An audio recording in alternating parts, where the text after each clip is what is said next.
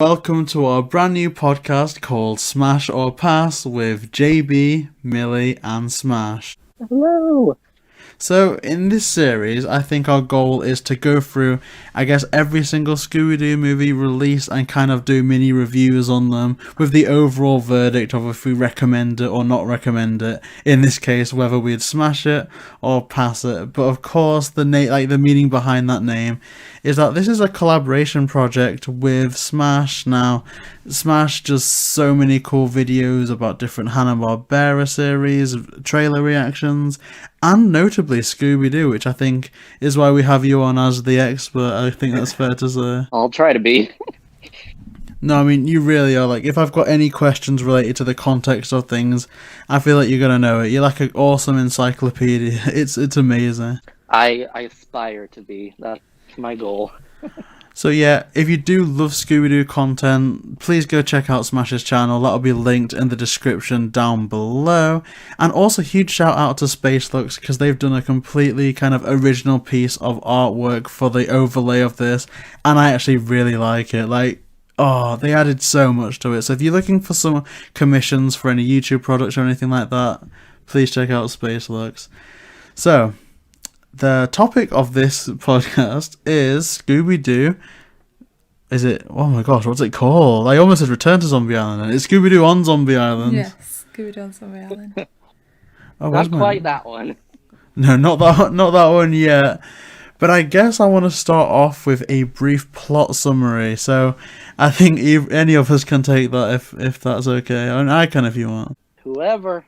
Yeah. We've seen it enough times. I mean, I think that's fair to say. Like, I think the reason why we're starting with this as well, and not, I guess, all the way back just yet, like Boo Brothers, is because I feel like this is one of the most nostalgic movies that they've done. Like, I remember watching this on tape. So, I guess without further ado, I'll get in with the plot. Okay, so Scooby Doo on Zombie Island was released in 1998 and it features Scott Innes as Scooby Doo, Billy West as Shaggy, Mary Kay Bergman as Daphne, Frank Welker as Fred, and BJ Ward as Velma. The premise of this is that it's set a few years after kind of all the different Scooby shenanigans, and they've all kind of gone on to have separate jobs. So you've got Scooby and Shaggy as airport security, you've got Velma who owns their own bookstore, and Daphne and Fred are kind of working on this collaborative TV show together. It's all very cool.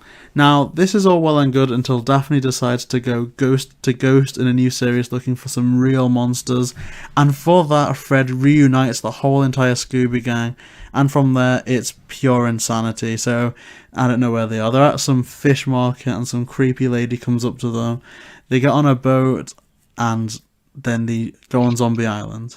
And from there, they just meet zombies. I think that's kind of a basic plot summary, if there ever was one. Yeah, that was very well summed up.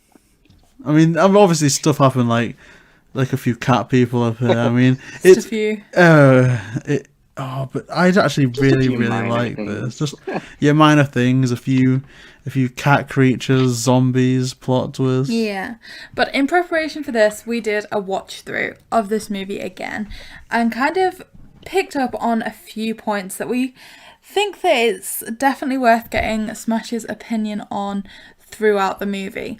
So I think the first thing that I kind of wanted to pick up on to ask you about is the very start of the movie when they've had the jobs allocated to them. So as JB said in his introduction there, you have Shaggy and Scooby as security, Velma's owning a bookstore, and Daphne and Fred are working on that TV show.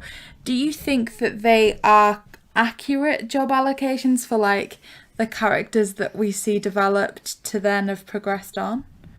It is, especially since it's like their first job out of mystery solving. I would see Velma kind of in a higher position, but like her first job after her whole mystery shenanigans, I definitely see her owning a bookstore. But it's funny because years before this, actually, before this movie, they had done an episode where we learned actually what the gang had been doing other than mystery solving already, and it kind of contradicts itself. So, it's whatever one you want to take, but in that episode, Velma worked for NASA, which I think we all assume would happen eventually. And Yeah. actually, Fred was writing his own book. So, Yeah, you know what? They lean into that in the 2002 movie as well, They don't do. they? It's like Fred on They Fred, Fred the on many Fred. faces They do, of me. yep. Yeah. Oh, they should have sold Yep. that. But like, and then Velma is does it straight like Velma with NASA? I can certainly see that. I think like Shaggy and Scooby are kind of, I don't know what category or what presumptions I'd make about them. I I feel mean, like that's their first job. yeah, I don't know. I definitely didn't see them in security. I don't know what I saw them doing. Maybe they just like got in because Shaggy was like, oh yeah, Scooby is a dog. He's trained at sniffing out. Isn't there like Bad one things. TV episode where they're like royal taste testers or something Yeah, I and think they that. eat the Oh entire gosh, table I of think food? that's the I Arabian could Nights. see them Yeah. doing something like that as opposed I mean, to I would do that. security. I mean, there's a number of things they could have done. I mean, I would see them finding a bit more solace in owning a mystery bookstore than Velma, to be honest, because they'd probably just be relieved that they're not in the middle of the stories as opposed to anything Yeah, else. right. But it was weird. It's such a weird choice because I know there's like different Scooby timelines and stuff like that, but has it been revealed, or are we assuming that this takes place after, I guess, the original series? So, yes. Okay, this is where it gets really hard because everyone has their own perception of how the timeline goes. For me personally, I've come up with one where it is one continuous timeline where a lot of people think there's different timelines in the Scooby universe. But for me, I've set it in stone for myself of just one continuous one. And so for me, this movie takes place like right after all of the classic series. But that also includes Mystery Incorporated and What's New Scooby Doo. So that can get quite messy talking about that, but I see it as after the original series. Yes. See, that's interesting because looking back at this, like obviously I think we'd rewatched it before, but there's a lot of things that I can see, that go on to progress things. Like, I don't know when they started trying to make Daphne more independent and strong. I always thought that it was the 2002 movie where she goes off and becomes an expert in Taekwondo. But even as far back as here, you can see that she's kind of the star of the show. She's running everything, and Fred's there as, a camera person. And literally, there's a scene where she flips Shaggy over, thinking that he's a zombie. So they do start to make those changes here.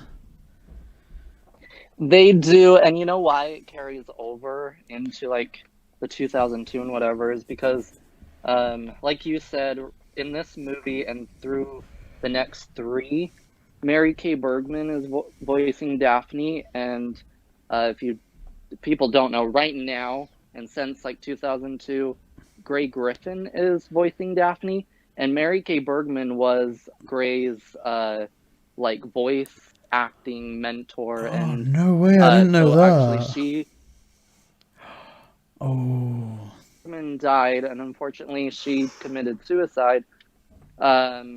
They offered the role of Daphne to Gray, and she was like, hold up, I really gotta think about this because that was my mentor, that was my best friend. She taught me how to voice act. So that's actually quite emotional, and honestly, I can kind of see that because I was just about to say that this is actually probably one of the best, I guess, voice acting groups for the Scooby Gang ever. Like, I really do like, what Heather North was doing up until I think a point for me personally a bit later on. But Mary Kay Bergman does an amazing job, and I kind of see that because for like these original four, well, I guess you can call it the original four, but up until Cyber Chase, you've got Mary Kay Bergman for these three, and then it goes over to Grey Griffin in Cyber Chase, I think. yeah, And it does work seamlessly, not like the exact same voice per se, but you can definitely see the similarities. And I think that Mary Kay Bergman does a fantastic job as Daphne in this. Like, I really do. oh yeah, for sure. And they all do, really. Like Billy West as Shaggy, really, really good. BJ Ward. What happened to BJ Ward? Because she was really good. I'm gonna say Billy West is my least favorite Shaggy, not gonna lie, but he still does good. I mean, I think in terms of the voice, I kind of get that, but I think just like the scared Shaggy scream that he does, I don't know why. This is probably like the weirdest thing. It fits with the movie because it's genuinely like the scream of fear, and I just feel like that's a weird thing to say, but I always think back to the scream that he makes in this movie. Yeah, for sure. But same Fred though as you have now still, which I think is cool. Oh my gosh, Frank Welker can never die. He is a legend.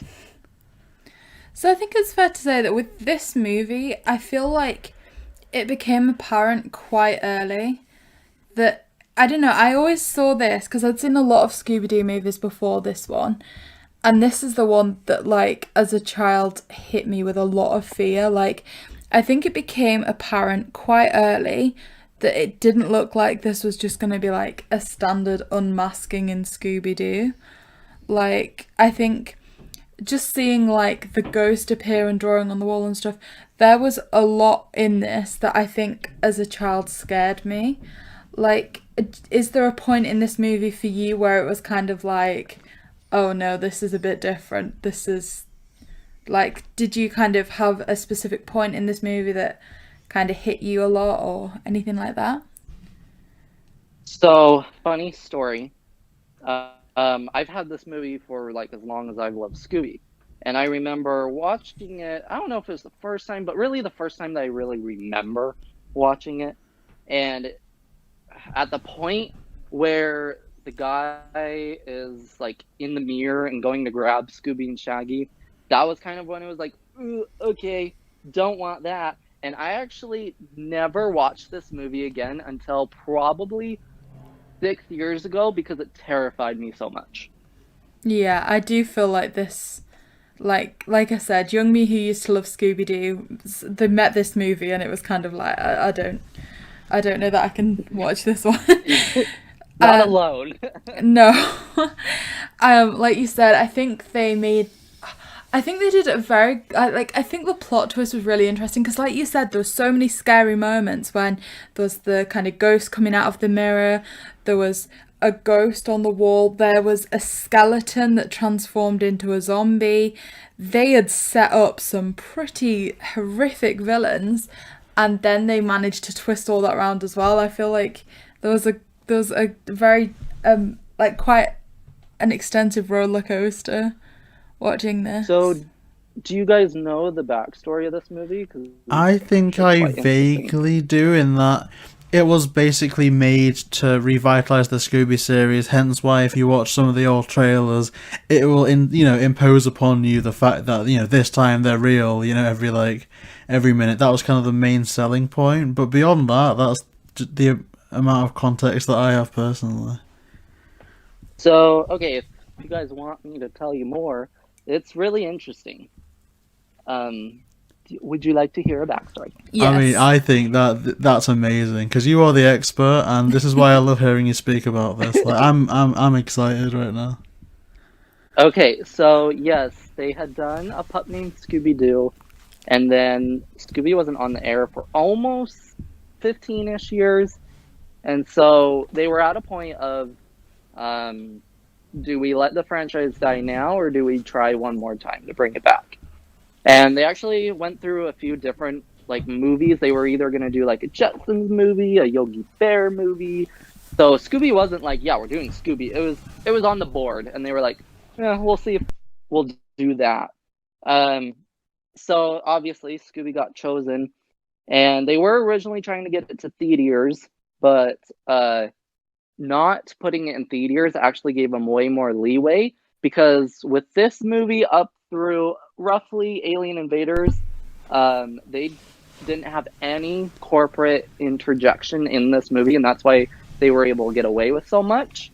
But this story actually comes from a TV series called SWAT Cats that had gotten canceled, and this was a script that was written for a future episode but never aired, and so they actually just changed it for Scooby Doo. Wow. That's actually amazing. It is. So SWAT So, Cats, was yeah. that a Hanna-Barbera thing? I assume it was. Hanna-Barbera, Cartoon Network, somewhere within there, yeah. See, that actually makes such a difference, because I feel that if this movie didn't do as well, because I don't know, I assume it was very successful to like be the start of a whole other series, but I feel like maybe if this movie didn't do that well, Scooby Doo would have like phased very much into, I guess, nostalgia or obscurity almost. Oh, for sure. Yeah, it was make or break at this point. Because literally, I think I read about, like, if this movie didn't do as well and it didn't bring Scooby back into the public eye, we most likely would have got the original edgy version of the 2002 movie. Yeah. Hmm. I think for me, one of the parts of this movie that kind of made it manageable and digestible even at like a young age is I feel like despite the kind of almost the darker note that this has, I really, really like the music in it. Oh, and I feel yes. like you get quite a scary sequence and then there'll be a bit of music that kind of lifts you up again. So you kind of Yes. recover and then sure. it's like scary again. And then they add another music in and it kind of almost brings it back to kind of remove a little bit of the fear that they inject. But Yes. so I feel like that's one thing they do really well throughout all the Scooby-Doo, like a lot of the Scooby-Doo movies, is the kind of music does kind of almost remove some of the fear somehow, and I do think that helps a lot. Absolutely. Yeah, like, there's this score, and it plays several times, I think, especially when they're going on the ferry, and that's quite a soothing thing. But then there's, like, that kind of creepy undertone, and beyond that, there's some banging songs in this movie, like, Yeah, I The actually Ghost is do Here, think I could Terror dance Time to Again. Scooby-Doo music. Yes, I like to jam all day to it. like, Terror Time Again is always gonna be one of the most iconic things. I feel like if everyone like says what's your like go-to song, it's gonna be that. But I gotta say, The Ghost is Here, even though it's pretty much telling you the most obvious thing in the world, like, yeah, they're Yeah. fake. It's just such a great song to go along with it, and I live for it. It was funny, like 2 months ago or something, one of the original people that worked on this movie did a live interview and I was able to join and listen, and he was great, but he said that the ghost is here. He was like, yeah, we literally wanted it to be just very like this is what Scooby Doo is, so yeah, there's a ghost, it's fake, moving on. See, that's so interesting. I mean, was anything else kind of interesting that came from that? Because that actually sounds awesome. One of the most interesting things was his team's original idea for a sequel if it had been done back then. And it was going to be called Scooby Doo and I'd have to look it up. Something about like the return of the cat colony. So basically, now the cat colony would come back to life for revenge. See, that's something I'm very curious about, because I think Millie and I got into this discussion, going in like in the first like rewatch through, like, why the heck are there so many cats on Zombie Island? I know the answer might seem Right. obvious, but like, are they the cat people's children? Have they got like a cat army? Like, or have they converted the pirates into cats? Like, obviously not, because they're zombies. Like, I understand the general feel and foreshadowing, but why? Yeah, it's because these people praise the cat god. So all hail the cat. That's so creepy, because it is just such a weird thing for them to go to this island and it's just littered with kitties. Yeah, the cat's everywhere. But no, I guess going on to this, I mean, what is your opinion of the overall plot? So the setup, obviously Mystery Inc. they've gone their separate ways and now they've reunited. I don't know. A part of that kind of seems like it's rushed over, but at the same time, if it took much longer, I think it would drag. Yeah, and I think as, Smash was saying, because it was the first kind of Scooby-Doo interaction for a while, it almost kind of explained that kind of time lapse that they've started to forge their own paths. They've kind of got their own like lifestyles now. I do feel like it's one way of covering it up, and I do think they did a relatively good job with the art style as well, in that they managed to make all the cast look a little bit older, be it mainly because of like stylistic fashion changes and that kind of thing. But yeah, sorry, back to JB's question there. I think the art style is something very interesting, because I don't think they've ever gone back to it beyond, not even the cyber chase. I think, what's the third one? There's Witch's Ghost, and then there's, my mind's gone blank. Alien Invaders. Alien Invaders, yes! I think that's really the last one that feels like that. Like cyber chase kind of does, but I don't think to the extent. Although it's all done, I believe, by a Japanese company. Yeah, so for Zombie Island, they hired out Mook Animation, who it was a Japanese animation studio. And then, they did from Zombie Island to Cyber Chase, but in Alien Invaders, they started to go digital, and so that's when the characters are done digitally, but the backgrounds were still painted. And then Scooby Doo and the Cyber Chase is the first Scooby Doo anything to be fully done digital, no hand drawn. God, see, that's so interesting. I'm actually really looking forward to getting to those as like a progression thing, but it is such an interesting take, because I feel that even the animation alone sets up that darker feel. And I think I saw this on a video essay. But one of the things that I feel like, going back to what we were talking about before, like when was that moment when you thought that the gang was in real danger, or that things were a bit different?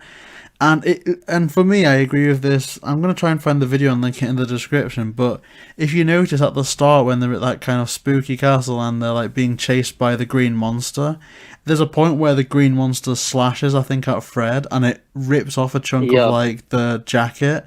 And it's like, oh, obviously it's not like an R-rated thing where there's like guts spewing everywhere. Like it doesn't get that horrific, but just that kind of thing where this monster's tangible and they're causing physical harm. It's like, I mean, I love Scooby Doo, so I do mean this in the nicest possible way, but it always seemed like it's just a costume. It's like it's Halloween, and once you remove that mask or that costume, there's no danger. But to see, like you said, something actively done, like the clothes ripping, for a ghost to be able to reach out of the mirror, and like to see, again, going back to the moment when the skeleton transformed into a zombie, it's like, okay, this can't be done mechanically, which is something that's been done in Scooby Doo. This can't be a mask. What is this? Yeah, I mean, it did switch they do up. very much stretch realism, I feel, in some cases, like the Loch Ness Monster movie. Like, I love the music. I love that. So I love that, but you kind of think at a point there's no way that that's like fake, but it kind of still is. But just like the visuals that they use for this, like when the Morgan Moonscar bones like turn into the zombie, like I'm surprised I could watch that back then, because it is freaky, genuinely freaky. So can I ask you guys a question? Ooh, yeah, I'd like that. So the Scooby community is very, very divided, and you are either on one side or the other. There is no middle ground. I swear. It is heated debate. But do you like your Scoobies, like... So there's Scooby purists, as we call them, and those are the people that there can absolutely be no supernatural in Scooby-Doo, otherwise it's not Scooby-Doo. And then there's the fans that are fine with it. How do you guys feel about supernatural stuff being real in Scooby? I mean, can I take the question first, JB? I'd like that, because I'm considering. I'd say that there needs to be some element of supernatural in Scooby-Doo, or it removes all their fear. Like, if it's not real, if there's nothing to be afraid of that these could be real, why would Shaggy and Scooby be so scared every time? I think there needs to be something that almost kind of... possibility. Yeah, that possibility that kind of gives them a reason to be afraid. Like, if you, for example, put Zombie Island in the middle of a timeline, they have seen here that zombies can be real, that ghosts can be real. And so when they see, when it's costumes and that kind of thing, they almost have a reason to be afraid. Whereas if you take the more, I don't know, kind of like Velma approach, perhaps, especially in The Sword and the Scoob, it's like, oh yeah, well, it's just going to be a mask, it's going to be something. I feel like, I don't know, I kind of feel like Velma and Shaggy and Scooby are two completely different kind of timelines, in that Velma's almost like, we've never seen anything supernatural, there's always going to be a logical explanation. But I think to keep Shaggy and Scooby's characters so engaging, there almost needs to be that element, as we saw in Zombie Island when it was like, I'm a little bit scared right now. There needs to be something to kind of initiate their fear and to kind of give it some kind of explanation, because obviously there's so many mysteries, and so it's almost like at this point they shouldn't be afraid of anything. So you need the ones that there is actually an element of supernatural to kind of keep that fear reasonable. But where does that end, to be honest? Because I know that the people that are currently doing Scooby Doo now that are working on it are so anti-supernatural that they're not going to do anything that's real. But like, if you look at like the cyber chase, oh really? I'm not going to name people, but there's one person working on Scooby Doo right now that is making it not supernatural, and I love him, but also I'm a little annoyed right now with him. But I mean, it is understandable, to be honest, because I do feel like some of the best ones, I think, personally, are the ones where they've been real.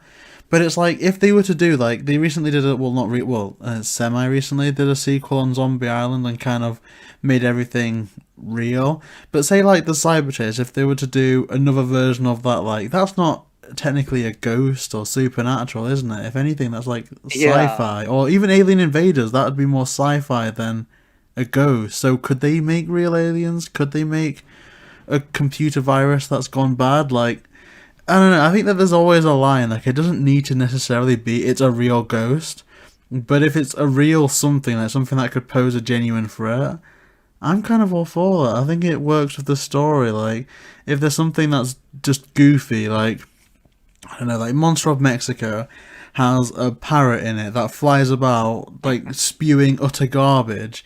If it then transpires that the chupacabra is real, I don't think that that would fit. Whereas with this, because it is a more grounded look, a more grounded aesthetic, I feel that we would have almost been robbed if they could just pull off, like, Jacques' face and it's just him going, oh yeah, I guess I grew a bit of hair. I mean, I think there needs to be some kind of development with it. Like, I don't think it can just be oh yeah, this time there was no masking, it was real kind of thing. This like, time it's with real. Zombie Island, you get the very much, like, the fear levels, because you work out that they're real, and so instinct tells you that you should be scared of them. But then to kind of give it that plot twist where they're actually trying to help them and there's another fear and another kind of threat, I think that's kind of necessary. I don't think you could end it on just it's a ghost, let's leave it there. It does need more to it. You can't just have oh yeah, this time it was a real ghost. I agree. There's no mask, there's no projector. So you do need to develop it more than some of the others where it's just a case of unveiling them at the end. I agree, and more on that point, to be honest, like, for all I think that this is going to be a lot of people's favourite Scooby Doo movie, maybe because it's, like, simply the fact that it's the one that I guess a lot of people have seen from, like, their childhood, but I don't think by any means it's a perfect movie. Like you were saying, they kind of needed a bit more of a reveal at the end. I would kind of almost go as far to argue that they struggle to handle the reveal that they did, in that there's so much zombie build-up, and then it's kind of like, oh, sugar, we've got like 20 minutes left. Let's just reveal the cats and get it all over and done with. I mean, there's one thing Honestly, I feel that too. Yeah, there is one thing that we kind of want to ask you about, I think, in terms of the reveal and the zombies and that kind of thing. But before we do that, I kind of want to throw the question you asked us back at you and ask you what your position is in terms of the supernatural or non-supernatural approach in the Scooby Doo movies and episodes. Okay, yeah.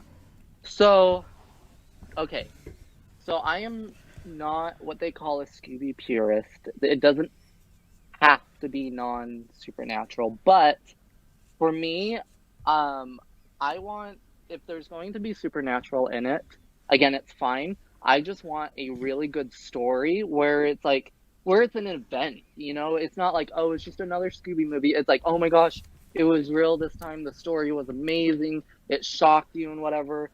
But I want it enough too that, like you guys were saying, where, you know, the gang needs reasons to be afraid. It's like they can run away from guys in a mask for so long, but where's the real threat gonna happen to make them actually be like, oh gosh, this could be life or death, you know? I agree with you. I mean, like you were saying that to kind of keep the real threat, it's almost like what is to stop them the very first time they get near one of these kind of villains to not just reach out and pull the mask, because at this point it should be taken for granted. You do need that kind of element of fear to kind of keep the episode going, because for example, if you're looking at like a 20-minute episode, you see the villain within the first 5 minutes, it's pretty much presumed that there's the guy in the mask. So to keep it that extra 15 minutes, there needs to be a level of fear to stop them just wanting to reach out and unmask them in the first instance. So I do think that maybe some level of kind of supernatural, or again, like JB was saying, in the cyber chase, there was like a computer program. Again, it wasn't just a mask or something like that. I do think there needs to be a kind of further level on some of them, just to kind of keep that level of fear and to stop it from being like, oh, well, we know, let's just pull a mask off and see what happens kind of thing. It won't be in those. Yeah, and like what you were saying too, you know, where like, oh, what's going to stop them from just pulling off the mask instead of actually trying to solve the mystery? I don't know if you guys have seen anything of the newest series, Scooby Doo and Guess Who? Yeah, you were talking about it Yeah, today, I weren't saw, I think you retweeted it, that an upcoming episode, or maybe it's aired now, I don't know, but it had, I guess, the voice actors being the guests, and I saw that I don't know, Ricky Gervais was there, like, there's a lot. I know that there's a lot of voice, I guess, guest stars. Yeah. Yeah, so that episode with the gang's voice actors, that's going to be the series finale. Hasn't aired quite yet, but what I was getting at is in the very first episode, they basically like poke fun at their own franchise.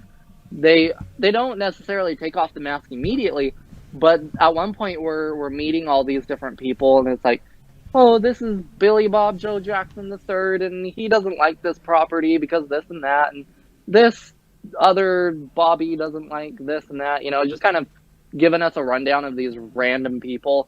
And then every time it gives us a character that we can suspect, it keeps going back to the gang, and they're like, okay, it's probably that guy. And so, you know, you need those supernatural moments so that they can't just go like that, you know, like, oh, it's probably going to be that guy that we unmask every time, you know? Yeah.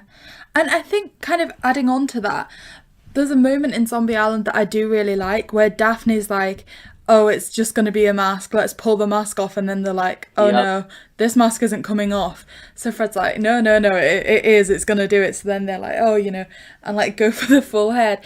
And it's like, you know, it just kind of plays on that kind of scenario that we were talking about where it becomes an expectancy that it's just going to be a mask. And just to add that level of fear in Zombie Island, you find out at that point that there is something far more sinister going on. And even though it's a remote island, they're not, you know, lacking suspects. So there's the ferry driver, the gardener, what's his name? I don't know. Bo. And who's that mean guy? There's a guy that is looking for that catfish, and he's voiced by Mark Hamill. Snakebite Scrub. Yeah, they're all quite compelling, you know, suspects, to be honest. And the girl, Layla, is it Layla? Or why am I pronouncing the name wrong? Lena? Lena. Simone and Lena, yeah. Yeah, Lena. I was calling her Layla. Lena, like, I remember the first time I saw them, and I was just thinking, like, even like the colours of the character is really similar to, like, for example, one of the Hex Girls or something. I was just like, this is just like a nice character. It's someone that's like just here to kind of develop on the Fred and Daphne dynamic. Like, they just seem quite sweet and innocent. And then doing the rewatch, I remember seeing them for the first time, just like, you don't look sweet and innocent anymore. No, I don't like you. Like, I don't know, I just remember, like, having such positive connotations the first time I watched it to that character. And then once it's just kind of like you see them fall apart. But that's like a trope in and of itself, isn't it? Like, they're always, well, they're not always, but they often try and, like, throw in, I guess, female characters, male characters to let Daphne and Fred have that kind of thing where if it's a female character, they're going to get close to Fred and Daphne's going to be a bit upset and vice versa. Yeah. Like, and they continued that from Mystery Incorporated and all throughout that. So it is literally, they found characters that would stereotypically fit into an average episode or an average feature, but they found a way to add in just some sinister twist on them all, and that's what I like about it. Like, for all the first live action Scooby Doo movie originally wanted to be a parody, but still kind of had a lot of the tropes, I feel like this is almost parody but without the tropes, to the point where it isn't too self-serious, to be honest. Like, there's, like, jokes in it. Like, I mean, there's things that take me out in hindsight. Like, I think Scooby is chasing after a cat, and he plows against a tree, and what's that musical instrument called that you pull back and forward and it goes... Yeah, the accordion. That, like, his nose becomes that. And in hindsight, it's a bit like, oh, okay, so... if that can do that, it takes a bit of the risk away, but I kind of like how it doesn't lose the cartoon vibe. I mean, the one thing that I remember you picking at when we were watching the movie was you kept saying, like, why aren't these zombies doing more? If they have the power to, get out of here... Like, women, cat people. Yeah. Bad like, women. You were working out, like, if they have the power to write that many words, how they could have done, like... 3 more effective words to, like, kind of put them onto the right trail, but obviously, like, for movie development. But I know that in hindsight you were just like, oh no, my but gosh. anything I can come up with, like, all these zombies are trying to help the gang, right? So you could say, okay, so maybe Morgan Moonscar shows up as a ghost and uses all of his energy saying get out, okay? Well, there's loads of pirates, there's a whole pirate ship. If it's like a Twitter limit where you can only type so many words, get one pirate to write 3 words, another pirate to write another 3 words, and just have an essay going on with all the pirates just writing. That would probably cool. Shouldn't add on to that so I don't feed into JB's annoyance, but you could also include the moment at the very end when one of the pirates comes back to Scooby and says thank you. Cut it on that. I mean, okay, I get that, but at the same time, a part of me kind of feels like when the cat people go, perhaps the spirits are at rest, so now they're more powerful. But you're right, like, if they can just show up and talk like, thank you, little doggy, they can say stuff. Yeah, why do they have to sinisterly reach out of a mirror instead of saying, like, we're here to help you, get away? I mean, not that they believe them, because I think they had I keep going back to the live action movies for some reason. Well, there's some good reasons, but if they were to do a third one, it would have pretty much been this movie, right? Where they kind of revealed that it would be about Shaggy and Scooby having to deal with the fact that not all monsters are bad. And I feel like that's what they have to deal with here. But again, I just feel like they could have been a lot more useful. Like, the zombies, I don't expect them to talk. But I don't know. It just annoys me. And just characters being obnoxious in general. Like, they've been invited to this place, and one of the first things Velma does is start vandalizing the kitchen. Oh my gosh, right? Like, I just don't understand how that can happen, to be honest. But no, I like the aspect, at least, where they've made the zombies scary, because even if they're not a threat, we know that they're not a threat. I don't feel like that changes how you see them, even rewatching it for the 5th and 6th time, because obviously, like, if they burst through into the room where we're recording now, even if I knew full well that they were friendly, I'm still gonna be a bit freaked out, because they are horrific, utterly horrific. And I mean, I do think that I admire the kind of choices that were made in creating this movie, because it wasn't like they just were like, okay, let's kind of experiment a little bit here, but not like go too far. They had ghosts, they had zombies, they had like the cat people transformation, and like even things like the voodoo dolls. Is it voodoo dolls? Oh yeah. Like just things like that. I was like, okay, they didn't just kind of go halfway with this concept. In terms of anything remotely kind of suspicious and like superstitious and all that kind of thing, they went like head on with that. And factoring into that, they make it somewhat emotional if you think about it, like, you know, if you just take a moment to observe things. Like, for all, yeah, zombies, they're good, they're helping. But if you actually look at their costumes, there's some that are pirates, some that are just people on holiday, and it just kind of reminds you that these are legit, that these used to be human beings, that these cat people are just lured there. It's a very well-developed story in that they kind of had that kind of time frame where they're like, these people visited at this time, these people developed... That's a major clue, too. Yeah, like, you know, these people developed this chili plantation, all that kind of thing. They actually have quite a well-built story, really.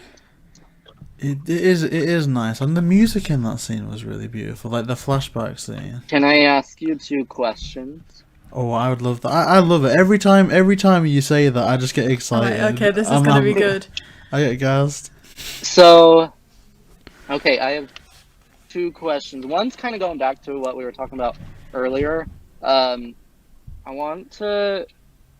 So if a movie, like a Scooby movie, is not supernatural, so let's take Return to Zombie Island for example. How do you guys feel about them doing like a, oh, but it could have been real with that extra 4th black cat? Like, do you like that, or are you like, no, commit one way or another?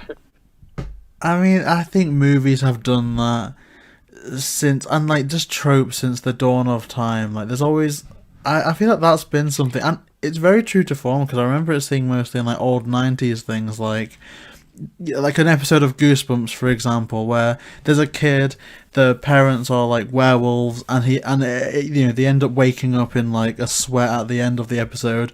Oh my gosh, it's all fake. And then there's a moment where the mum walks in and she's like, "Hey sweetheart, are you fine?" Like, "Yeah mum, I just had a bad dream." "Oh, okay." And then she just starts howling out of nowhere. Like, there's always that kind of corniness, like, is it not? But I don't have a problem with it necessarily.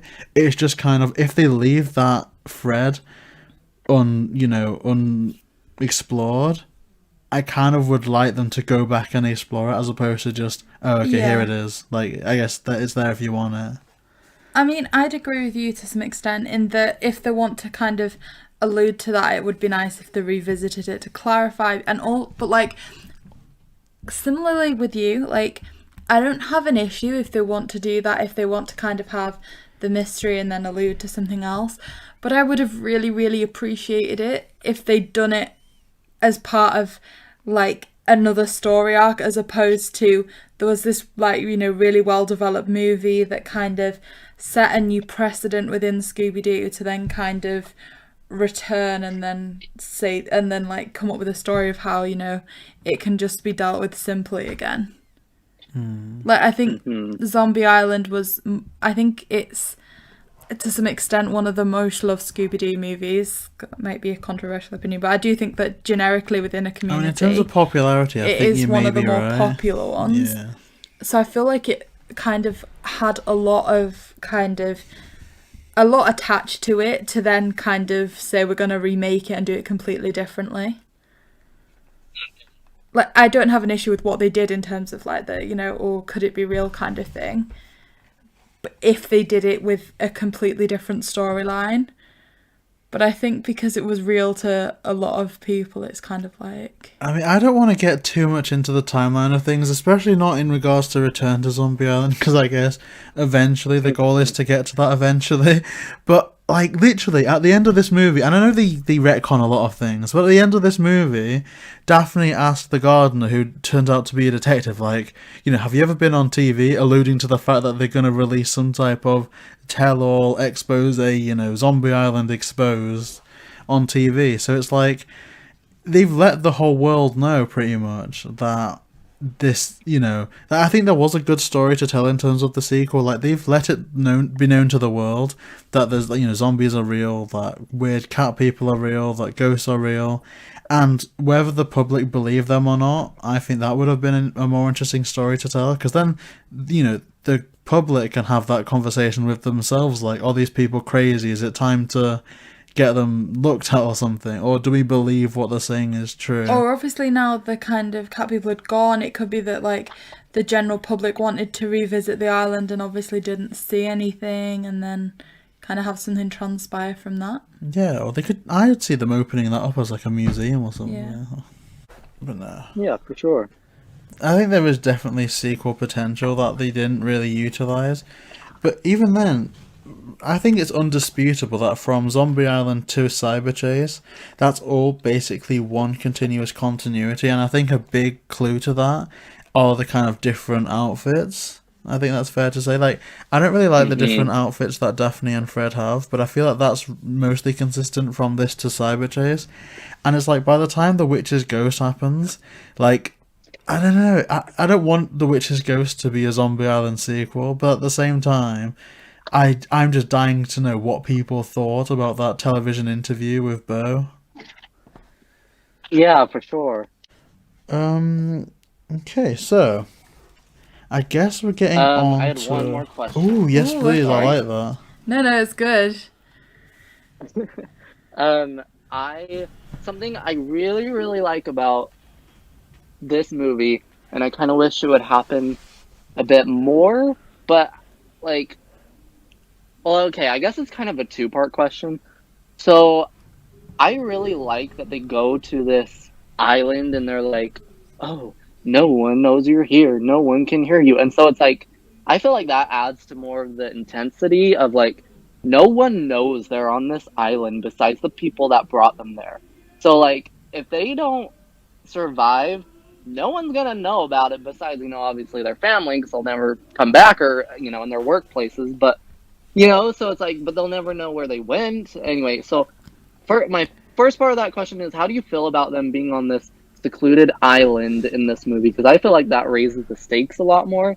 My second question is, how do you feel about at least the basis of the movie, like when they're on the island, not necessarily the whole movie, but the majority of the movie taking place in one night? So, I guess to answer the first part, I feel like it's quite a cliche way of like raising the stakes to make it secluded. However, I feel like it really works for this, even to the point where they are so removed from society that one of the first things Simone imposes on them is, oh yeah, this place, it doesn't even have a TV. So, Yeah. it really is slap bang in the middle of nowhere. I mean, adding on to what you're saying there, one thing that I really like about it as well, in like an even worse kind of twist, is to get away from that island, the only way out is the villain, like one of the villains, one of the people that transform, is the only person who has the boat off the island. Oh, yes. So in hindsight, it's literally like, okay, it seems like there's one way off this island, when in reality, there is no way off the island. There is one boat on the island, and the only person that can like move that boat wants you there because it's like, their like life depends on it. Who's driving the ferry at the end?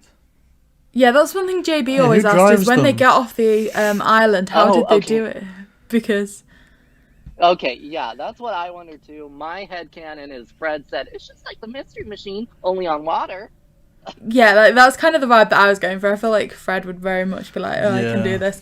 Or even Velma, like, Velma's perfectly capable of anything. But you see a lot of these people, because when the ferry goes off, Daphne turns to Fred and is like, oh, without the weird cat people, this place is romantic. Oh, yeah. Velma's talking to the gardener, and Scooby's picking a pack of pickled pepper, and Shaggy's just... I don't know what Shaggy's doing. Shaggy's in the Mystery Machine, I think. So they're all busy at that time. I mean, I think like this movie is a perfect example of how people need to stop underestimating Shaggy and Scooby, because they're like, oh, those two are that stupid, we didn't even bother to make the dolls of them. And it's like, come on, every time it's them two. But no, you're right. Like what's the worst that Fred can do? Maybe set a trap that doesn't work exactly as it should. Like, it's always going to be Shaggy and Scooby. What are you doing? They haven't seen it. They haven't seen the show. No. But no, I do love how in this movie especially they've like separated the gang from the rest of the world, especially in terms of technology. Yeah, and I guess, I mean, if you look at some of the kind of stories in context, it's kind of like, okay, we needed this for the story, but ultimately, like, have the police not turned up yet or something like that? Do you know what I mean? This does seem but that more detective real guy, though, because should have had they backup. are on the island themselves. There is nothing else surrounding it. Like you said, the fear, the stakes, everything is just so high. But what was the catalyst, okay? Because obviously Bo winds up being a detective, so there must have been some type of whispers or rumours about disappearances at the island. But they do make it very clear that Bo is new. Like, he's a new gardener, so there must have been something just before the events of this movie that was so noticeable that even though there's no TV, no internet on the island, like a police department somewhere thought to send in a detective. And I mean, I think that does link on perhaps slightly to the second part of your question, smASH, is that, like, it been set in one night. I think, like GB said, for all, you know, you were saying, and that's a really good point, that nobody really knew where they were, where they'd gone, and ultimately it'd only be their family that noticed if they didn't reappear. Like, I feel like there was some reason why it needed to only be done across one day, because like JB's just said there was, you know, the detective and that kind of thing that would have had implications if that, you know, if it had been across a few days. And I guess as well, Velma's always I mean, my opinion might have changed slightly after Sword and the Scoob, when she thought that the phone dying was some kind of signal and they hadn't watched the battery levels. But like, ridiculous. I think ultimately Velma's a very intelligent character, and I think if it had been perhaps longer than one night, they'd have had more chance to work out what was going on. So I think to keep the shock levels and all that kind of thing, it was a very good decision to almost make it a brief time period. So, okay, with that in mind, I have another random question that came up to my mind of, like, why? Because at least we're assuming, you know, it could be different, but just from how the movie plays out, why do they just leave the island? Now they're free to go investigate everything. See, this is one thing that I actually think is a very good question, because I can get why Shaggy and Scooby'd leave. They're like, you know, it's haunted. Yeah. There's these ghosts. I don't care if they're good or what they are. I just want to leave. So I get Shaggy and Scooby. That's fine. When Daphne's got this TV show, how is it that she'd want to leave? Right? Didn't the camera break? The camera sunk in quicksand. Although, okay, no, here's the thing. All they had to do to prove that there's something supernatural going on is quite simply take a voodoo doll. If someone doesn't believe them, okay, give me a bit of your hair, please. Stick it on the voodoo doll. Look, I'm literally making you levitate. Yeah. Like, this is real. True. Like, I feel, like I said, I can get Shaggy and Scooby wanting to leave, but I feel like if Daphne had this TV show, that's her and Fred there surely for a couple of months, just like investigating. And it should be like a huge breakthrough for Velma, because, you know, they're always the level-headed one, like, oh, there's a reasonable explanation, we just need to work this out. And like, surely it should have like blown their mind completely that there was actually something real this time. That surely they have spent so many years of their life solving mysteries to prove that this isn't real, that they'd almost have some kind of obsession or fascination with working out exactly what happened. So you're right, like, I don't see how they would have left so quickly. Yeah, because they went there for a purpose, and now they're just casually leaving with peppers. Yeah. I mean, I really like that question. So, like, what's your view on that they wanted to leave the island so quickly and that kind of thing? So, I think this is kind of where, honestly, Return to Zombie Island gets sparked, is like, oh, yeah, they did leave so fast. So, you know, and that's kind of where Velma's little thing in that movie, it's unsolved, blah, blah, blah, kind of comes into play of, like, she's like, well, we didn't really get to investigate.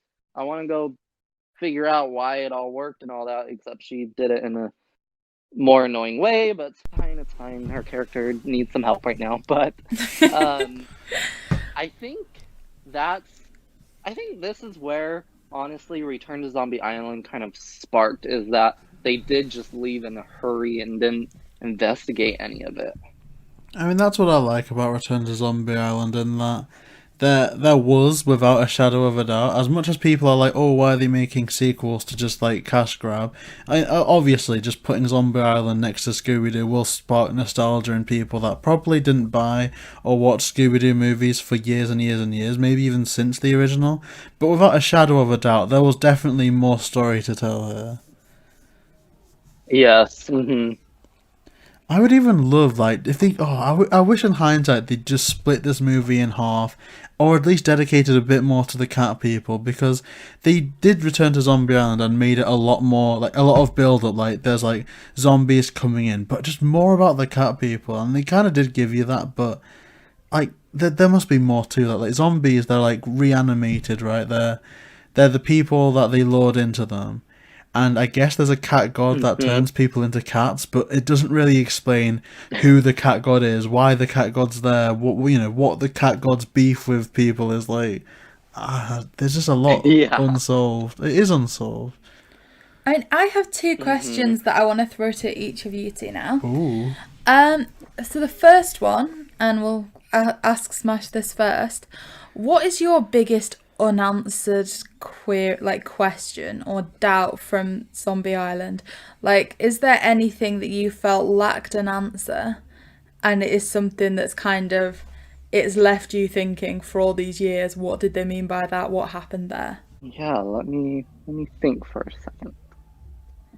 I can see JB's thinking here as well. I have to answer this next. I think I've got one, but it's kind of something I've said before. You can go ahead.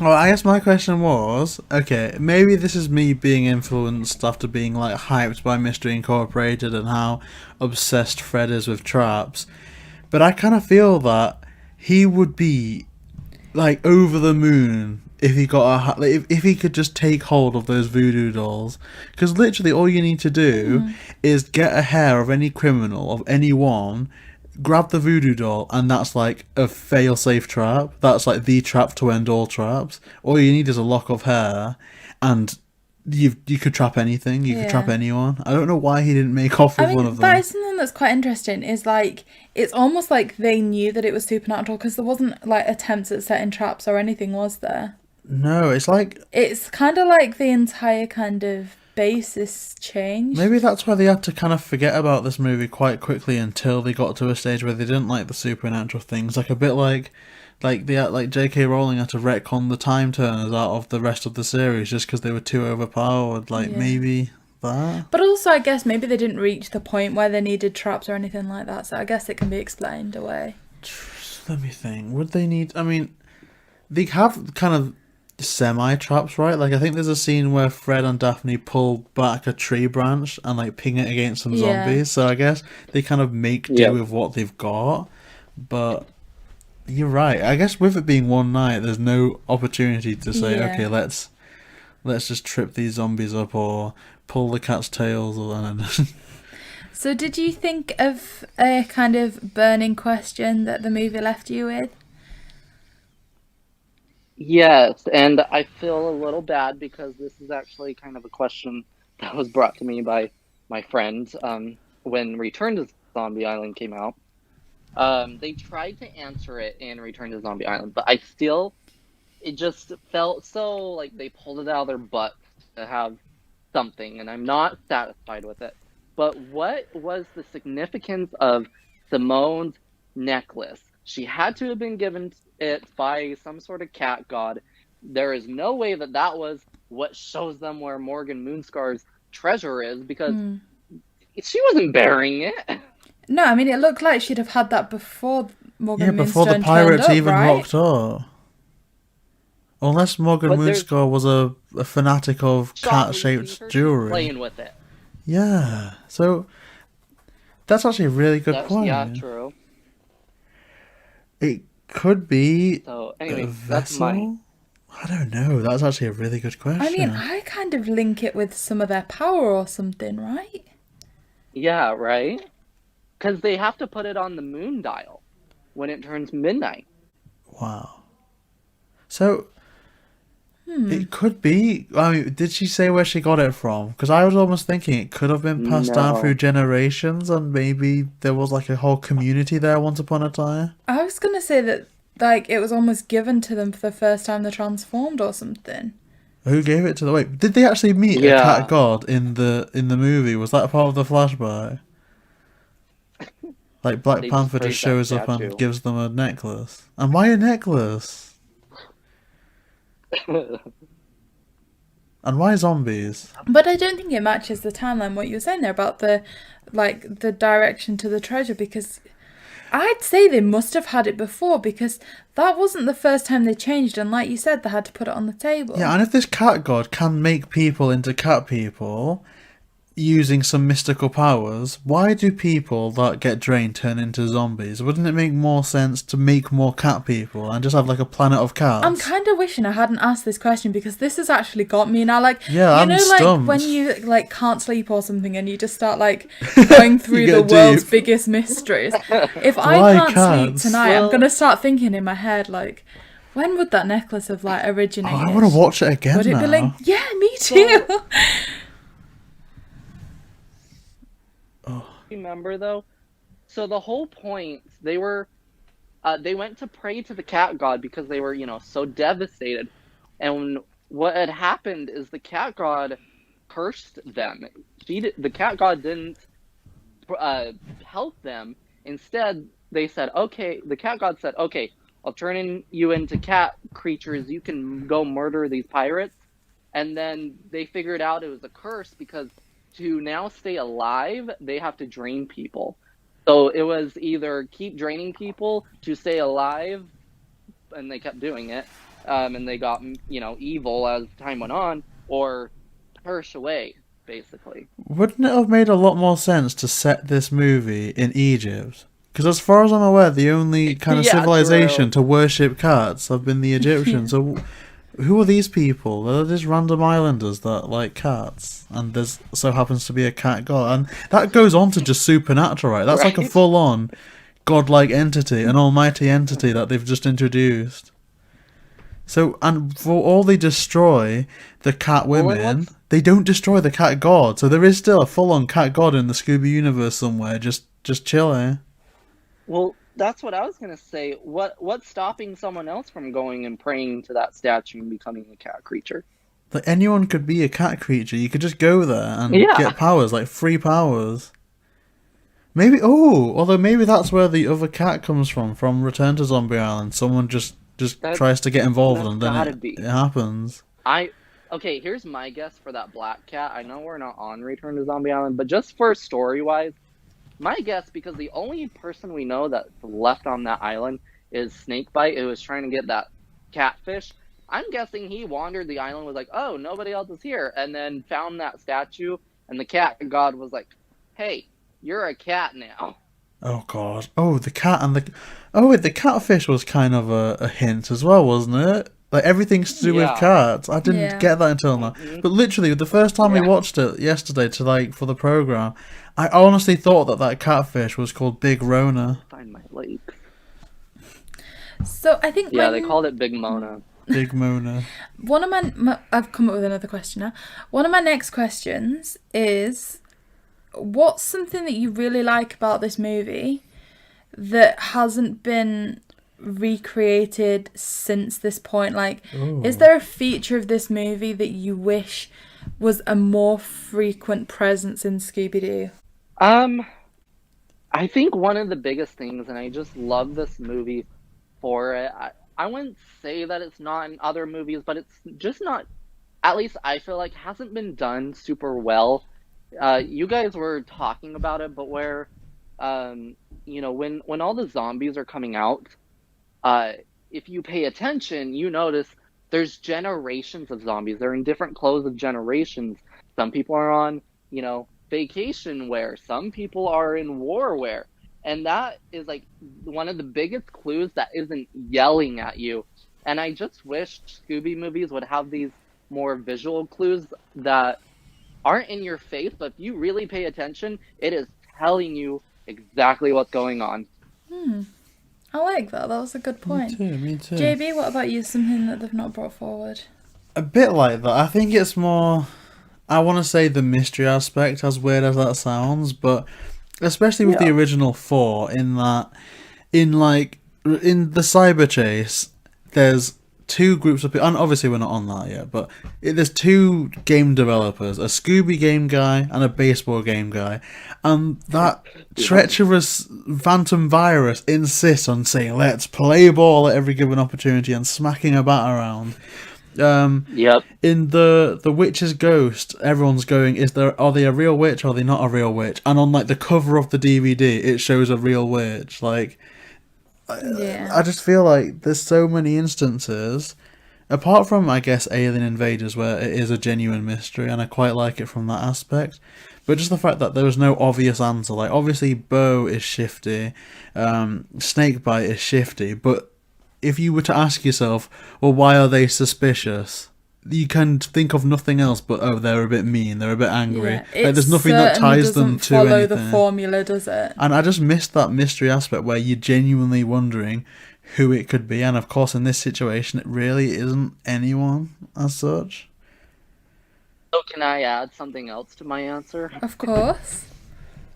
Something else that I will always praise Zombie Island for, and no other Scooby has done it yet because, you know, they got to put stuff on the artwork, on like the DVD artwork to make it sell, but there is in no way any sort of sign of cats or cat creatures on the DVD cover of Zombie Island. So when you're going into the movie blindly, it is telling you nothing until you put that movie in and start it up. Whereas the newer Scooby movies, they try to be like, look, scary monster, isn't it so cool? They try to sell it to you, you know? Yeah, I mean, we almost get clickbaited nowadays. Like, I stand by, I was disappointed at Sword and the Scoop, even though I like the movie, that it shows a massive dragon on the front cover, and then it shows up for 2 seconds. Yep. Oh. I mean, I'm looking at the movie cover now because we've put it on the visual for this episode, and the only thing that you see that even remotely comes back at the end is a full moon.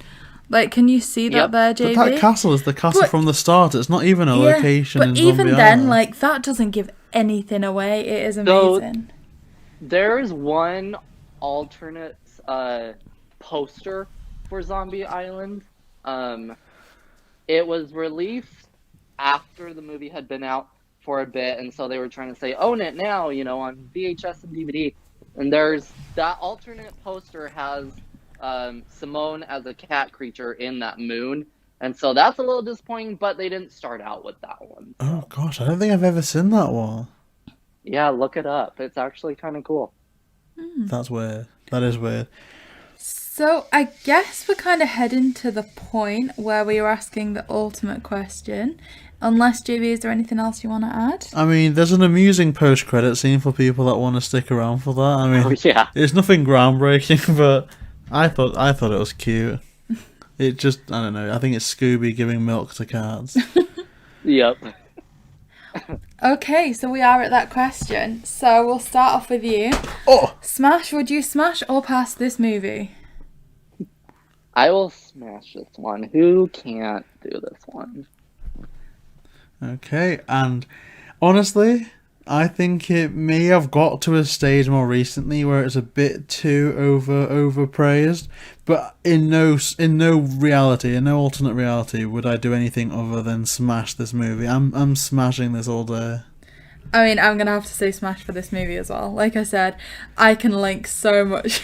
I mean, this is going to sound bad, but like almost like childhood terror I can link to this movie so strongly. Full on trauma.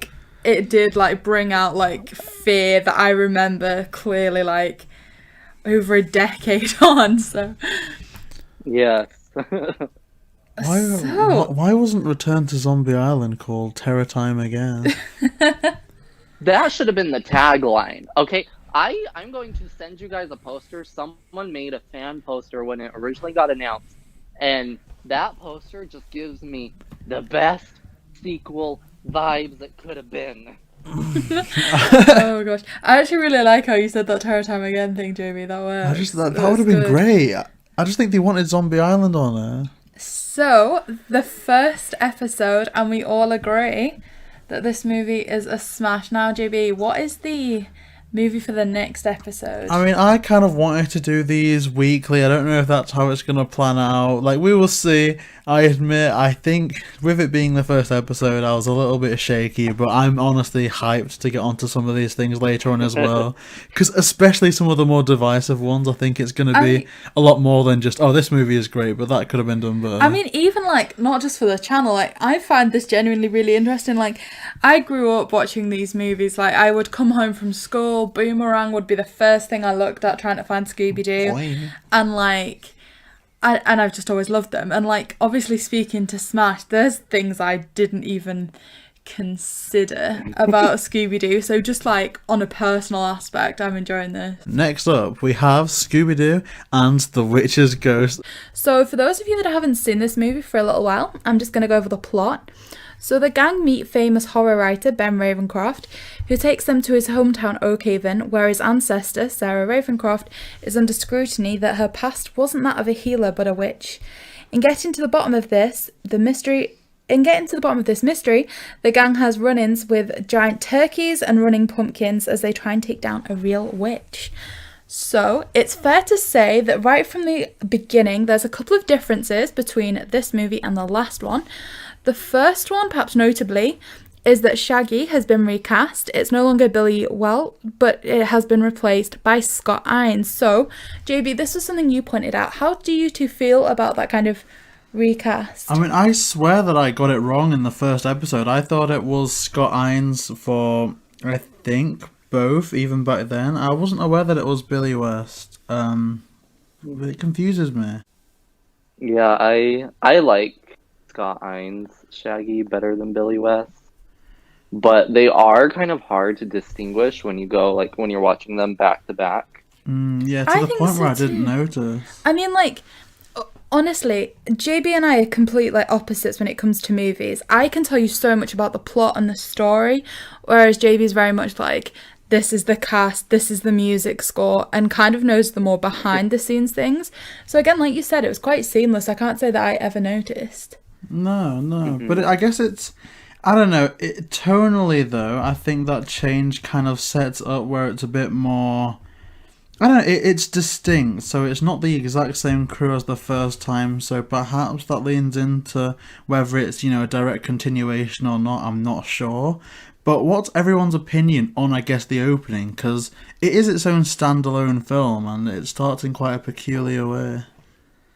I mean, I quite like the opening. I mean, one of the questions I was going to ask that kind of links to that of the opening is I was always really kind of curious as to what that mystery would have been. So we later find out that it had been set up by Ben Ravencroft, but it was still something that they'd engaged in, and I was always curious as to what it was they'd had to solve. So do you two have any kind of speculations on what that mystery would have been or any more details of it? Well, in terms of the story, I guess it's kind of revealed that what happened was there's supposedly two disgruntled security guards that I guess, what do you call it, a museum creator was like cutting their funding, and so for that reason that's why they decided to get angry. But then that raises the question, like, did Ben Ravencroft pay off the museum creator to cut the funding to make that motive, or was there no funding? Like, it gets to a point where in that scenario, what's real and what's fake? Because obviously, unless the police are paid off, those two people are still going to jail for some supposed crime. So it's like, it is a bit confusing. Like, what's real, what's fake? It honestly doesn't really make too much sense. Yeah, for me, okay, well, first as a basis, I don't know if I love when they're starting in the middle or at the end of a mystery when we start movies, because then I'm like, wait, I want to know that story before we jump into this one. Like, why are you just telling me about this? I want to know about this mystery now. I like cold opens when we get like the monster of the actual movie haunting something, and the gang hasn't seen or heard about it yet, but we know about it. But this one for sure, I feel like there's so many unanswered questions. Even when we get the reveal at the end that it was all like fake and Ben Ravencroft paid these people. Like, did he pay the security guards? There's. I feel like this one had so many questions, and they just like needed a quick setup to get us into the movie. And I don't feel like it was very well thought out, but the scene in itself was a lot of fun. Yeah, I mean, it was fun, like you said. I think the musical score that went over it also made it really engaging. But like you said, in terms of a more cold opening, I think there was lots of things that they could have done to kind of introduce the Ben Ravencroft character. So, for example, you see Velma's a huge fan. It could be that she dragged them along to some kind of book signing or something. There were certainly a lot of other ways that they could have handled that opening as opposed to kind of picking up at the end of a mystery. Especially because in this kind of lineology, Velma is the owner of a bookshop. So it could have been like she needed help, setting up a book signing or like a meet and greet or any number of things. Like maybe he just released a new book and there was something going on there. But my thing initially with this is that I think this almost acts as the opposite of Zombie Island's opening. Whereas that opened to show, I guess, Fred, the moat monster lashes out and hurts them. This is kind of an opposite of that. It's a very cartoony, almost like, I guess, classic Scooby Doo type setup where they're replacing mannequins like they quite often do, replacing statues. So it is definitely setting up a more playful film, I kind of feel. Yeah, and the reason for that actually, so after the success of Zombie Island, Warner Brothers like realized like, oh, Scooby's still relevant. People still like it. And because for Zombie Island, they, like, the writers and everything, the crew that worked on the movie had free range. Like, they had no executive hands in their work. And so that's why, that movie goes as hard as it does. But then for Witch's Ghost, executives started getting their hands in this movie's script and were like, oh, let us change some stuff. And so originally the movie was just going to be the original Witch's Ghost story where they pull the mask off and everything, because we had like 2 witches in this movie. So it's just going to be the first witch. And then the writer of the movie was like, no, we had real creatures in the previous movie. We're going to make them real again. And so that's where Sarah Ravencroft came from, was like, we got to have a real witch now that we've had the fake witch story. So this one got a little messy in the writing, I will say, but that's, I feel like, where the kind of cartoony opening comes from again, is the executives were like, we got to make it a little more cartoony and not so dark this time. Yeah, almost kind of re-engaging with the concept, even briefly, that Scooby Doo is prominently unmaskings. Yeah. So I feel like after such a tangent from what Scooby Doo has been in Zombie Island, they almost wanted to claw that back right from the beginning, like, to the audience, like, don't you forget, this is predominantly unmaskings. This is what happens in Scooby Doo. Just to kind of bring it back a little bit, I think. I mean, for sure. Have they revealed if they when in the timeline this is, like, if it is just after Zombie Island? So, okay, because again, I have my own timeline created. Originally, yes, these movies were supposed to be just one after the other, but then, years later, people started making new stories and this and that, and we have a Return to Zombie Island now, and so originally, yes, this was supposed to just kind of follow up from Zombie Island, not like directly, but like, they didn't really have any big mysteries in between. But now with all the new stuff, it has separated Zombie Island from Witch's Ghost, so there is a bunch of like movies and stories in between Zombie Island and Witch's Ghost now. So it's kind of however you want to take it. Do you want to take Witch's Ghost as the quote-unquote true sequel to Zombie Island, or do you want to space it out? So that is quite interesting because I guess the reason that I ask is I always associate, and I think a lot of people do because I guess it's the same animation studio, released pretty much chronologically, but also the outfits that they're wearing remain the same. Like I'm not really a big fan of them, but the kind of revised Fred and Daphne outfits they're different. But I don't know, just coming from Zombie Island, like just taking these one after the other, I could imagine that a lot of people that love Zombie Island would have been put off by this because I don't know what it is about the opening. I instantly see that style of animation and think, okay, so this is like the darker side of Scooby Doo. Not that I want it to be like horror, but I don't know. It's just I don't. It doesn't feel right for me looking back at this movie with hindsight to see them in this kind of art style, just doing goofy things, and then the whole setup eventually is just a bit ridiculous at the start. Like I don't know, is there a scene in the start where Scooby, I want to say they jump off of a exhibit in a very cartoon-like way, which you'd get in Zombie Island as well, but I feel like this pretty much sets up the opposite of what Zombie Island does, which is okay, but it ultimately is quite similar to Zombie Island in that there's real threat. Yeah, I mean, you see right at the beginning when they're in the museum, they're in costumes, like they're the exhibit, and like you said, they kind of like jump out at the gladiators and do the little like running in the air before they can move and whatever. So it really does backtrack, I guess you could say, from what they were doing with Zombie Island right at the beginning. And so you definitely with this movie don't have that much of a feeling with Zombie Island of like, oh my gosh, they're actually dealing with a real threat. At least not until the like very, very end, and then you're like, oh, here we are. See, that's the thing as well. I don't know. And I think I'm asking this to you specifically, Smash, because whilst I guess Millie and I were around at the time, we don't really know the context around things. The poster for Scooby Doo and the Witch's Ghost, the one where like Scooby's at the front and Shaggy's clinging onto his tail, and the ghost of or the Witch of Sarah Ravencroft is like to the back. Is that the actual poster that they used for everything? Because that kind of gives the whole game away right from the start.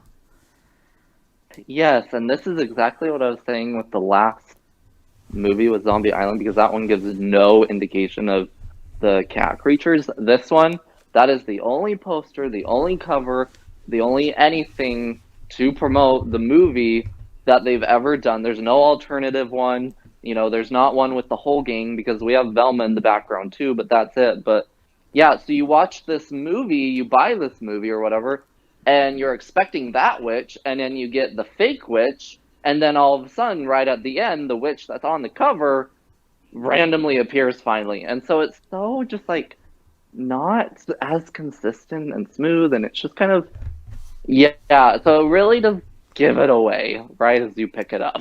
It does.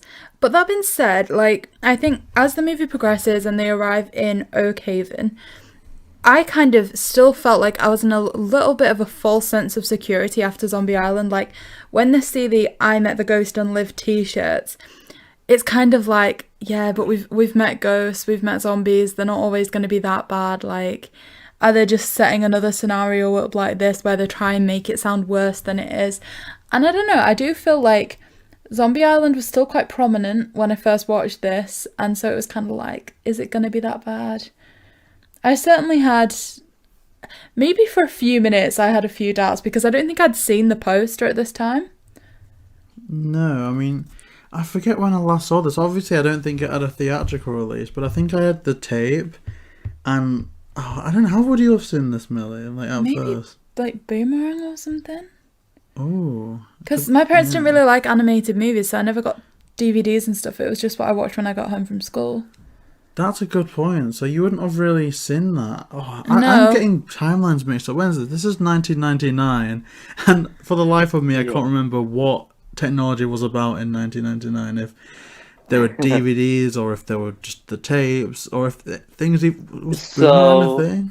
I don't know. That's just when I started watching Scooby Doo. Golly. Boomerang, I don't think was quite a thing. Back then, DVDs weren't quite a thing. I think originally it just came out on VHS tape, and then like maybe 2, 3 years afterwards, it had a DVD release. So the original way you would have seen it, I think, would be on TV. Because like, I mean, I don't know if you, I didn't see it the year it premiered, but like they did a Cartoon Network premiere of the movie and then released it on VHS. See, I don't think I saw this when it premiered either. I mean, I don't think I would have, or at least if I did, I don't think I'd have remembered it. Gosh, how old was I in You were 1990? one. No, I was 1 year old, so I don't think I was tuning into many networks then, but eventually. Yeah, I was only 3. I mean, I know I had X amount of tapes of Scooby Doo when I was little. It was the 2002 movie, I think the 2004 movie, Zombie Island, Witch's Ghost, and... Oh, see, I don't remember watching Cyber Chase until DVD, but this is kind of nice, this kind of setup, because for all we're looking back at it on hindsight, you know, this is the poster, it gives it away. On one hand, I'm kind of like, okay, obviously they want to get people interested. They can have, and so they need a witch. That's, you know, on the cover. That's kind of a given, because at least Zombie Island had its namesake on the cover. But I kind of feel that this should have been the green fake witch on the cover, if anything. But then that's, you know, looking back at it, you know, now saying, okay, so this is the promotion. It may not have been the way most people would have viewed it at the time. But... No, I'd agree with you on that. Yeah, And like in terms of like you were saying with the green ghost and that kind of thing, I feel like they did set something okay with that. Like it was very much a typical Scooby formula. Like there were the clear like clues and things. You saw all the broken branches. There was that kind of, was it called snap powder or something? It was set up like a normal mystery. If you put an episode of Scooby Doo on tomorrow, you could see something like that. And I think like smASH was saying, when you get the external voices as opposed to just the creators, they want to like boost it up a level. So they were like, okay, well, you know, we've done standard episodes of Scooby Doo, how do we make this different? And it's almost like they've dropped an episode in the middle of a movie, but the episode in itself was good. This time they're real again. well, I almost feel like they so the executives kind of took over and were like, hey, we're doing this story with this green witch and whatever. And then they were like, yeah, well, that fills about 30 minutes. So how do we make this longer? And then the writer of the actual movie was like, well, let's include a real witch story now. Yeah. Like we said, it's like an episode dropped in the middle. You said that's about 30 minutes. And, you know, if you were watching them on TV, they are like 20 to 30 minutes. So Yeah. that would have just fit quite nicely. But I don't think this was intended to be a simple episode purely for the fact that I don't think that there was a series running alongside this. And also it's got some decent star power with Tim Curry. It's certainly a noticeable story arc, perhaps, to exist outside of a story. And I think one thing that makes this, and I am just kind of working through points from the movie here, but I think one thing that does also make this quite prominent is the introduction of the Hex Girls. Yes, I mean, if nothing else, this movie gave us the Hex Girls, and they've gone on to be iconic for so many, you know, TV shows, films. I think that they should get their own thing, you know. And this is the start of it, and I guess... Don't worry. Ooh. I got stories for that. Oh. Okay. We want stories. Okay. Okay, so yes, the Hex Girls were introduced in this movie. They have become iconic. They were intended to just basically help boost sales for this movie, because this was the first Scooby Doo movie that had a soundtrack released alongside it. So you could like buy the CD and it had the music from the movie, but there was also a handful of tracks that they made just for the soundtrack. So they were mainly just kind of like trying to be promotional, you know, buy the soundtrack, listen to the movie's music, and buy, you know. Anyway, so then after the movie did well, Cartoon Network actually came to Warner Brothers and were like, hey, we kind of like those Hex Girls characters. Can we do a spin-off series. And they started developing it. It didn't get like super, super far, but then it kind of, you know, got dropped. And then they keep trying. They keep trying to develop it, but like something gets in the way. Someone says no. Something just keeps happening. And all three girls, voice actresses that did the Hex Girls in that movie still do the Hex Girls today, because they just appeared in an episode like a year or two ago. And so they keep like, you know, bringing it up and being like, yeah, we keep like getting called for meetings on this spinoff that's never happening.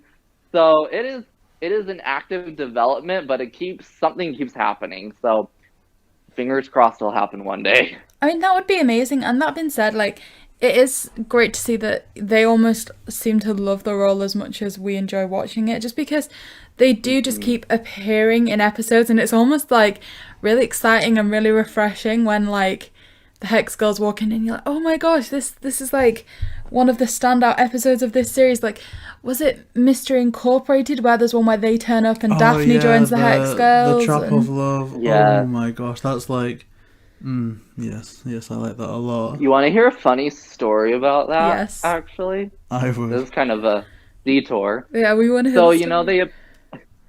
they appeared in episode 7 of Mystery Incorporated, and that's when Daphne joined them as Crush and whatever, and they were in, you know, new outfits for the series and whatever.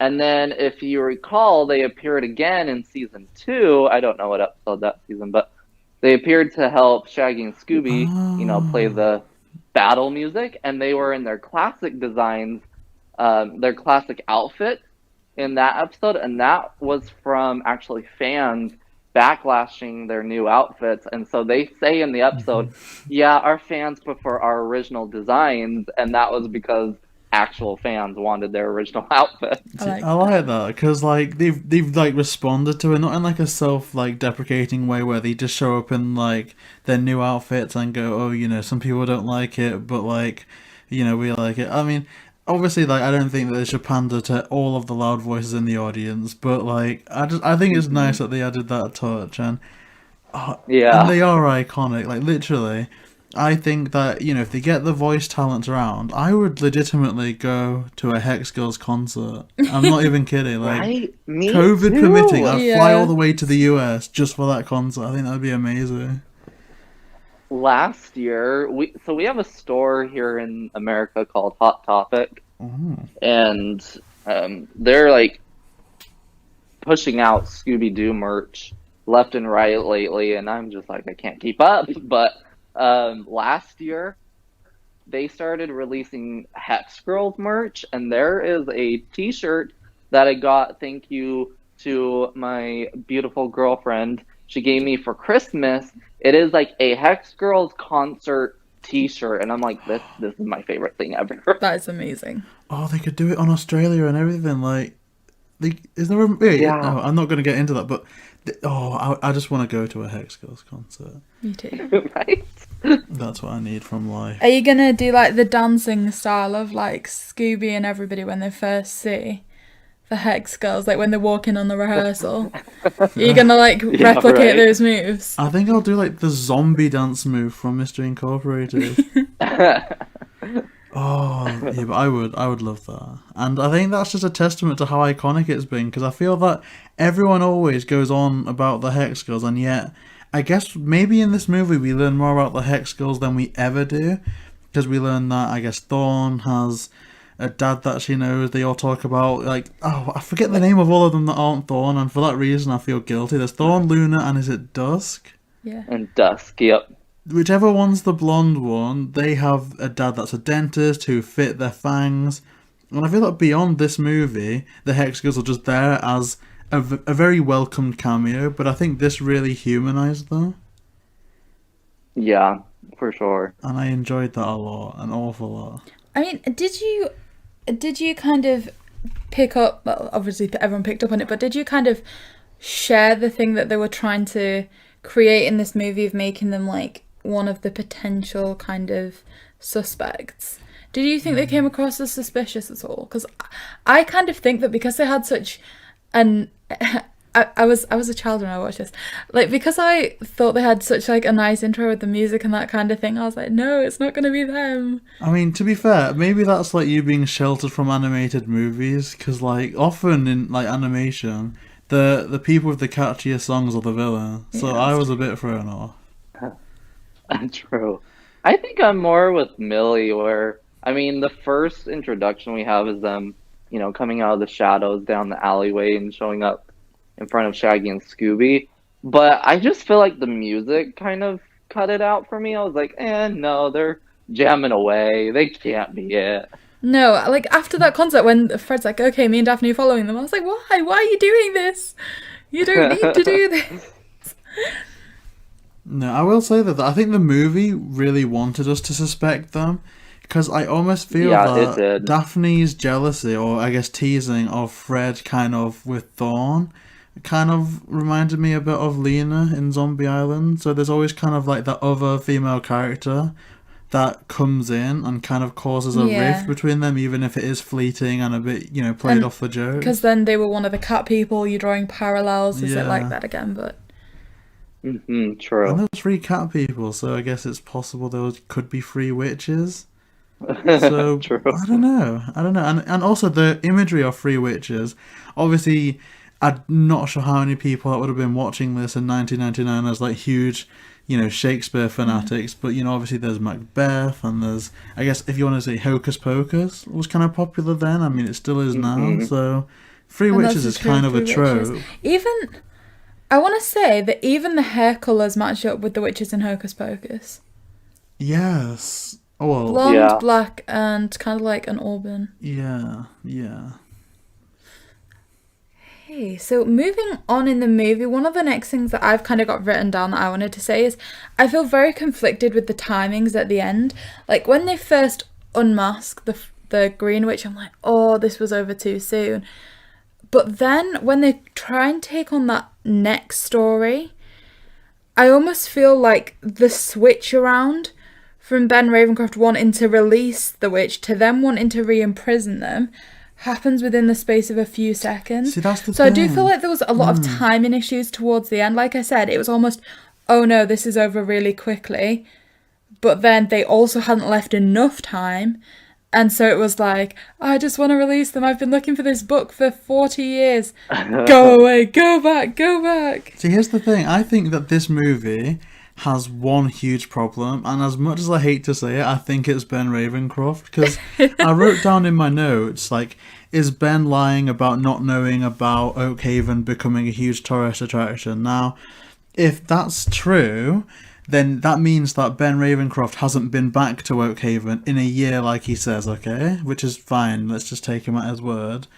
But then, in that case, why dedicate your life to moving away, because you see him in an apartment, it looks like it's in New York or somewhere, it's definitely a city, and I've tried writing novels in the past, even short stories, maybe I'm just incompetent, but it's tricky, and this guy's supposedly written bestseller after bestseller, which takes time, you know, so he's been there with a typewriter, banging out novels in a city, and he's not been back to Oakhaven for a year, and yet now that he is back, he's obsessed with this book that he needs to find. Like, why become a novelist? Why not become a builder or an archaeologist or a historian or anything else? You talking about his past, I have a huge issue as well that kind of came up for me, and I kind of thought about this a bit more on the rewatch.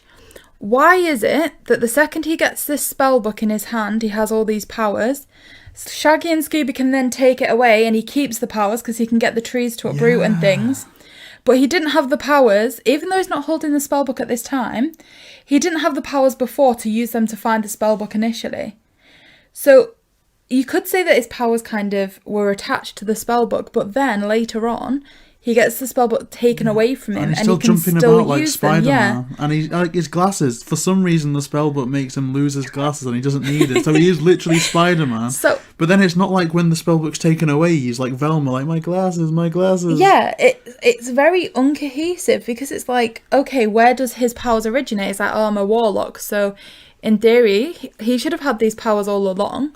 So why weren't they used to try and find the book? Why did they only appear at the very end of the movie?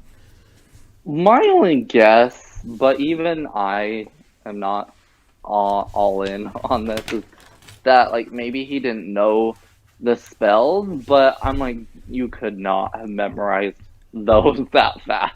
Yeah, I mean, it's not like it's simple things, is it? I mean, to be honest, the movie takes a very, I want to say, and with all due respect, the movie takes a very goofy turn the second he gets hold of that spell book. Like, there's the running pumpkins, there's the big turkey, and at one point, Shaggy even turns around and says, "Even I'm not scared of that." And then they do Yeah. change it afterwards, like, okay, maybe I am, and start running. But if you get Shaggy and Scooby in a movie saying, "I'm not scared of that," everything that their characters stand for has just been dragged away. Like, they're scared of literally everything. And if like there was one villain which was the witch in a costume, this is like the super villain. This is where it gets real. And for them to even turn around and say, "Yeah, I'm not scared," is just like, okay, they messed up here. They should have been petrified every second. And I don't know why choose a turkey. Like a massive pumpkin, I think would have been more effective. I don't know. It does take a very, very wild turn. Like from, I guess, calm, collected with like a few peaks, to then have this guy literally, and it is. I'm not exaggerating. He does start leaping about, and he stands. He like sits on a roof exactly like Spider-Man. He then starts cackling and screaming. See, I want to compare this scene to Scooby Doo 2 Monsters Unleashed, okay? We see there that there's a collection of monsters that stops them from returning the disc to where it needs to go. Here, there is a collection of monsters that stops them from getting the book where it needs to go. Remind me of it. But in Monsters Unleashed, they are scary things that they have faced, and Shaggy and Scooby are petrified. But here, it's like almost like a comedic version of that scene, because this might be an unpopular opinion, but I just think that like I said, the main quote for me that I took away from that is Shaggy just saying, "Even I'm not scared of this," and really I don't think it was anything to be scared of when it was supposed to be this grand finale, this huge twist that made everyone scared. Yeah. Well, I hate to say it, but I feel like this movie goes from, like you were saying, like, oh, it can't be over yet with the first witches unmasking, like, that was too short, to, I feel like it goes to, like, okay, is this movie over yet? Like, I'm over this type of thing. I'm over the running and the chasing and the, I just feel like, I don't know. I'm gonna say it right now, I've never loved this movie. And it's just because of this end. I'm like, it just drags on way too much. And you could clearly see they're trying to just cover up time, make up for time. And so I feel like they kind of were just like, now Ben Ravencroft can jump everywhere and he doesn't need his glasses. And now this jack-o'-lantern came to life. He's just gonna grab Daphne, but he'll get sliced in a second. Like. No, I do feel like somebody just needs to edit this where the credits roll the second the mask's pulled off the Green Witch, and that's the movie. They're afraid of getting dark even with that scene. Like Velma, when I watched this like for the first time in a while. So Daphne gets attacked by the pumpkins. Velma picks up the butter churn, and I'm like, okay, she's gonna start bashing some pumpkins. But then she does this thing where she just spills the contents on the floor, and the pumpkins suddenly decide to run into it and start slipping everywhere. And another thing that gets quite kind of goofy at the end of the movie is the witch literally tells everyone how to defeat her, like, oh, it needs to be a virtuous soul. It's like saying, okay, I'm going out of my house, I've locked the door, but the key's hidden under the mat there, don't rob me. You don't make it that obvious. It's so stupid. And it's clear the gang has no idea how to do it. Like, Shaggy tries chucking a bucket of water on her. Like, okay, just let them keep up with that. Well, like, okay, I know this is a movie, so it's not gonna play out like this. But my thing is, like, this freaking witch, Sarah Ravencroft. I'm like, okay, you're trying to get this book, like, in the time that they're trying to find someone who's a Wiccan and find the spell, you could be controlling the world at this point, like. Yeah. Why are we so obsessed with this book, Like- lady? You got out. Go do your thing. Ben Ravencroft had that book for 2 minutes, and he's given himself 20/20 vision. He can fly, he can make pumpkins walk, he can make turkeys, like, times 10 in size. She was aware of her powers for surely a few decades. If he can do that in 2 minutes, like you said, she's got world domination in that time. Yeah. Wait, how did it say that she was even put in the book in the first place? Did he even... It was a Wiccan or a witch, another like virtuous witch had put her in the book. So what happened The same to way them? that Thorn did. I'd like to know what happened to them, because Presumably, they must have buried the spell book in the hope that nobody else would ever find it. I think this Ben guy's an idiot. Like, he was literally looking all that time, and he didn't once try and look. Yeah. Oh, it's just... He annoys me. He does annoy me. And it is a shame, because I think Tim Curry, maybe, I don't know how hard they tried to do to get him. You know, he's kind of like a big deal. Like, he was the original Pennywise and stuff, and he was meant to be in the 2002 movie, but I just think he's wasted here, in all honesty. Like, I just wish that they'd done the reveal sooner, maybe around the same time as the original witch reveal, and then maybe built up the betrayal with Sarah Ravencroft. Like, maybe she needed him for one more thing that would have made sense, or something other than just turkeys exploding and stuff going on. See, I agree too, because, you know, he's very, you know, very well known and stuff, and I feel like they don't let him be who he is until like the last 15 minutes of the movie, and you're like, oh, here's Tim Curry now. And, you know, like, I mean, he does show up in another Scooby movie. Not Ben Ravencroft, but Tim Curry. He voices another character in another Scooby movie. And I'm like, even then, I'm just like, they don't know how to write for Tim Curry for Scooby Doo. Like, he can be such a good villain, but you need to pace your movie better. Yeah. I'd like a meta Tim Curry appearance. Like, he could be a creepy clown, something kooky, a bit goofy, not like something that's meant to be serious. That then does like a full, you know. What I 180. would like is to go back to the format of Zombie Island, where there's no other producers getting involved. You just have the creators, and to see what they could do, having him voice a character. See, that because is the dream. They developed some amazing characters in there. They developed people who you thought you could trust that then turned out to be the cat people. They created these really scary transformations in the zombies, and then they turned out to be good. It's kind of like, what could they have done? Because, I don't know, it was a very quick switch that flips. When has, like, studio intervention worked out for a movie? Like, literally this year we had the release of the Snyder Cut. You know, I didn't see it. I didn't even see the original Justice League. But, like, there's real hypes around director's cuts nowadays. That is, like, I kind of wish that they could do one for these. They have the vision. It is their project in their heart. They are the ones that craft this thing. They see this vision.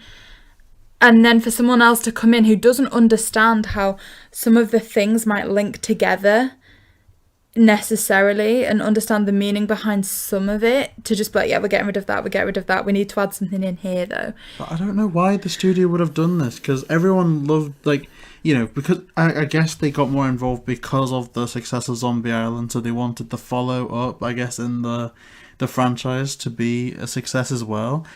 But then you'd think that they'd be pushing for things to be more like Zombie Island, right? So let's make this a bit darker. Let's, you know, make that a bit more like this. But instead, they kind of find this balance that is off. Like, it's not cartoony and funny enough to be just a kind of almost guilty pleasure, fun Scooby Doo movie that you could put on and like enjoy things to. But it's also not dark enough so that you can sit down and go, oh my gosh, so this is when it got serious. It's just an awkward thing in the middle, and I don't think it really knows what it wants to be. Yes, I agree. Another issue that I have with the kind of story and things is the portrait above the fireplace. So it depicts Sarah Ravencroft as a Wiccan, and I want to know the origins of this photo. So I'm asking this, I think, more to smASH, because I feel like you're the kind of Scooby expert, so if anyone's going to know, it'll be you. But in terms of the origins of that... The Scoobert. if it was in Sarah Ravencroft's time, then obviously people saw her for what she was, a witch. So that's why, you know, she was captured in the spellbook in the first place. So, okay, if it's from that time, maybe kind of why does she look like that when people knew what she was? She clearly seems quite proud of what she is. But then if it was more recently, I know JB came up with a theory, maybe it's more recently, maybe it was part of Ben Ravencroft's plan to kind of show her in this really good light. But then how does he know the exact kind of appearance of that buckle that Shaggy finds? Because he's never seen the spellbook. So how would he manage to recreate a picture of the one thing that leads Velma to the right place when he's never seen it? So do you have any theories of the origins of that? God, I didn't think of that. My guess, okay, even kind of my theory doesn't fully connect, but what I'm thinking is that was like a painting that was done back in Sarah's time, and you know, she just kind of said, hey, you know, local artists, will you, you know, maybe this is before, you know, she revealed, ha ha ha, I'm a witch, whatever. You know, I don't know the exact timelining, but you know, I'm thinking maybe Sarah Ravencroft was like, hey, local artist, will you paint a portrait of me? I want it right by this tree, in hopes that a future Ravencroft would get the message, hey, my book that I'm holding here in this portrait is going to be right by this tree. But Ben was just dumb and didn't put that together, and then Velma was like, it's at that tree. And, you know, here we are. That's kind of my guess. I mean, the difficulty with that is, even could she have had a transformation? Because the book in itself is different. We see a skull on the front of the actual one, but the buckle bit's still the same. So could there have been some kind of transformation where she might have started as a Wiccan, something happened where everyone was like, oh, if she can do this, she's a witch. So she actually turned into a witch, at which point she kind of got a new book that just kept that kind of buckle or something. Ultimately, I don't know. You see, I was going to say that because they do show a flashback scene where she seems very much like a healer, like Ben's claiming at first. And I kind of have this rule where, like, if something is explicitly shown in a flashback, if that isn't real, like, they can manipulate, like, circumstances around it as much as they want for a reveal at the end. That's fine. But, like, if the flashback that they're physically showing us, not just talking to us about, is false, that's kind of a bit of a cop-out. See, my guess is that she started as a healer and everything, and then, you know, since she was alive way back when, you know, they still did, like, the witch trials and stuff, and so people started to get suspicious and get on her and start calling her a witch and, you know, getting mobs to chase her down, and I think that kind of made her angry and be like, what am I supposed to do? How do I live when I'm being constantly chased? And I don't know if maybe she came across a different book. Her anger made this book become evil or something, you know. I don't know how that happened. I mean, one of the first things that she says is, this town's going to pay for what it did to me. Isn't that one of the first things she says? Mm-hmm.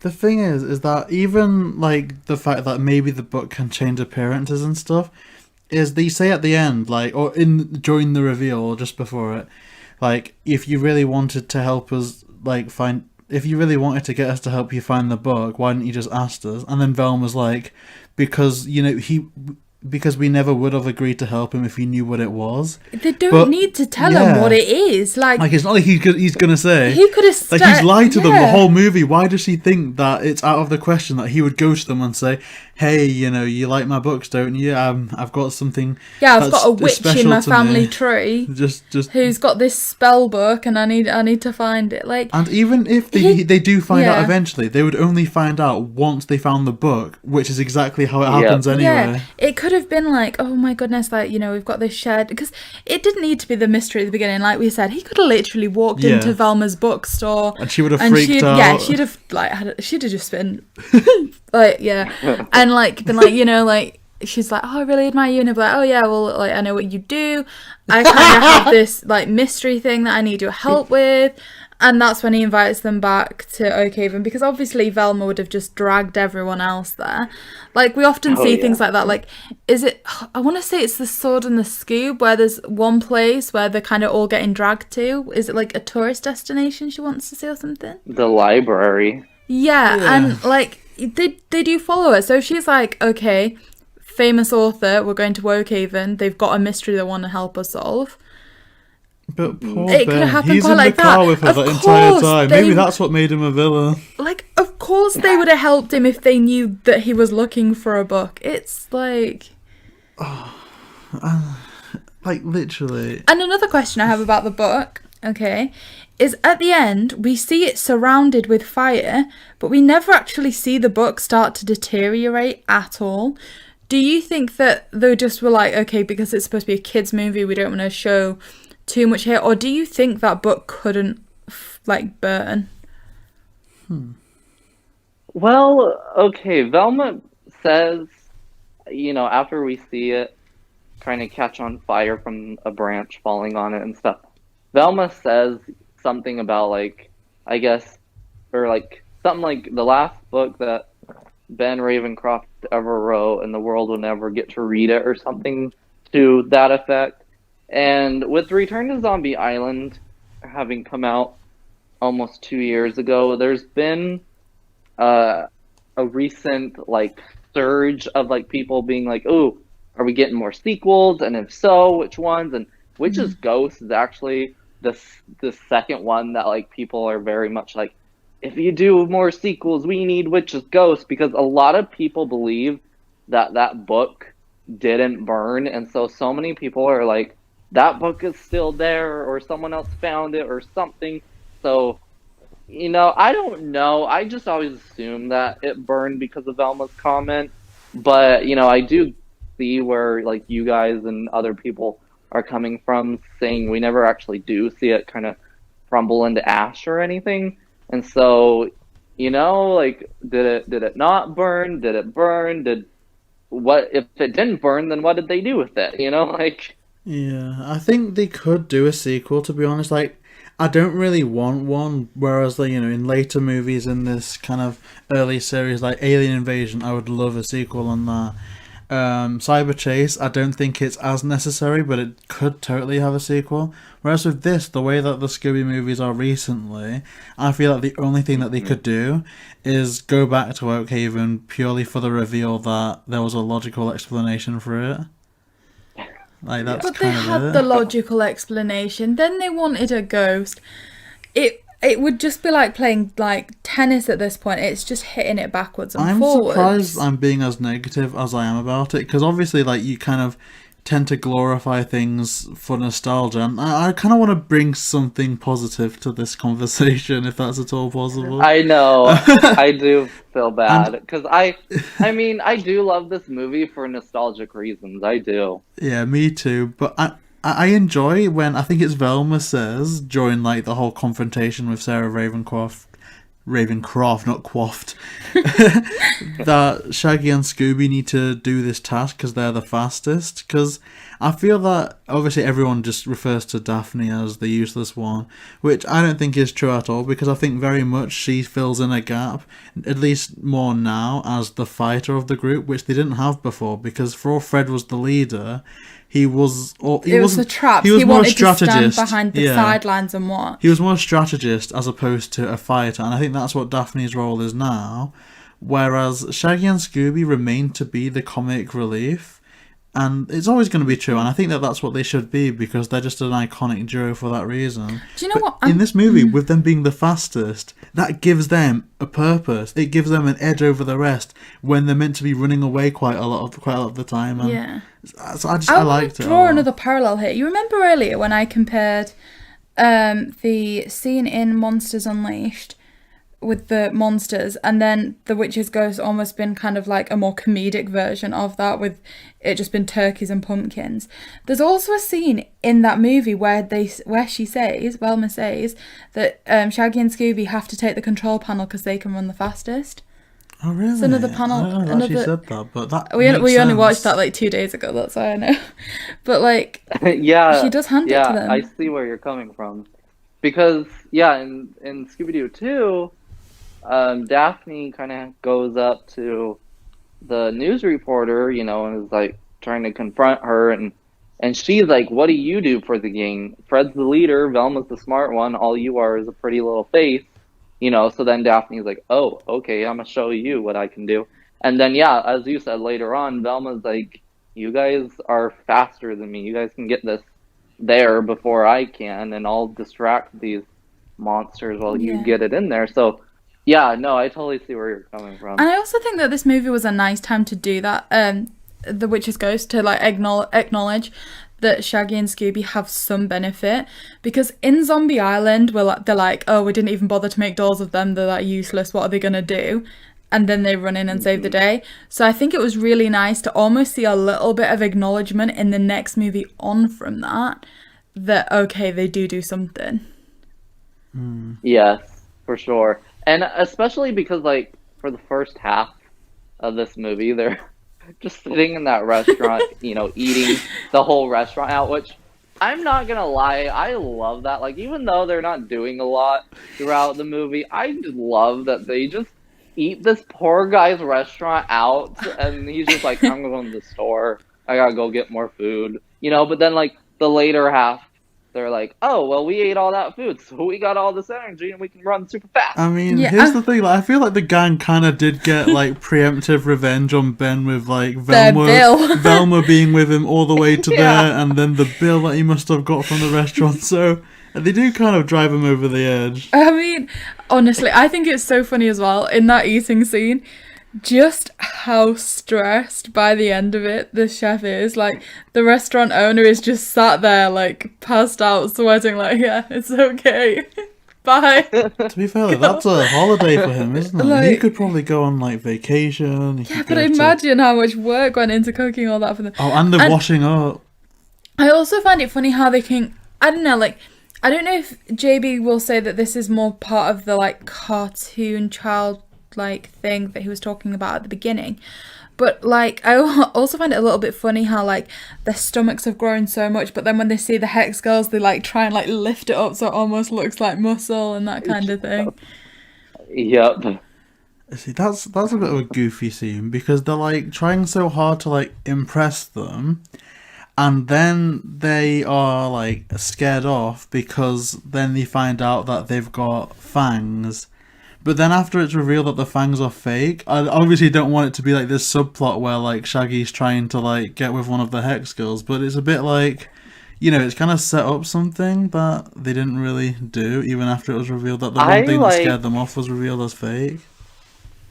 I like, so like you said, they're in this movie, they try to, like, impress the Hex Girls and whatever, but then in the following movie, Alien Invaders, they try to impress Crystal and Amber, and so I kind of like that, where it's like they tried in this movie, with their stomach being super big, but then, like, later they're like, "Okay, we learned from our mistake. We're not gonna eat before we meet the girls," like. Oh my gosh, yeah, that's like what? They're, like, passed out in the desert. Like, that's like the opposite of eating. So I think that concludes everything that I've written down to talk about for this movie. Sorry, my voice is breaking there. Last episode, you came at us with some really kind of interesting theories that I guess we'd not thought about from Zombie Island. Is there any kind of theories or anything like that you're aware of from this movie that you'd like to bring up at all? Or while Smash is thinking, JB, do you have any other notes that you kind of had, any questions, theories? I mean, I've got a question about, I guess, the whole Scooby franchise, as a whole, that's kind of inspired by this movie. Okay. And that is a supernatural solution to a supernatural threat a cop-out? Because for all they've got, like, the witch there, I kind of feel like at the end of the day, Scooby Doo is meant to be about solving the mystery, either who did it or how can we solve it. So we've got this ghost that should be an imposing, like, threat that we can all kind of not imagine, because it's obviously, there's not, like, witches flying about randomly in, like, the real world. But then to have that threat just be like taken away with just, okay, let's read a passage from this book. Yeah, it almost wasn't even Mr. Ink. It was like Thorn Yeah. that kind of eventually took the threat away. So that's what I was kind of wondering, because I don't know how else they could have done it, but I just think once you add something supernatural in, if there's then this like secret thing you have to do, like this mystical thing you have to do, it kind of just takes everything away from it.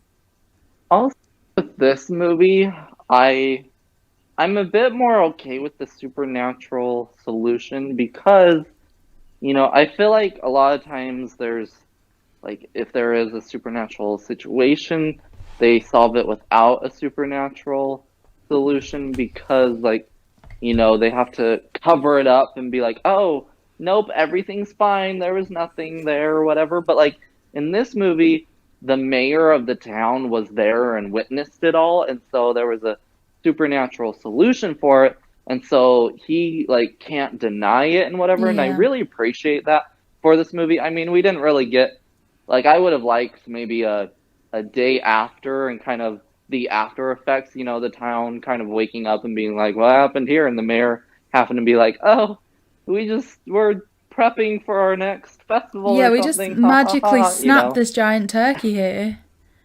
Yeah. That's the thing, that they always, like this and the last one, left the universe of Scooby Doo with more questions than answers. Like, I mean, they were at the end of the both first set over one, one day, weren't they? yeah, like at the end of the first one, there was this huge tell-all that was going to come out on like the TV, and in this, a prominent writer goes missing off the face of the earth. There's a massive turkey which, could have serious implications in terms of, feeding people. I don't could know, feed like, the entire town for a week.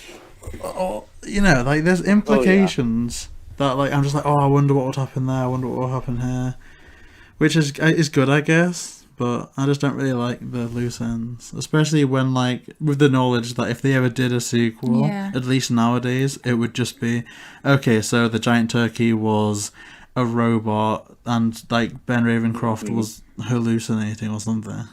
And like, okay, how did that turkey go from violently trying to run down everybody to managing to make it the showcase of the event, that it was calm enough to just stand there and have its photo taken? But not just that, like, when the book is destroyed, or when, like, the book's kind of intervened with, like, I think the pumpkins get defeated, everything mystical gets sucked into the book, and obviously, like, the turkey itself isn't from the mystical realm, but you'd at least assume that the effects of the spell would reverse, or there could be many other things left over that, like, Ben cursed or that Sarah cursed that are still there. Like, if the turkey can remain big, there's still some, like, spells that could have lasted. But, I don't know. I think that's kind of all I've got written down. I guess one thing that I kind of picked up on from what you were talking about, just in terms of, you were saying about a non-supernatural solution, I kind of don't think there could have been one. They'd already had 2 unmaskings in this movie, one at the beginning and one with the green ghost. That it's kind of like, surely there wasn't another unmasking or another kind of but even something like burning the book, like getting a hold of the book, like having to like dodge, defeat an army of supernatural threats to be able to get the book to destroy it, I think maybe would have been a bit less kooky. But at the end of the day, it is meant to be kooky. I'd almost state, like, it's not meant to be like this serious kind of movie. It's meant to be fun, and ultimately I don't think it's a bad time, really. So to answer... sorry, after you. Oh, sorry. No. No, I was just going to answer your question, finally. Oh, the theories and...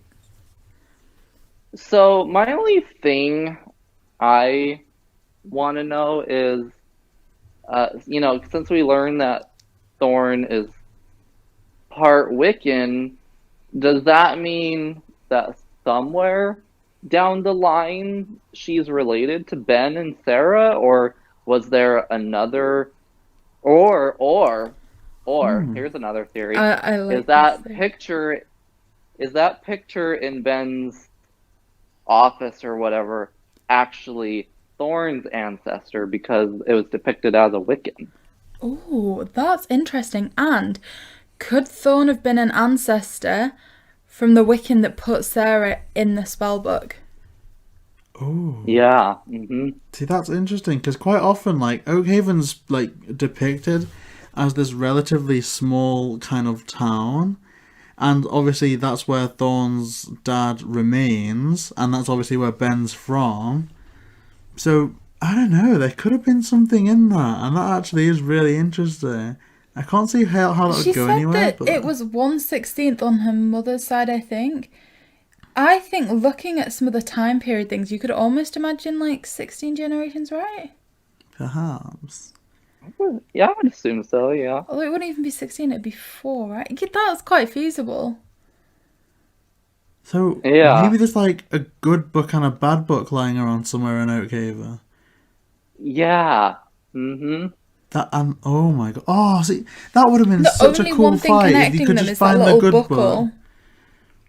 Well, and here's the annoying thing though: the buckle. I don't think Scooby had to dig particularly deep down. He just finds it. So surely, like, because you can say that you measure when things were put there by how deep it is. You know, like that's how like people age fossils and stuff. So it seems relatively recent. I mean, obviously, I don't think they're thinking about that when they animated it, but you know, if we're going by that logic, I think it could be Thorne's ancestor, and I almost think that they could be more in Oakhaven that could have pointed to that. I wonder if that was their original plan. I really like that. Because to have theory. two Wiccan, a warlock and a Wiccan, in the same movie from the same town, I think that's kind of more than coincidence, right? It is. Ooh. Yeah, right? And such a small place as well. Oh, yeah. I like that a lot.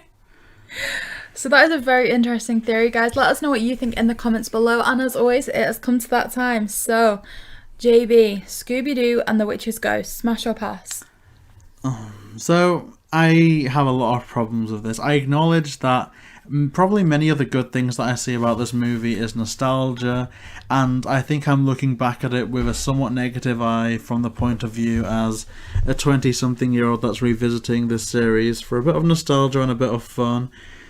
But I don't know, I can't deny that it's a good time, and at the end of the day, it's the first like kind of encounter with the Hex Girls. It's not a stupid movie. There's stupid things that happen in it, but I would definitely watch it again. So for that reason, I definitely would smash The Witch's Ghost.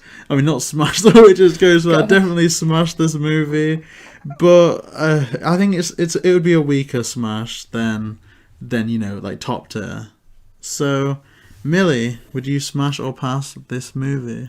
I will say it's completely the lower end of smash. I think if it weren't for the Hex Girls' first appearance and that really iconic song in that appearance, then I think I would perhaps revise this. It's certainly almost middle ground for me personally. But like I said, the Hex Girls definitely has to tip it over into the smash category. So, lastly, smash, what would you say? Is The Witch's Ghost a smash or pass for you? So, unfortunately, I just have never loved this one. I mean, I do love the Hex Girls, and I acknowledge that, yes, this movie gave us the Hex Girls and has brought them in for, you know, the rest of the years and whatever. But I'm going to pass this one. I just can't, like, I mean, it's one I'll watch if someone else wants to watch it, but it is not one that I regularly pull out to watch on my own. You know, I think I watched it last year once because I was like watching every Scooby movie up until the release of Scoob. But before that, I don't think I'd watched this in a good like at least 6 or so years. So I don't know. Something about this one is just very weak to me.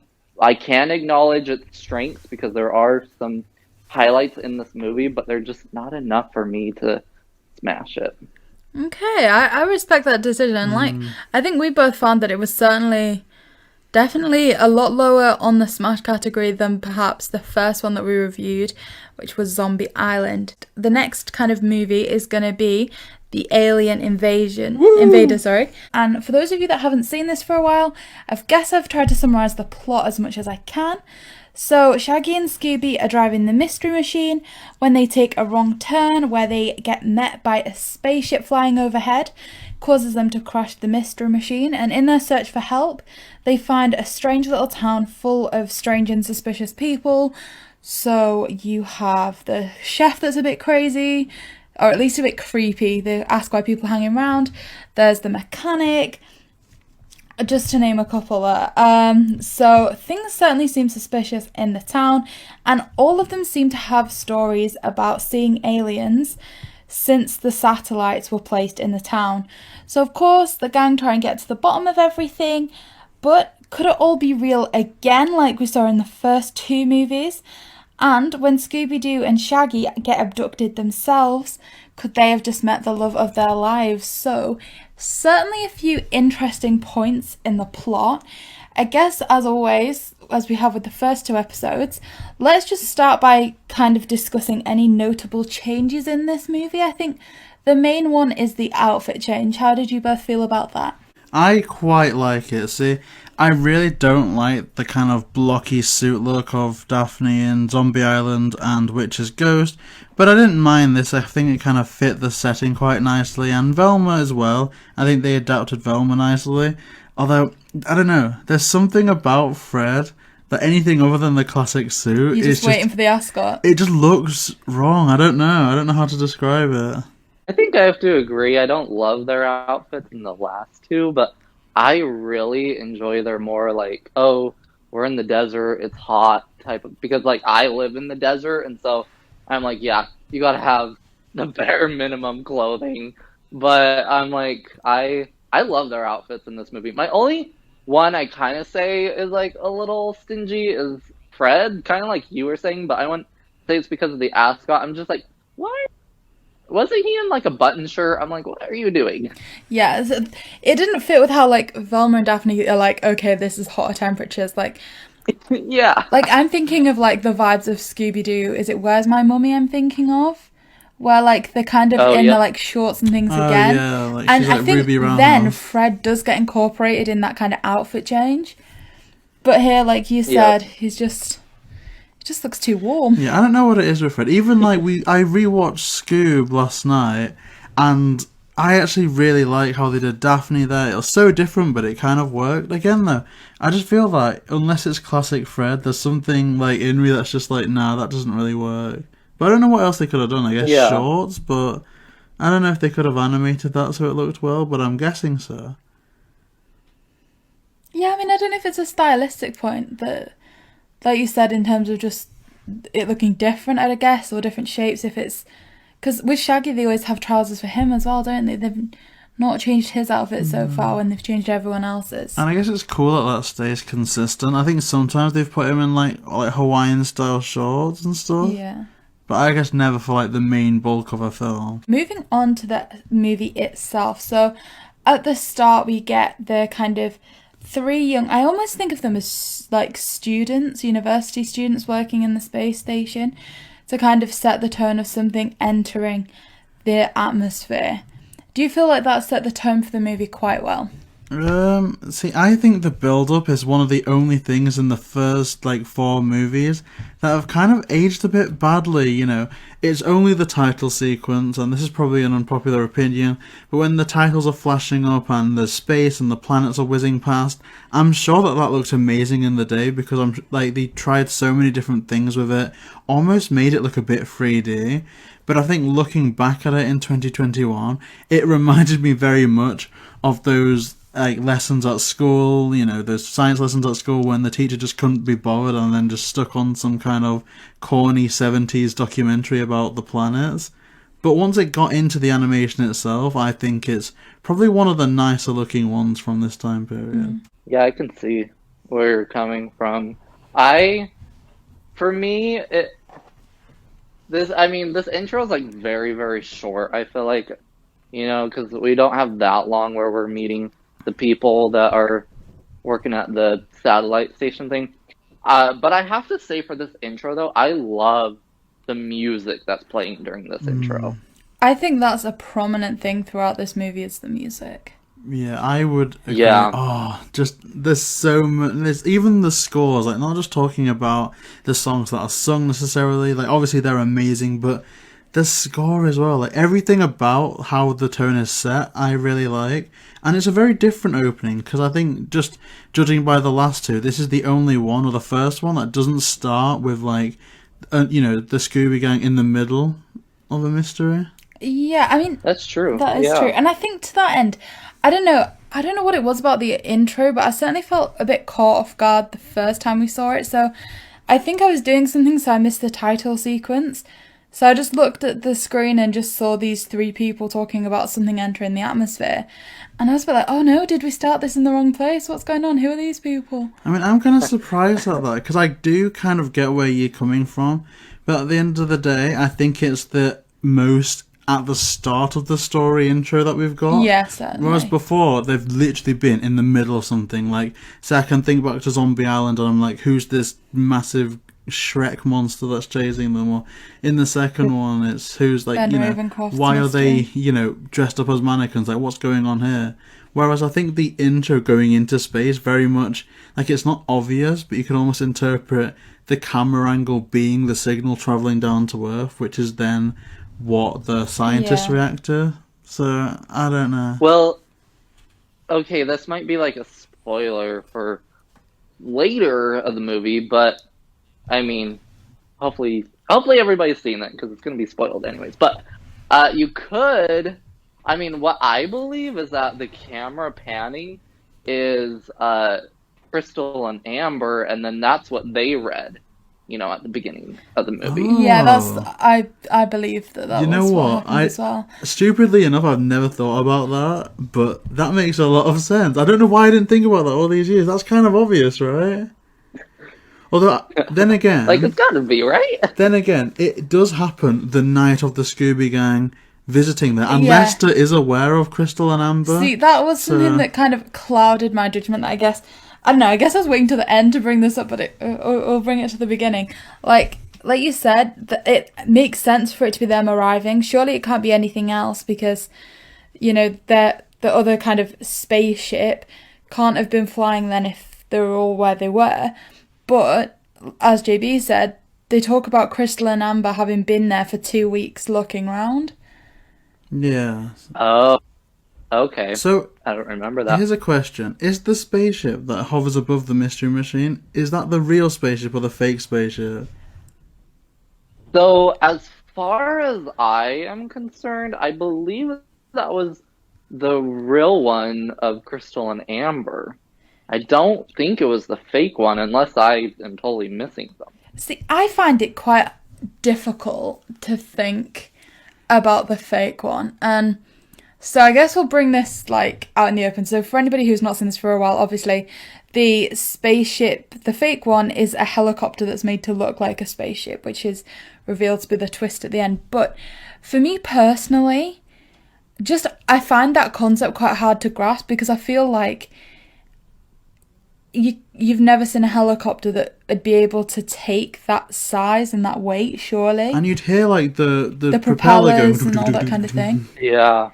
So for it to be able to lift Shaggy and Scooby up without waking them up, and to be the size that it can just lift two loungers up really comfortably, and there's still to be a lot of space, I find that quite hard to maybe accept in terms of plot, but at the same time, I get what they were creating with that. And with the laws of aerodynamics, I don't even know if that could take off and land effectively either. I'm sure it could, but that's gonna take some damage without proper landing gear. Yeah, and I mean, if there's only the three of them, you'd think that there wouldn't be a proper pilot qualified to be able to keep it steady enough to lift two loungers up without them waking up. And imagine though if they just tipped off, if they've ever just tipped anyone off in the process of doing that by accident. I mean, surely they'd wake up midair, and if I was them, I'd have happily jumped off that as opposed to have been abducted. So Then again, though, I'm sure if that did happen, that would still further the fake aliens' agenda of scaring people. But Yeah. still, I mean, I don't know. But it is definitely a weird one. And here's my thing. Now, obviously, Millie, I don't want to kind of like out your opinions on this movie, but I kind of feel that the point of these kind of old, especially these nostalgic Scooby Doo ones, is that they were meant to bring and breathe new life into the series. So that's what Zombie Island did, and what the series continue to do. I'm almost thinking that this is the first movie, and maybe even the only movie, that won't appeal to everyone, or that not everyone would have bought into, because it's a Scooby movie, yes, but it's also very heavily sci-fi. Like, all you need to do is look at the cover, and you would imagine a lot of people that don't like alien movies or don't like science fiction to just go, oh, this one isn't for me. And I kind of feel like that was certainly in my this fear regard. going into it, I will admit. Because you're very, like, science fiction-y. You love the thought of aliens and researching what UFOs have been seen in the sky in the last 10 years and all this kind of thing. Yeah, literally, if I'd aged the way that I would have done, like, I would be Lester growing up, because literally, I used to run back from, like, high school, go into the upstairs computer and just Google, like, alien UFO sightings, real footage. You honestly have the belief that there was an abduction or some kind of alien experience that happened in the window opposite your bedroom. There was. I saw aliens ages ago. There was a blue light. There were these duck things. And you're making fun of me on the podcast, but I did see something weird when I was a kid. I did. So I certainly think we're on, like, different ends of a spectrum going into this movie, I think it's fair to say. So it's understandable why you were, like, really excited for it, and I was a bit like, oh no. And I will admit, when I saw the green aliens, I was like, oh, please no. Please, these can't be real. Because it was just like, for me personally, it was like the Green Witch's ghost again. It was just like, no, this looks nothing like, no, this can't happen again, Do you just surely. have something against the colour green? No, but I was honestly just like, okay, if these... I can like this movie, providing these ones get unmasked. Because, I mean, this is a question that I had for Smash. In the past, we've talked about how there's a lot of people who aren't comfortable with the real ghosts in Scooby-Doo and how it should all be unmasking and that kind of thing, as opposed to some kind of supernatural explanation. Is there a group of people who are like, I don't agree with the alien element to Scooby-Doo? Or is it kind of just one movie that's kind of gone under the radar if people didn't agree with it? Okay, so first I want to say, kind of backtrack to what you guys were saying, like, maybe, this one's kind of won't appeal to as many people type of thing. I will say, out of the original 4 movies, this one is the least talked about, but I've discovered that Witch's Ghost is the least seen out of these 4. And a big part of that is because this is no shade to anyone or anyone's religion, but there's a religion out there that, like, prohibits watching any sort of wizardry or witchcraft and stuff. And so there's a lot of people that haven't seen The Witch's Ghost because of their beliefs, which, totally fine, whatever. But I will say Alien Invaders is the least talked about. Anyway, so for your question, yeah, it's really interesting. Sci-fi is different than supernatural for people with Scooby-Doo. So they will accept, like, aliens and stuff more than ghosts and whatever. I don't know. I just feel like I must be in, like, a different... Like, obviously my opinion of this is actually going to change as we go through the movie itself, but certainly initial impressions and seeing the green aliens for the first time... I said no. I can't do this. They can't be real. I mean, as far as I'm this aware, needs to be an unmasking. The only time that they've canonized aliens in the Scooby universe was in Mystery Incorporated, right? There's that kind of species of talking dogs there. So I guess it's not unheard of. Yeah, they had this movie which gave us a different form of aliens than we were expecting, and then Mystery Incorporated has the Anunnaki, who are these alien forms that can't come to Earth without taking the form of some body, and so they take animals. So anyway, yeah, it's interesting. But it does surprise me though that the witch's ghost is the least seen, because I would have thought that with like some of the star power that they had behind, that it'd be successful. But you are completely right. Like obviously these movies weren't released in the movie theaters, but I know that some kind of, I guess some countries even like China like, kind of have banned so many films because of that element of it, to the point where say something like as kind of mild as Iron Man 3 had to very much jump through hoops to get it seen in like Chinese theaters. But so I can kind of see that, but at the same time I'd imagine that the existence of extraterrestrial life also maybe hinders religion a bit. I don't know if that's a thing. Big thing too is how these are promoted, because like the witch's ghost I feel like wasn't promoted back in the day as well, because there was so much executive getting their hands in that movie, and so like the people who were working on the movie weren't as proud of that one, and so they were kind of like, okay, get it out. And then with Alien Invaders and I mean Zombie Island, whatever, they had a lot more freedom with it, and so they were a bit more like, hey, let's promote our movie. And like Witch's Ghost had a CD soundtrack, Alien Invaders had a CD soundtrack, and then actually Alien Invaders is the first movie that had like a Happy Meal, but it was through Burger King, like a Burger King Happy Meal toy line go along with it. Oh wow.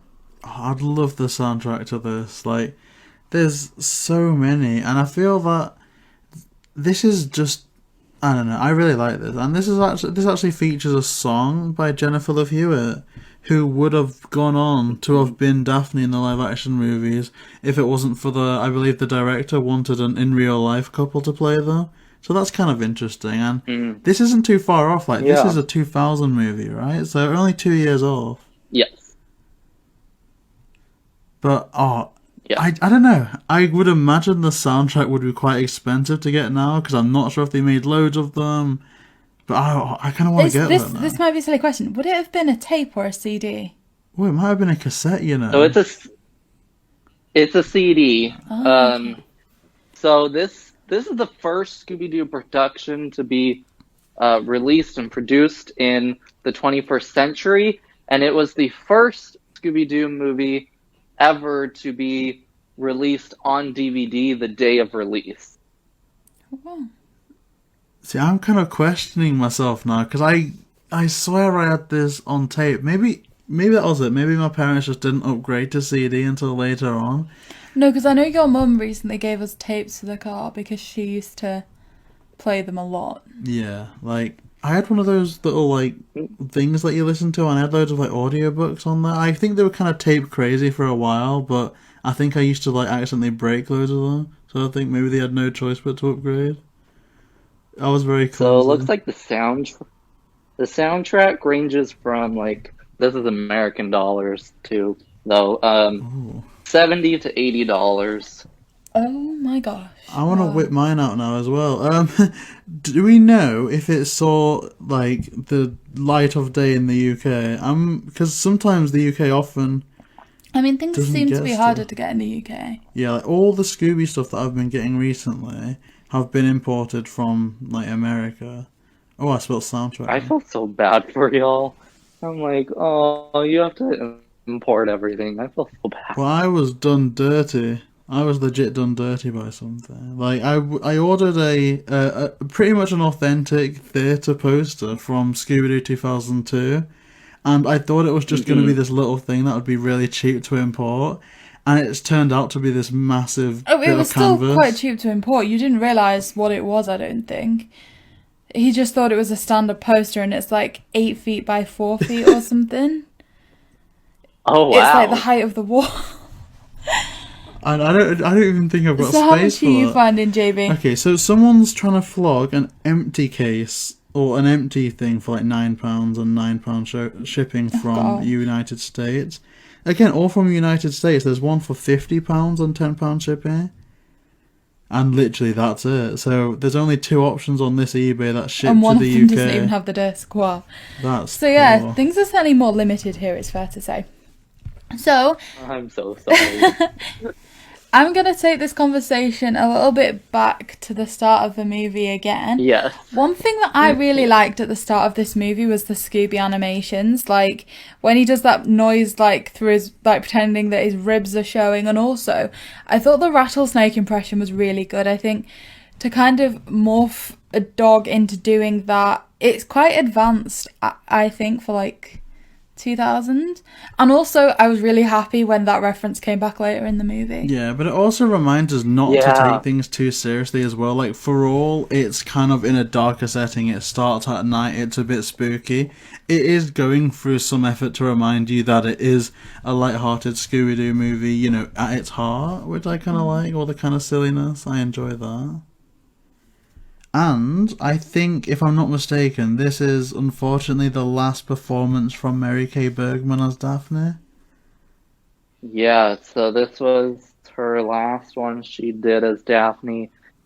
She died November, a year before the movie released, and so this movie was dedicated to her.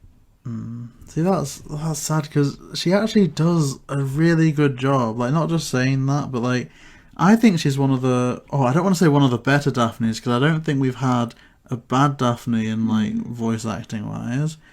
I just think collectively it works very well. I think ultimately, moving forward, there's a few times when there's a voice that might not fit as nicely in. Like, this is just a really nice level. Like, I don't know what it is, but I think moving forward, for example, I know there's one actress who I can't remember, and it's the voice of Velma.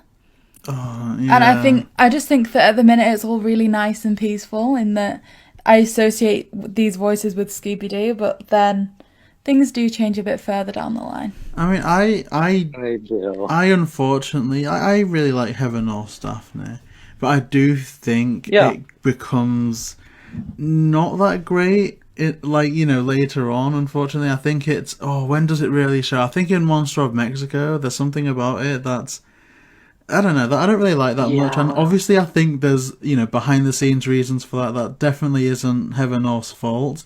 But I don't feel like, even though obviously, you know, Mary Kay Bergman is probably going through some like serious things, maybe at the time of recording or around recording, but I think it doesn't show at all because this is definitely a top performance from there. Mm-hmm. I like Yeah, I love Mary Kay Bergman as Daphne. I'm kind of sad we only got 3 performances out of her as Daphne. But when we do get to like Legend of the Vampire and Monster in Mexico with Heather North returning, I got stories for those. I got stories. Oh gosh, We have things to look forward to. Yeah, I'm excited about that because honestly, and this is no exaggeration, I could talk about these movies with smASH for hours and hours and hours. In total, you will be doing. You know what? That would be great. I could relive all these amazing moments. So I did have a bit of a weird prediction at the start of this movie, I will admit. You know when we first see the jackalope? Is it pronounced jackalope? Yeah, I don't know what it is. It's like a reindeer thought, rabbit. and it runs behind this metal fence. I honestly thought that one of the covering things was going to be like some almost like genetic mutation place, and that this animal had just been crafted.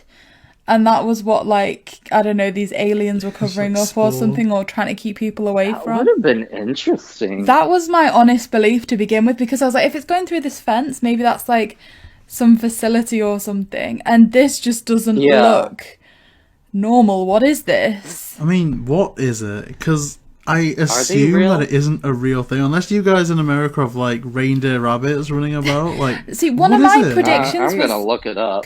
One of my predictions was, could it have like come from the different planet with like, say, crystalline amber, and that's why they were trying to hunt it down because they knew they needed to take it back or something. But they don't take it back. No, but they try to find it.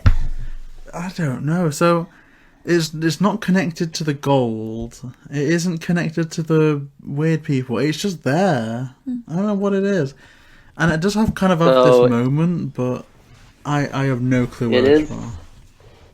It is fake. It is a folklore animal that we have here in America. That's a jackrabbit mixed with, the horns and whatever. So it's fake. I don't really know why they threw it in there, but I mean, it is out of nowhere. It almost reminds me of how, like, later Scooby Doo movies handle supernatural things. Like, there'll be a relatively normal plot going along with something that pops up at the end, like, to make you think, oh, so maybe it was all real. Except this is there yep. for, like, no reason. It's just chilling. But Just to kind of like pull the plot forward for that 1 minute. I mean, I guess it Yeah. does its job because it's a reason for them to revisit. It's a reason for Crystal and Amber to say, "Okay, yeah, can you take us back to this place?" It's also what triggers them to get scared enough to kind of run to the town in the first place. And then when they do is obviously when they bump into the aliens. Now, when we first see the shadow of them, there's one thing I quite like about this movie is often you see a silhouette before you see anything else. And I think the silhouettes are always quite creepy. And then when the light comes on, I'm a bit like, oh, okay. Especially with the aliens, I will admit, I don't know why. What did you two initially think when you saw the aliens? Did you think that it was going to be an unmasking? Did you find them scary? Do you remember? I don't know, this is going back years ago. I think I just assumed that it was going to be real. I'm pretty sure. But I wasn't surprised. In fact, I never really gave much thought to the aliens at, like, the end of it, surprisingly enough. I was more thinking about those MP people, because for some reason, they're the things that really scared me in this movie. Yeah, okay, I can see that. Yeah, I'm kind of with you. Like, these aliens really didn't scare me. I'm trying to remember the first time I watched it. I remember getting the movie because I got it on VHS for my birthday one year, years ago. But the aliens have never really scared me. But I'm trying to think, did I don't know. I kind of think I expected them to be fake. But yeah. Yeah. I think it all depends on when you saw this. So, like, obviously, Millie, you probably expected them to be fake potentially because, you know that there's a thing nowadays where they're going to be fake and it was a novelty, I guess. I don't know. I mean, I guess if you've watched these movies in order, they're all real. There's some element of realism to all of them. But also there is some level of, it's not what you expect it to be. And I think it was quite obvious they want you to think these are aliens, and they're probably not going to be. I get that. See, I just can't think where my mind would have been at with this. Because, again, even the marketing, it looks pretty straightforward. The Scooby Gang are quite scared. There's the alien there and the kind of abduction ray. So it all seems pretty much just like, here's the Scooby Doo movie, but featuring aliens. And I guess on that, though, I respect this as well, because it goes back to the Zombie Island thing where it throws you off a bit, in that you can't really see Crystal and Amber anywhere on the poster, not even in human form, and I like that, because it is just a surprise. Are they not on the back? I don't believe they are. I can see... Oh gosh, maybe, I don't know. I can't really see. Well, because I know they're not on the front cover, but are they on the back cover of the DVD? The DVD cover's below the 3 DVDs and the TV. Oh, okay. So, we shall take a gander. Their car is... They're at the back of the slipcase. Oh, yeah, so even this one. They're in the car at the back there. Oh, okay. Huh. So that's kind of cool, but... Was this... Oh, see, I wish that we could do this in video form. Because I have no idea what editions of Scooby DVDs they did. Like, say, obviously I don't think the DVD that I'm holding right now is the exact same, cover or issue or maybe even text that was released back in the day. It lines up with the... Well, other than the writing, it lines up with the official one that you've used for the thumbnail. So, I've actually got no clue. So, we pretty much after what we were just talking about, we meet Lester, which was quite a strange character. And again, it was something new for Scooby Doo in that they'd kind of... You get a lot of kidnappings in Scooby Doo, but it's very rare that you get an instance where they've returned to tell the tale kind of thing. So I think that was a new element that they worked on. I think so. And I love their little moment when they're talking to Lester. They kind of, I don't know if it's like supposed to be scary or it's like, ooh, kids can't hear this type of thing. But you know when they go outside the window and you can't hear them talking and you just see Lester's actions and the gang are like, oh, you know.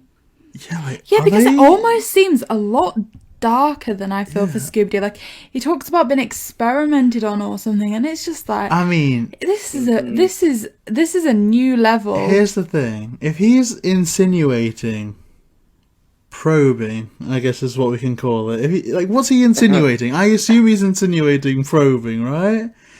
But yeah, me too. That means that there's these three adult humans have abducted this elderly gentleman in weird green foam outfit, and they've decided to mess around in those, like, what's the goal? I know that they're trying to scare people, but there's a fine line between take us to your leader and full-on violation. Like, I don't know, like, I feel like maybe this guy is maybe been a bit more dramatic than it was. Yeah, me too. I think they're quite proud to be able to tell a tale and perhaps adding a few extra details. I mean, I wouldn't wear it with a pride of honour, I'll be honest. I'd make something else up, oh, they took me to the leader, but I kind of won her over a bit, I'm pretty much the lord of an alien race, as opposed to, they did unspeakable things to me. Yeah, I mean, okay, the one thing that I really liked, in terms of Lester, when we get taken back to the house and things, the paintings were really, one of them, JB and I both said, it had a Van Gogh Starry Night feel to it. He's actually a good painter. In the I would buy those artworks. Yeah, they were good. Legit. Oh. Okay, but I love that whole joke. He's like, of the I pictures. got pictures. And then they get there and it's paintings, and then at the end he's telling the officers, I got pictures. I just love it because everyone believes him, and it was just the best karma in the world for the last thing we see is I guess the villain's getting so excited about Lester's pictures, famous. Even though we know full well that it's just nothing. Yeah, that was funny. But I think I'm just patronising the 2000s now, because would people have instantly assumed digital pictures back then? I'm guessing so, because I've got loads of old baby photos from 1998 and stuff. So I assume cameras were very commonplace, but I don't know if that's the first thing that someone of that generation back then would have been thinking about in terms of pictures. He's about 70 odd in 2000s. I mean, I would like to remind you that you were born at this time. We're not talking 50 years ago. Yeah, but I know people that are 70 now that don't understand how to use the internet. So I'm sure there's people that were 70 then that wouldn't know how to use cameras. Yeah, true. So, I don't know. It's a bit of stereotyping, but I can kind of see Lester's confusion. Or, I understand. And they are in this secluded town, so I doubt they have as modern of technology as other cities. Yeah, and I guess that's why, skipping forward a little bit here, when Crystal shows the camera, she gets away with saying it's digital. Mm-hmm. When there's some strange things just flashing up. And she's like, oh, it's digital, it's fine. And yeah, I did not get that as a kid, there's another reference as well, when Shaggy first gets in the car, he's you've got loads of stuff and it's a gym bag full of alien technology. I never got those Easter eggs when I was first watching it. Even the digital camera, it's literally only been rewatching it this year that I've gone, oh my gosh, that's quite clearly alien stuff. Yeah. Yep.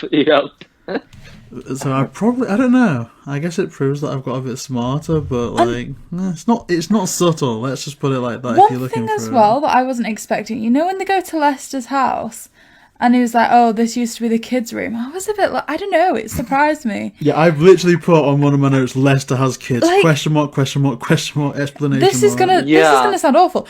We don't see him ever seem to be talking to a woman. There doesn't appear to be a woman living at his house. He doesn't have children that come and see him at all during this. So it's kind of like, what children? I mean, Lester could have adopted. I don't know. You could have. No, but I don't know. I just didn't think they came across as like when you see them, you don't think, oh, they're a dad. Yeah. I don't know. Maybe if they come out with a sequel, we'll get like Lester's kids. I don't know.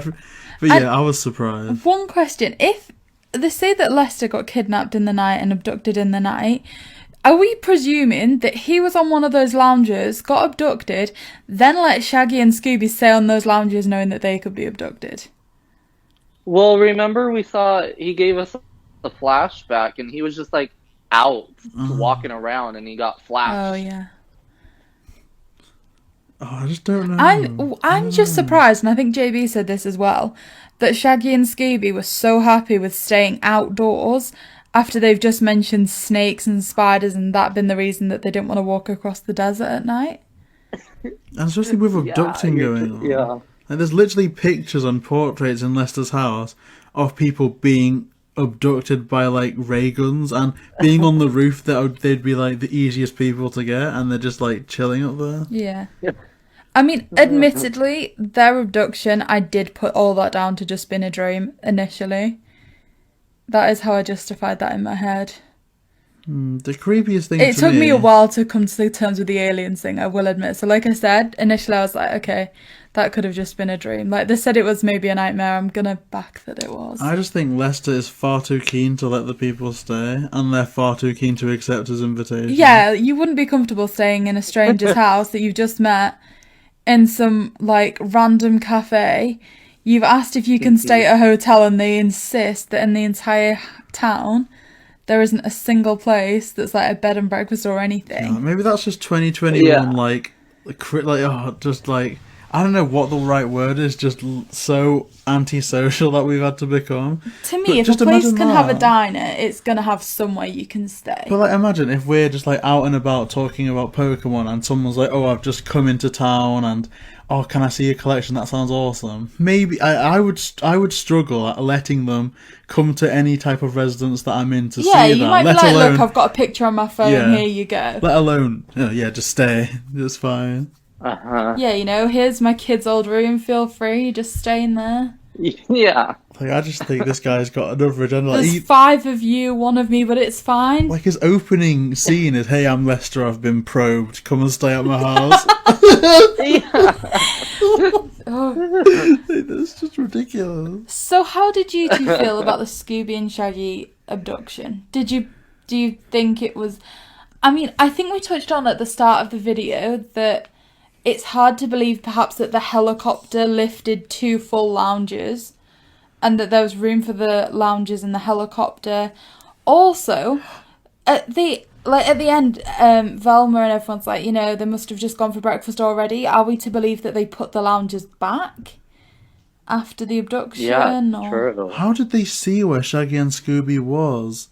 Because unless that is some type of magic disc that's transparent to look down, but not to look up, or they have like high-tech cameras, they would not be able to see, right? To aim. Because if it's just a helicopter with a dish at the bottom, where is their view of Shaggy and Scooby coming from?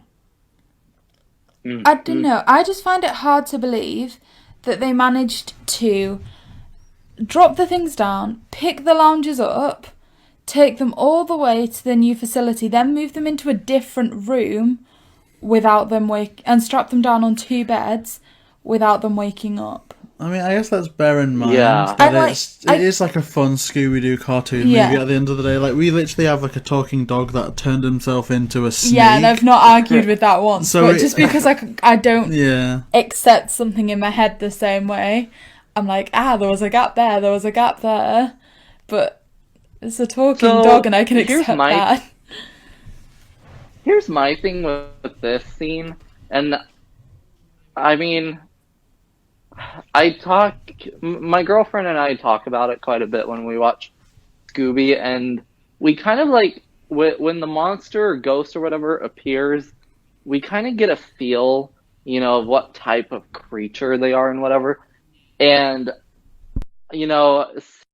I don't know how to explain this, but like, when the aliens started talking English, I was like, you just dropped so many levels, and now I just don't even care about you. I liked when you were like, blah, blah, blah, blah. I was like, great, you're talking alien. But once you started talking English, you ruined yourself. Yeah. I mean, I think even used to that even back then, to be honest, just from like Doctor Who, like he basically has on that show a perception filter, so like something to do with like the ship he's in translates things. So I was very much used to that. I don't know how I rationalize it with myself, but I do agree that like, and I'm not saying that I would have wanted like long alien dialogue in subtitles, but you are right. There definitely was a lot more to them when they were just speaking in riddles. And you have to think, did these people make their own language whilst they were aliens, or did they just know what they meant when they were just talking nonsense? True. I mean, my rule for villains and things is, and I mentioned this in the last one, if Shaggy and Scooby can laugh in the face of a villain, it's not scary. And like, there was the big turkey that they laughed at, and Shaggy was like, Ivan, I'm not scared of that, in the last one.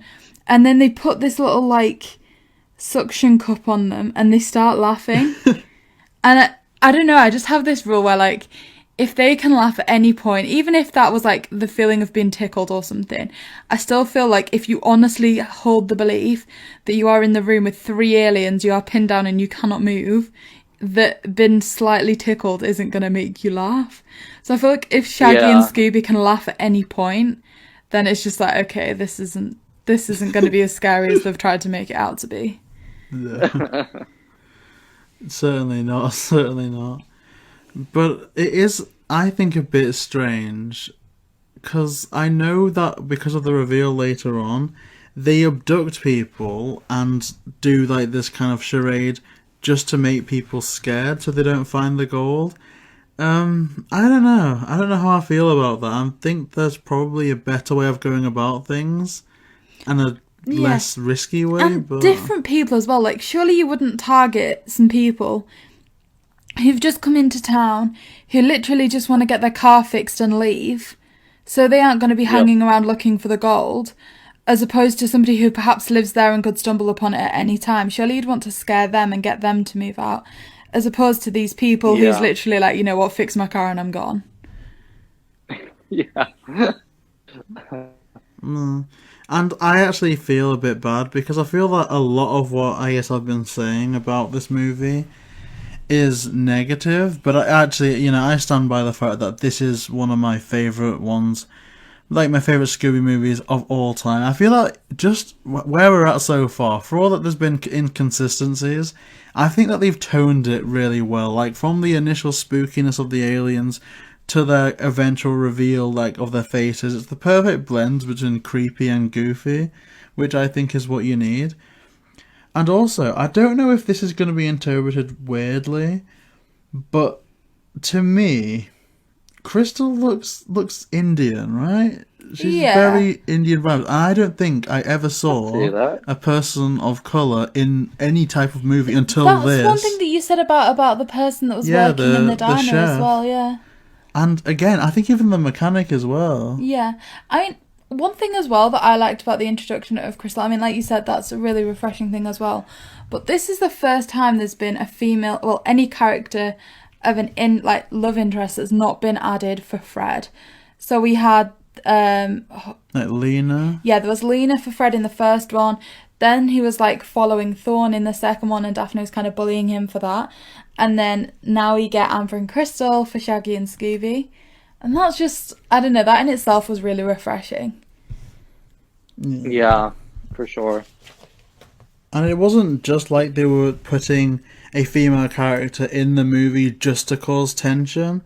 they furthered the plot, and what I like about this is that quite often I think what they do is that they often have Shaggy and Scooby off on their own subplot that might go somewhere, might go nowhere. Here it actually furthers the story. We just don't really realise it until later on. Yeah. Which again I really enjoy. Mm-hmm. And it shows a more not human. It shows a more developed side to Shaggy that you don't see explored hardly ever. Like, for example, when he goes to the restroom and like comes out with his hairbrush and his shirt tucked in and stuff, you never see a change in Shaggy's outfit, barely ever. No. So just a little change like that, it seems to be quite impactful. I agree. And literally, even in like Curse of the Lake Monster, when he tries it just his hair doesn't go anything other than scruffy. So it's kind of interesting to see a different take here. So while we were talking about kind of the Shaggy and Amber and Crystal and Scooby vibe, one thing that I know you said you really like about this movie was the groovy love montage. Yes. Mm-hmm. Like, I think, I think that is probably one of the best scenes in Scooby history. Just, I mean, I think the transition from Shaggy just staring at like the waitress walking away, that's kind of awkward. I'm not really liking how it like started like that and then they morphed into Crystal. That's a bit dodgy. But that sequence is just fantastic. Like everything from just the singing, the beat, to the references to the original TV show. Do you know what? Just like you said, the lyrics and the animation, like one part that I really like was when he was talking about how like he'd be out solving mysteries for the day but make sure it's finished by 6, and you just get like mystering on the like porch with Shaggy walking away and one of the ghosts looking really confused. I don't know, I like every element of what they did there. I might be the only one that thought this, but you know when he was like, oh, I'll even help her with her shopping, and he's carrying a chest on the bottom of the boxes, I was like, oh my gosh, it's like the 13th ghost chest. I don't know why I thought that. Oh. I don't know why I thought that, but as soon as I saw the chest, I was like, that reminds me of Scooby Doo and the 13 Ghosts. The demons. It's a bit of a strange thought, but it just kind of, like, connected a bit. I managed to find that entire song, I think, sang in German, like voiced over in German on YouTube. And it even sounds good in German. Wow. I don't know why I found it, but I think a few years ago I just stumbled upon it, and I have no regrets. Another thing that I really like is, you know, when Scooby in the song's kind of like, you know, don't forget Scooby Doo.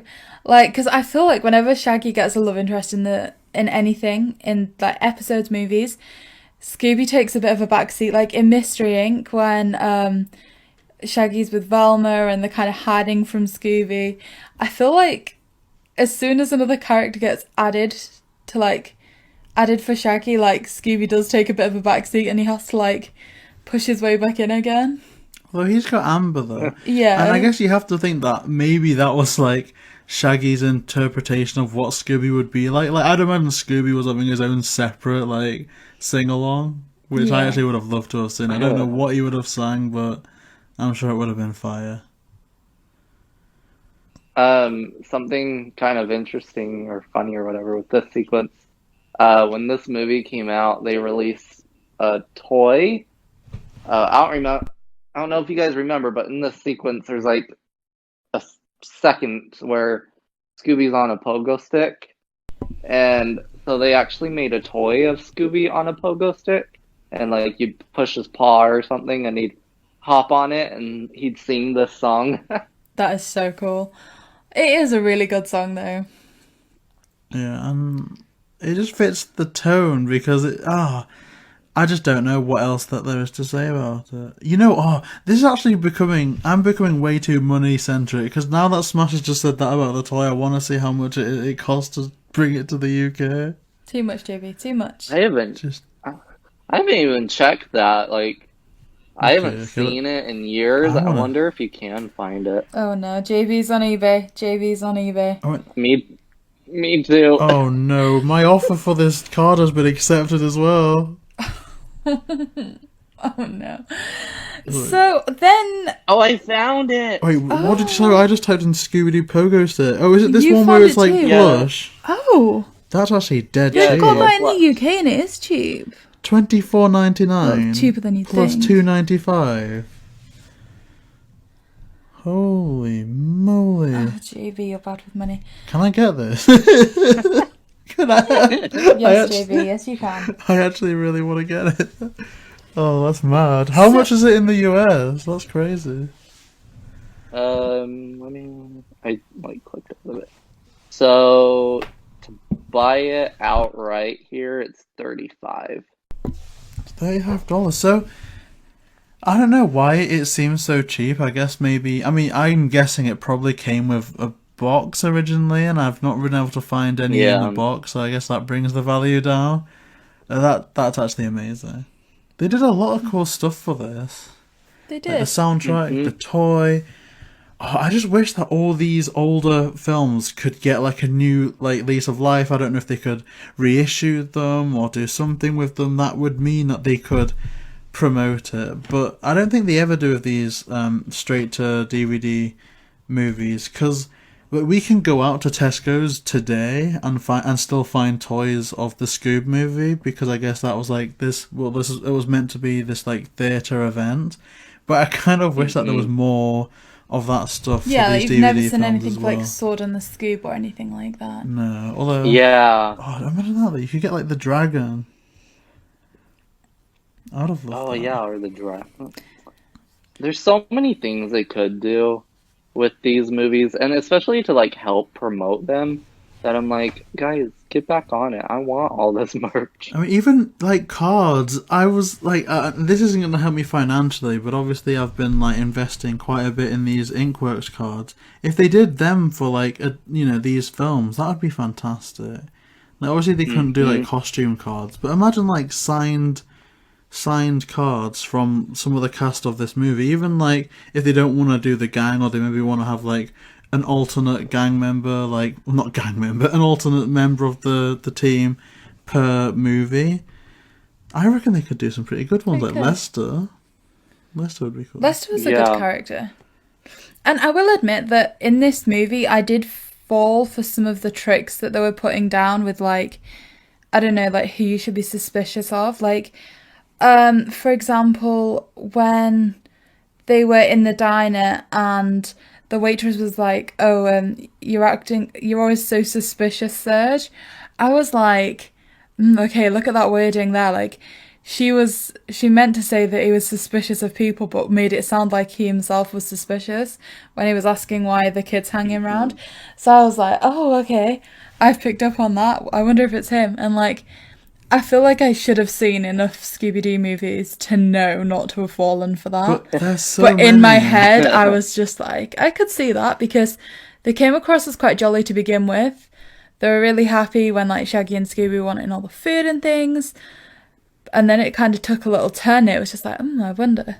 But there's a few people that you can be suspicious of. Like this, like even, again, Lester's just being a creep in some of these scenes. Like when Scooby and Shaggy finish the Groovy montage and they're like, oh yeah, we forgot, we were abducted. And Lester just leans in and he's like, did they experiment on you? And it's like, why? Why do you want to hear about this? Yeah, Lester is a little bit strange. He's a bit full on. I feel like he's spent a lot of time on his own, and so he was very happy when the aliens abducted him, because he wasn't on his own for a little bit, and that's why he's kind of developed this obsession. I kind of thought you were going to insinuate something else though. No. Oh my gosh. I feel like maybe he's just lonely, and that's why, like, as soon as they need somewhere to stay, he's like, come here. And why he's almost so obsessed with the aliens. I think maybe he's lonely and he had somebody when he was abducted. Obviously not like what he was insinuating, but how cute would it have been if the aliens were just revealed to be like his children just trying to entertain him? I mean, it'd be way too full on, but like, it's a bit much. That would be a bit cute, because there's bunk beds, so there's definitely more than like one of them. If they just had two aliens, that would have been kind of cute. Okay, my thing is, I mean, not that I like fully believe this, but You know, he's portrayed as like this crazy man of the town. I'm like, what if he made up his kids and he just has this room for these kids that don't exist? I mean, it certainly looks like a room for young children. Like, there was no development, Yeah, that they got older before they moved out.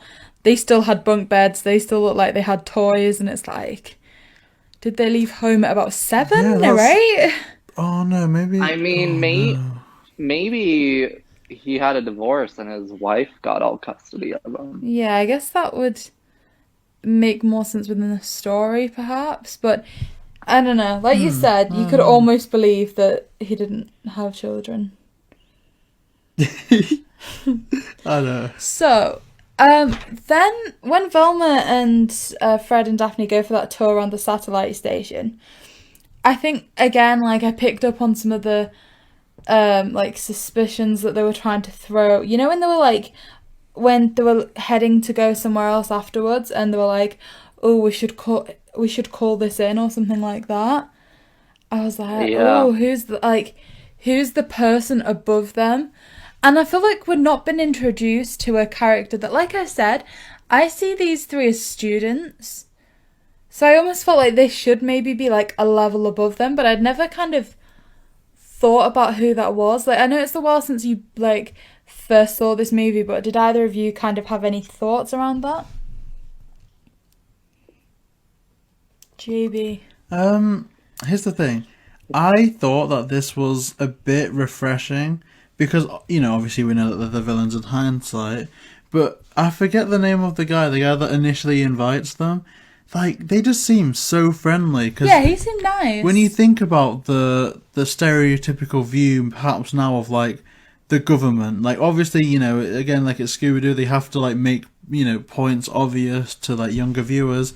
So these self satellites, search for alien life forms. I don't think the government would ever make something so obvious. Like they wouldn't like pay. I guess I don't know how it works over there, but I don't think they would use taxpayers' dollar to make these massive satellites looking for aliens and just market it that way. But they are being very, front about everything, as it seems. They're not being this stereotypical shady government agency that's like, oh, I'm sorry, that's classified, or you can't see this because you need to be like you have to have restriction access level 5. They're like, oh yeah, Yeah. come along, we'll give you a tour, it'll be fun. And I like that. Who I see being above them is honestly, I think in hindsight it was the MPs they meant. I think that that's what But I took it as. But they, to me, they don't seem together. affiliated with them at Yeah. all. It's like they're just, say, in like an office thing, they're like corporate workers, whereas these are kind of like everyday, in the workplace type Yeah. deal. So I don't know what I was expecting. I really don't. Well, I love that. I believe his name is Bill that invited them over to the station. Um, but I love that, like, he's so like, oh, thanks for the help. You should come look at the station. And then even once it's revealed, that he was in on it and everything, he's still kind of like, yeah, look at what we're doing. Like, I feel like he's such like the puppy dog of that three group. He's just like, I'm here, just helping them out. Yeah, I feel like the other two are the main ones. Like even at the end they were like, Hmm. think about how much we'll get if we catch them. And he's just stood there like, yeah, See, that surprises me it's because all I good. don't know the name of the other two, especially the guy. But to me, Bill, if that's his name, Steve. yeah, if Bill, like Bill the nice one, to me he was the main character of that group from the start. I think they're the one that spoke the most. They spoke with the Scooby Gang before any of the others, and then after the reveal, it seemed like Steve then became this almost Ben Ravencroft like villain. Like he's the one that Yeah. Velma calls Yeah. out, and out of nowhere he's like, "Oh yes, it was me all along. I'm this great mastermind." Yeah. Like what? It's kind of like, how does she know his name? I'm sure we don't Like, know his name. who are you? What's going on? Like I just it seemed weird that they made that shift. I'm wondering, like, maybe they had a name badge or something, or we didn't see them get introduced to the other two. Once the scene cuts, they're already talking and whatever.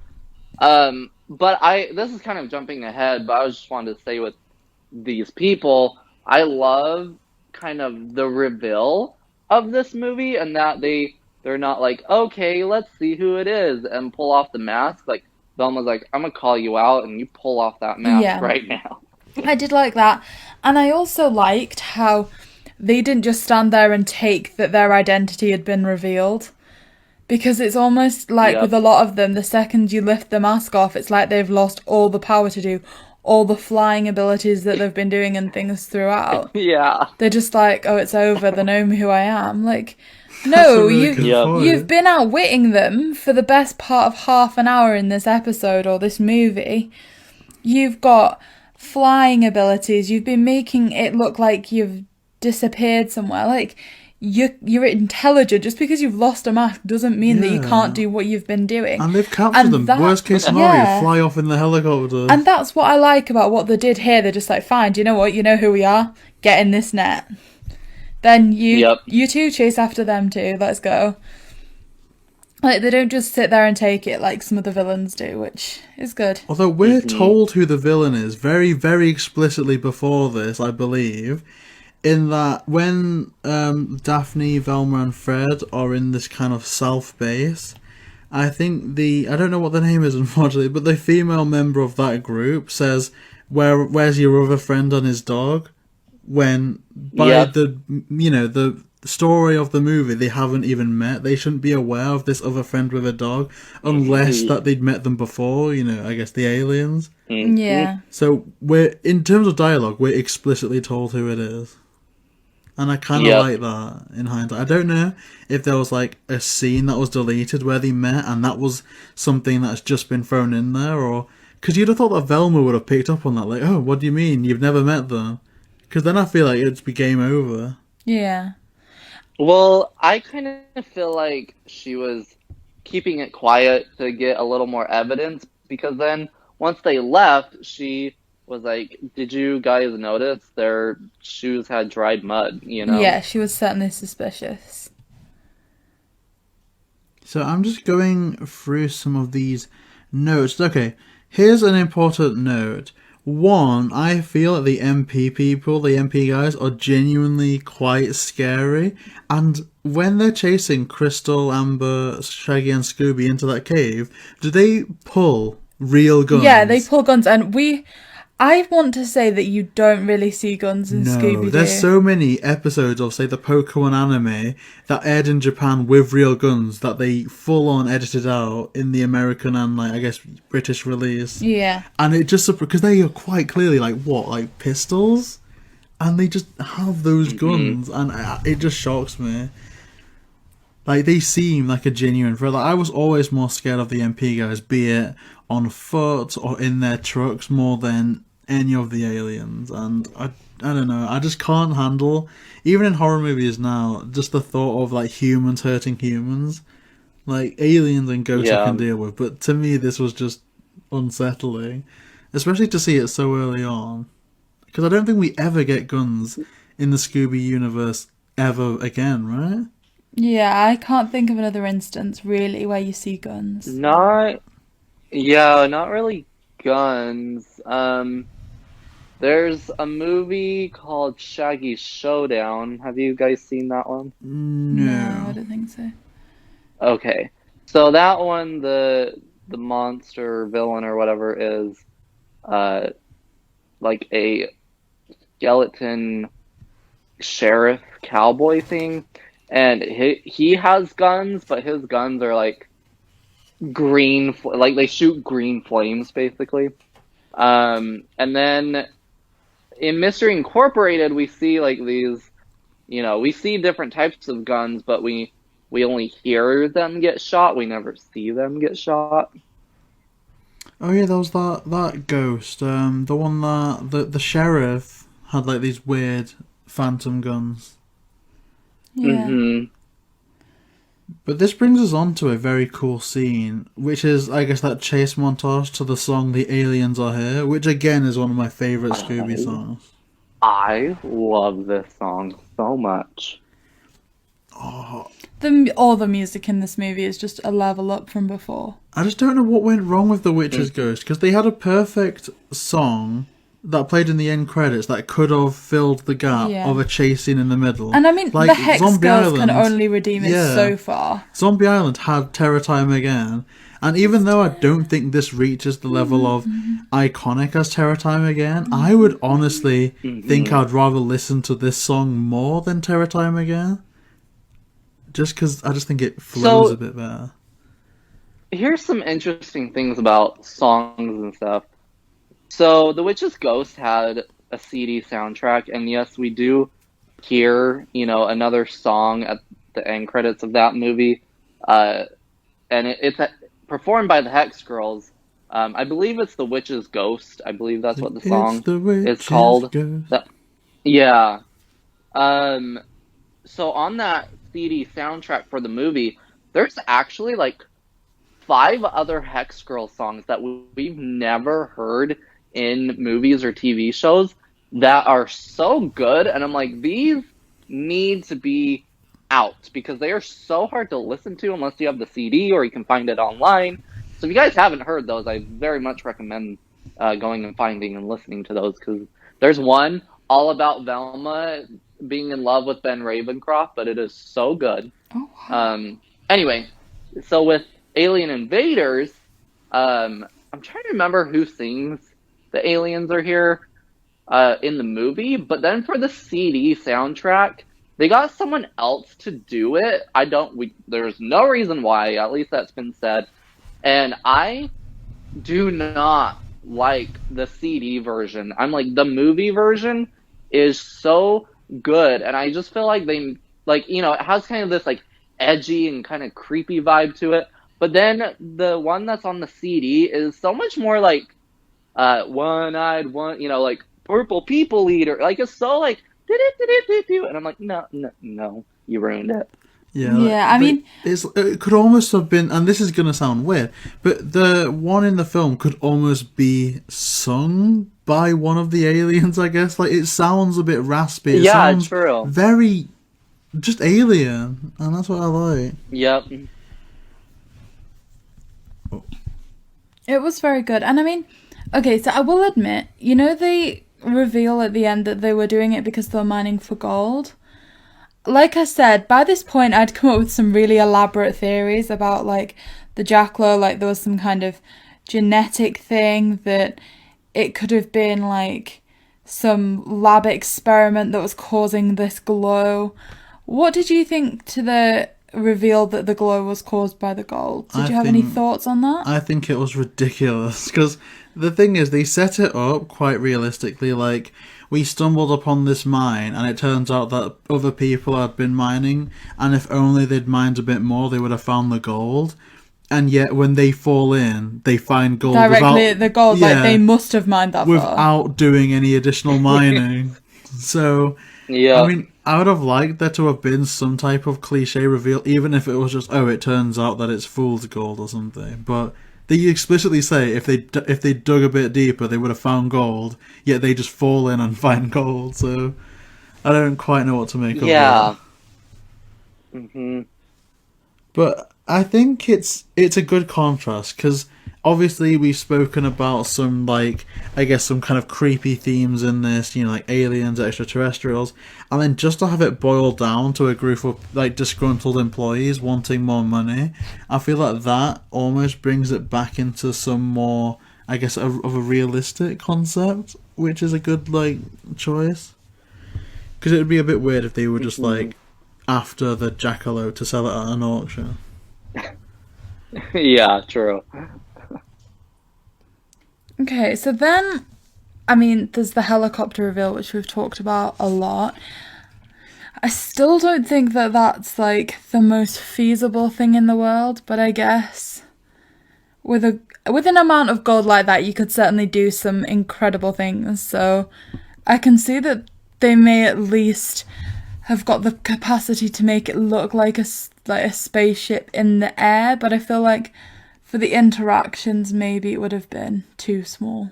How does one use gold as currency? Do they just sell the gold? The gold. It sells by weight, I think.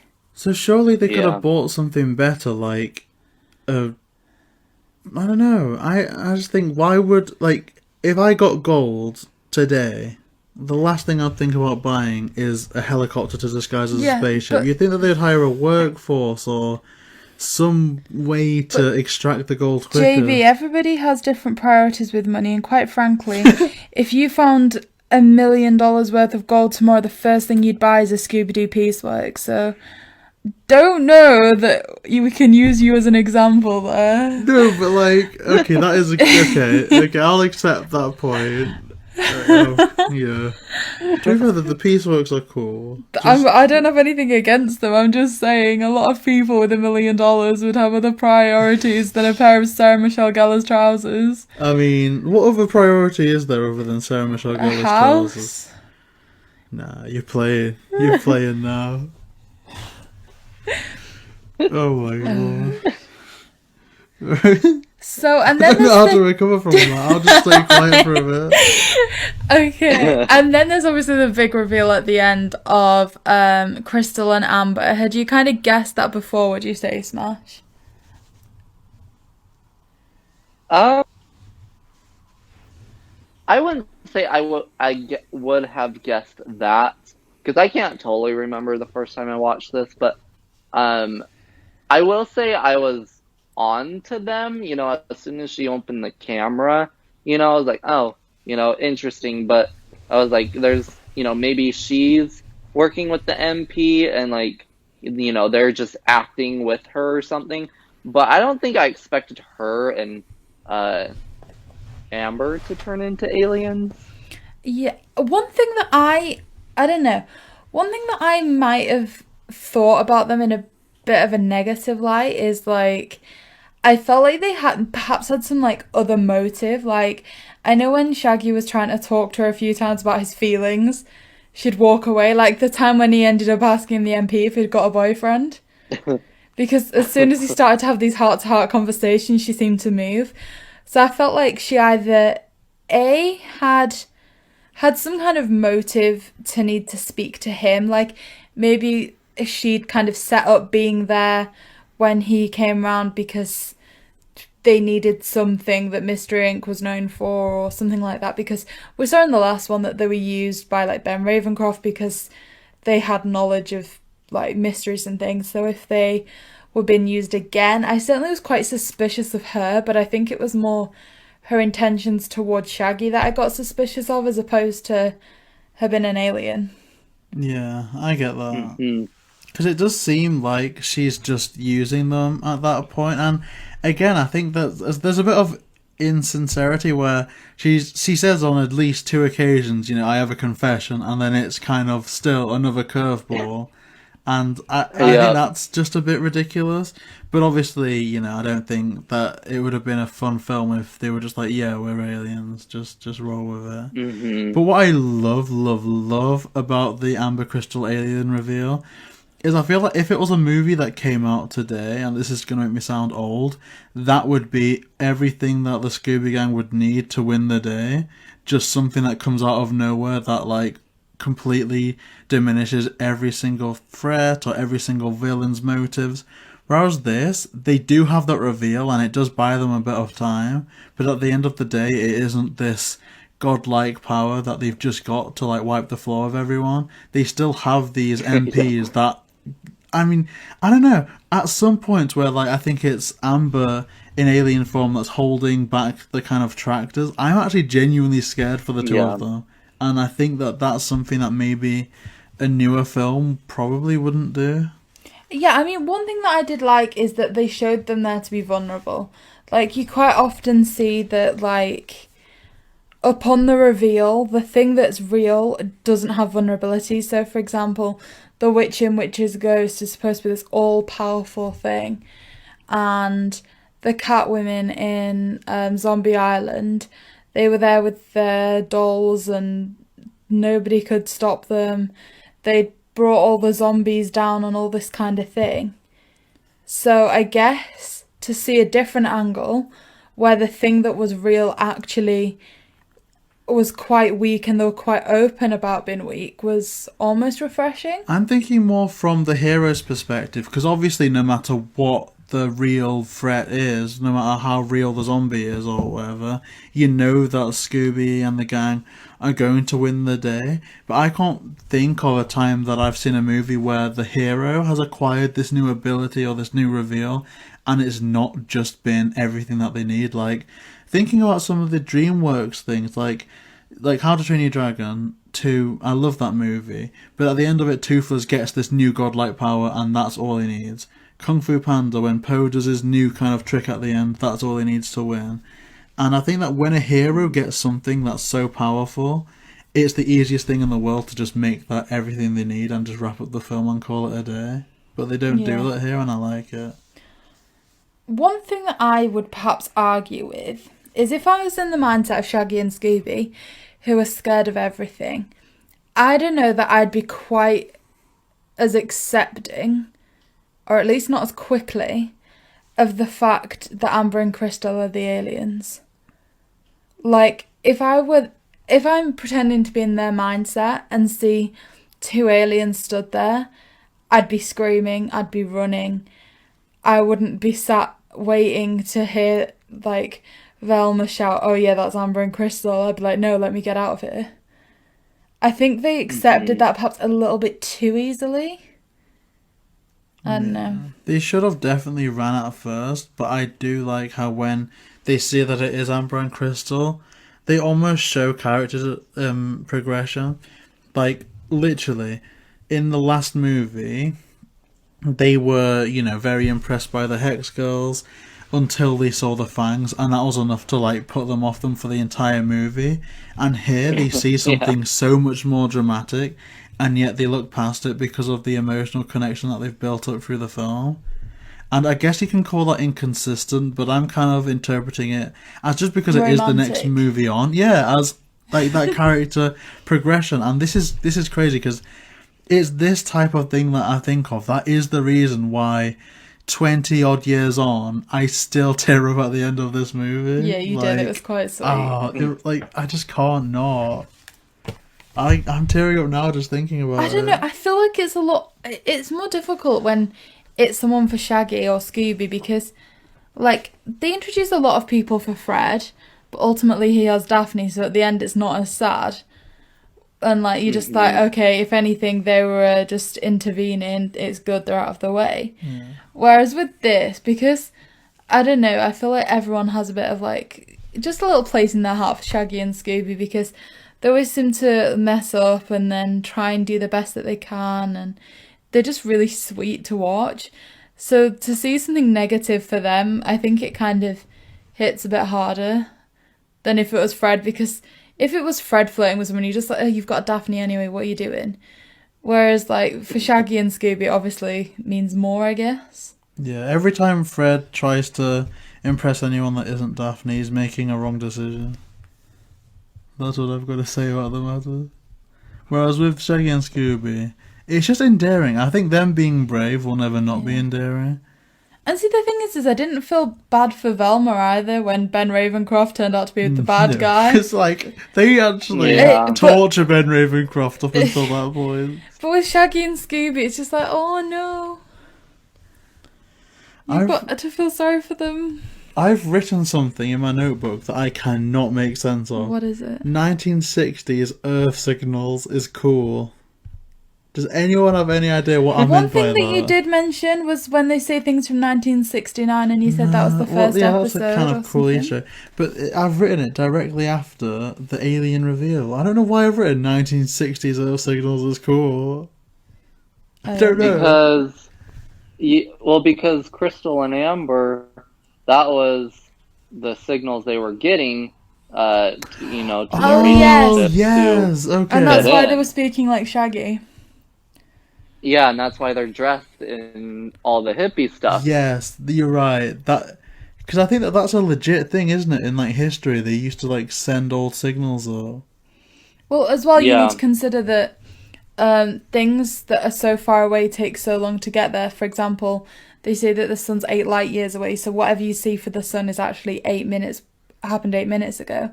So if you're a sufficient distance away, obviously they're probably not like 50 years away, but there's some kind of time lapse. I mean, say if it's 2025 or 2030 and we sent some space signal up in like 2020 or 2021, I wonder what the aliens would come down doing. Like TikToking? I don't know what... Memeing? I don't know what they'd be doing. It's just kind of interesting that their caricatures of 1960s is just like, hey man, that's groovy. I dread to think what they would do now. I mean, they'd probably come wearing like a mask or something. Yeah, or like twerking or something. Because of COVID. Yeah, right. That would actually be kind of cool. Imagine that. Oh, I want this sequel now. Just make it happen. They should make it happen. I feel like if... We've talked about sequels, of course. You know, there was one for Zombie Island. We looked at some possibilities for Witch's Ghost. I feel like... I know you said there, you know, looking at aliens from a different... Like, that saw a different time, but I think most people just want the return of Crystal and Amber for Shaggy and Scooby, I imagine. Agree. And...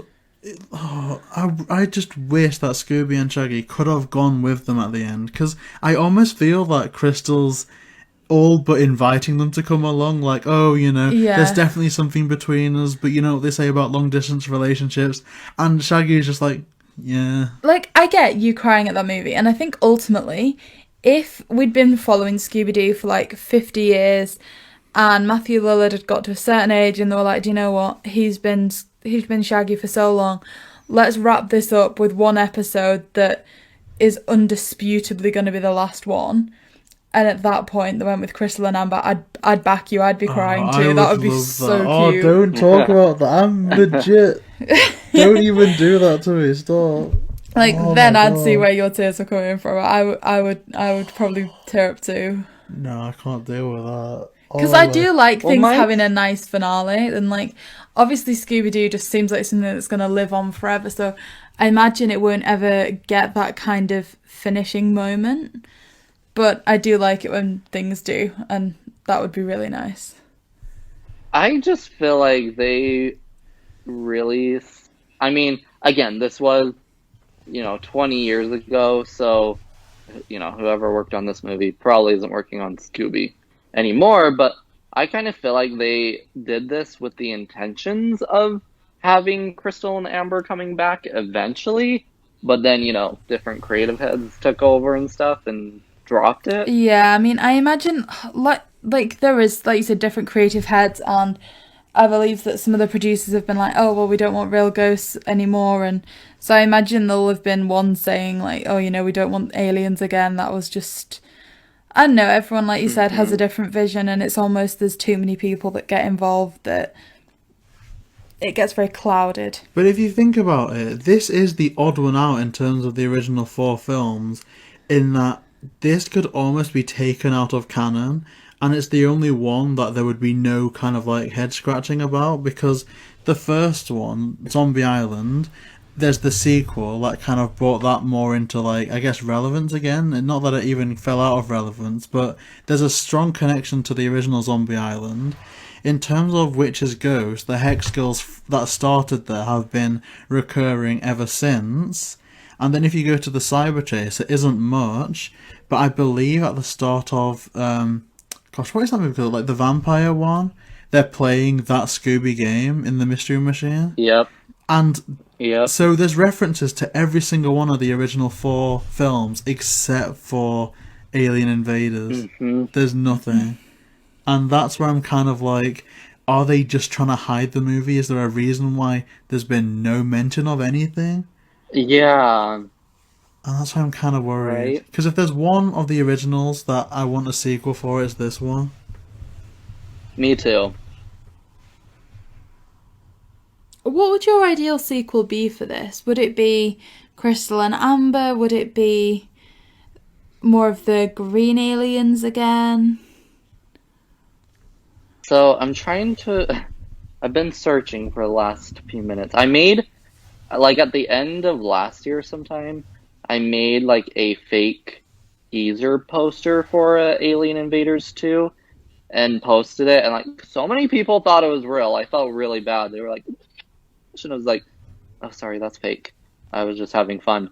I'm trying to find it to send you guys, but um, my thought would always be it doesn't have to be a direct sequel to Alien Invaders, but I really want. I mean, they've had another Alien movie since that was Moon Monster Madness, uh, and that one was fine. We'll get to it when we get to it.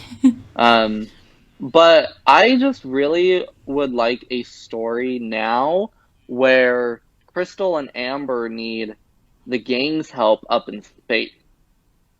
That would be good. Yeah, a bit like Thor or what is it? The Dundee movies. Like they've had them as the fish out of water. Now reverse it a bit. Is it bad that I'm already starting to plan, like, in my head what their outfits would be? Like, the purple spacesuit for Daphne, the orange one for Velma, the blue for Fred. I mean, could you imagine the tagline though? I don't think I'm ever gonna reach the kind of Out of this creative world. madness as like it's terror time again. But they could have like the aliens are here again or the aliens are back.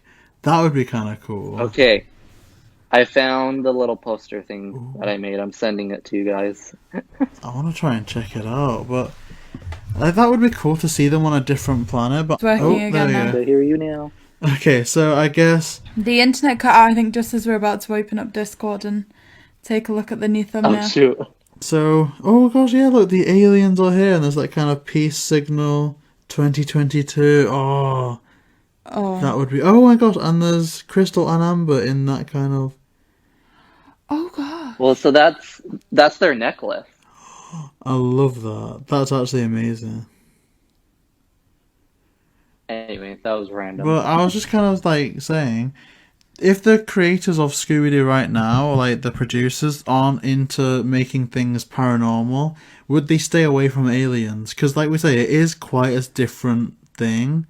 So, if people are okay with aliens and not ghosts, would the producers be okay legitimizing aliens but not ghosts as well? That's what I want to know too. I'm like, where does this no supernatural thing draw the line? Like, what's considered supernatural to them? What can they accept that is real or isn't? And so I also am like, what exactly would, I mean, I don't know. I'm like, I want an Alien Invaders 2, but I also don't want it yet. Yeah, because the only way that they could make a sequel and, have it like it's like realistic, like aliens don't exist, as I feel would be to reveal that Crystal and Amber weren't real aliens and they were just, like they say, secret agents of some description. That And left in the helicopter. everything was confidential. Yeah, like they left in the helicopter. They had to maintain deep cover. And then I kind of feel like that ruins all the emotional weight of the original ending. Whereas, obviously, we'll Yeah. get to Return to Zombie Island. And for all, I definitely don't think it lives up to its name. I don't think it ever disrespects Zombie Island. Like, if I don't like Return to Zombie Island, who cares? There's some people that do really, really like it, and that's awesome. The Return to Zombie Island doesn't take away or delete the original Zombie Island, but I kind of feel Yeah. like the only way to make it fit into that mold for an Alien Invaders sequel would be to directly kind of ruin things for the original, which I wouldn't like. Oh. Yeah, and like Crystal and Amber to me, at least Crystal. I don't know about Amber for Scooby, but they've always felt like, the OTP for Shaggy and Scooby. Yeah, like, because who else was there? From what I recall, Wasn't the one with the dog show where there was somebody that they both liked? I mean, Scooby often finds a dog to kind of like. So there was that Antonaki in Mystery Incorporated. Even back in the day in like Scooby Doo, I think it's Where Are You? There was that dog napper episode. Yep. So there's always been that. But in terms of Shaggy, I guess there's Velma sometimes. Though he had an ex-girlfriend in What's New Scooby Doo that was an actress, I think. Beyond that, And Am I crazy saying that I thought he met someone at a dog show? what's Shaggy? Yeah, either an ex-girlfriend at a dog show or something. He definitely met an ex-girlfriend. I don't know who he met at a dog show. Yeah, that was in What's New Scooby Doo. But one of the more recent kind of people, girls or whatever that people have been, uh, kind of putting Shaggy with lately.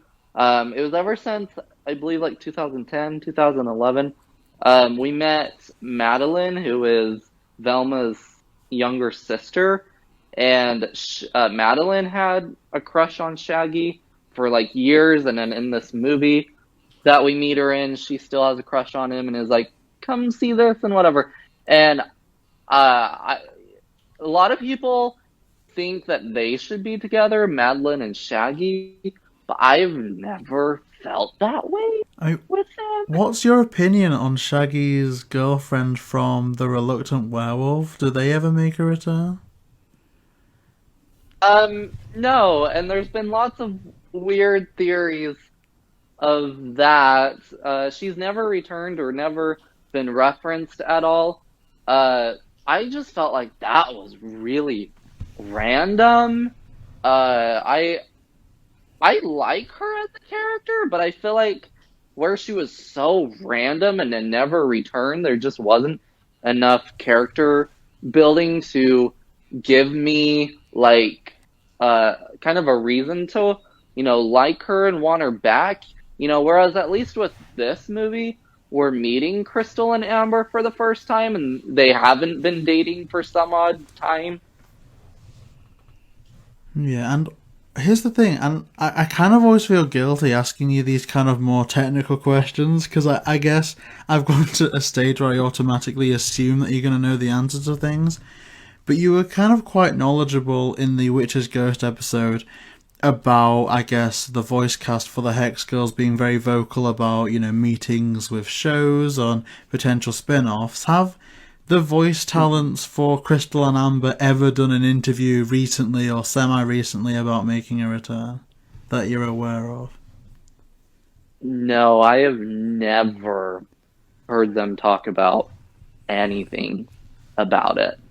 That's sad. I might need to look on IMDb, because it kind of shocks me, because I would imagine that they're quite popular, and the fact that, there's not been some point in time where, there's been, a group of people maybe tweeting at them or something, I don't even know if they're still around. Yeah, right? Mm-hmm. Okay, so that does it for my notes. JB, anything else that you want to say, ask? Simply just that Shaggy and Scooby getting over Crystal and Amber so soon is a huge missed opportunity. I definitely don't want them to end up really depressed and miserable, just hunched over, looking like life is meaningless in the Mystery Machine at the end of this.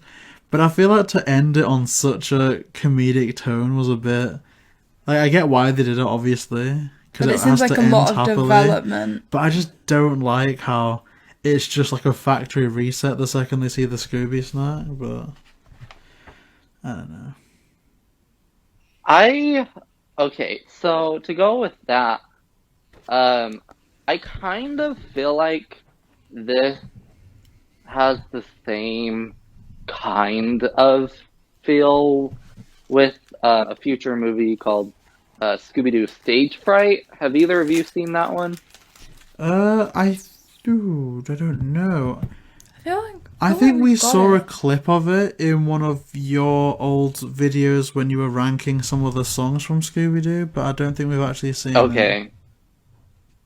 So when the trailer was coming out for that movie, that trailer made a huge deal about, oh, Daphne's finally gonna reveal her feelings to Fred, and it even explicitly has a clip of Daphne in the trailer saying, "I'm in love with Fred," and stuff. And then in the movie, they make that a huge deal too. It goes along the lines of Mr. Incorporated, where she's just like, "I'm in love with Fred. Oh, Fred and I can do this." She's just clinging to him the whole movie. And then they have an end credit scene of so Fred, what do you think? Should we do this and whatever? Do you like me type of thing? And then it's just dropped. They don't mention it. They don't talk about it. They made this huge love storyline between them, and like, you know, I was thinking finally they're gonna like progress their relationship, and then the next movie comes out and they act like it was never a thing, and they're all cool, we're pals again type of thing. And I feel like this is I mean, not as major as that one, but like in Alien Invaders with Crystal and Amber, they were kind of like, we have this love, you know, interest coming in for Shaggy and Scooby, and then we're gonna drop it and never talk about it again. Yeah. I don't know. I feel like they've tried to make it so that any of these movies can exist in their own right. I personally don't feel like, other than if it's explicitly stated like Return to Zombie Island, then I don't feel like any of them really have a link. I mean, they've changed that a bit recently. Like, the reveal in, I think, Happy Halloween Scooby Doo was quite connected to Return to Zombie Island, and I think the one after it or before it. But certainly at this stage, they are very standalone. Oh, or actually, there's like some recurring characters. Like, there's that. When was it? I think that there's this one nerdy character from the Loch Ness Monster movie that then comes back in the Yeti movie. Yeah. Mm-hmm. Other than that, though, it is pretty standalone. Like, we never see any of these recurring people return in terms of these original four. Well, that would have been nice. Yeah. So, Smash, anything to add before we wrap up?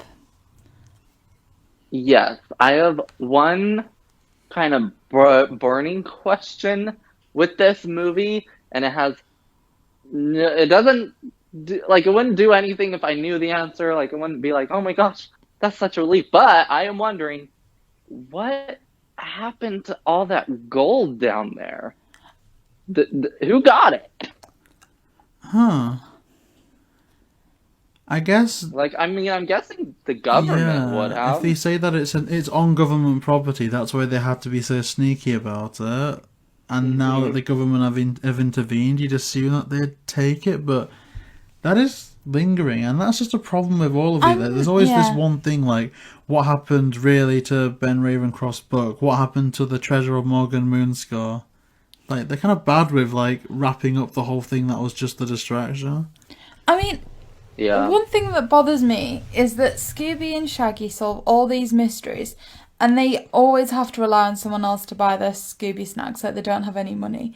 Did they not think of just picking up one piece of gold so that they no longer have to, like, jump through hoops to hopefully get one Scooby snack? Yeah, why can't they get their own Scooby snack? Is that ever... I mean, I'm presuming... No, you're ruining my childhood now. This is a bit of an insult to JB. I'm presuming it's a bit like you when you get sweets.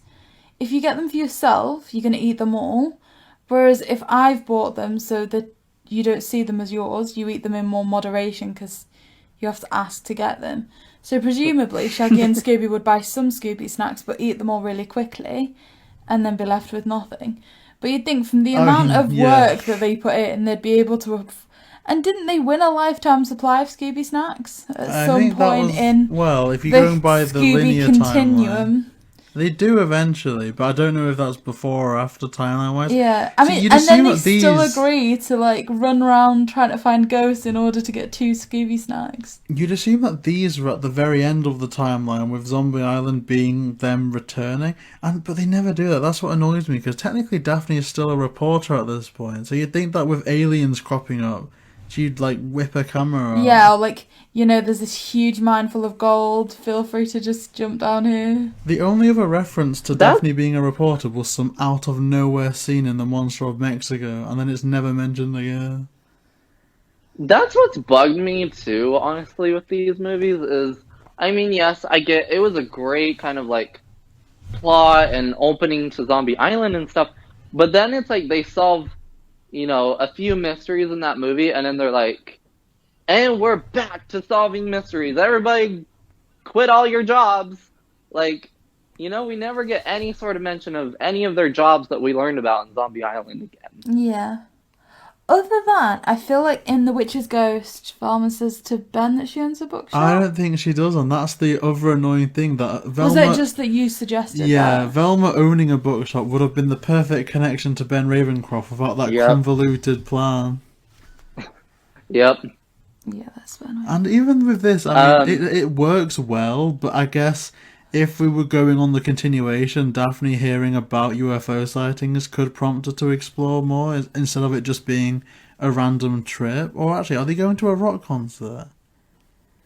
We don't They're know doing what they're going something. to. I don't think. It seems like they're under a real time constraint to get there because it's very rare that if Fred's there, Shaggy and Scooby are going to be driving.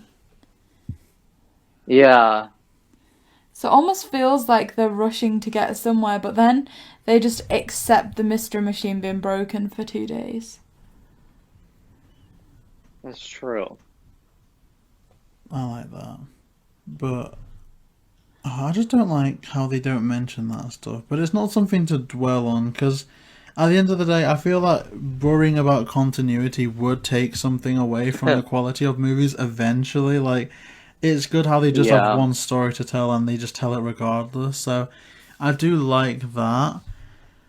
But do there's some issues. do have either of you seen Happy Halloween, Scooby Doo? I've seen it at least, I think, twice now.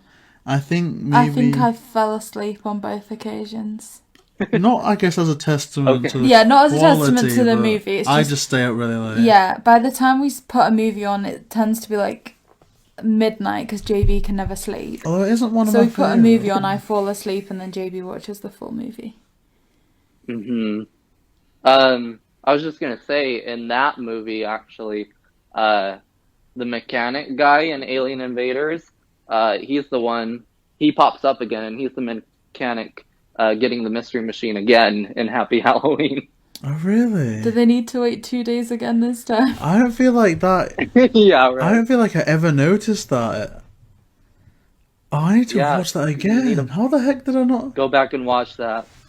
So is it explained why they've decided to move from the middle of the desert to, I'm assuming it's Crystal Cove?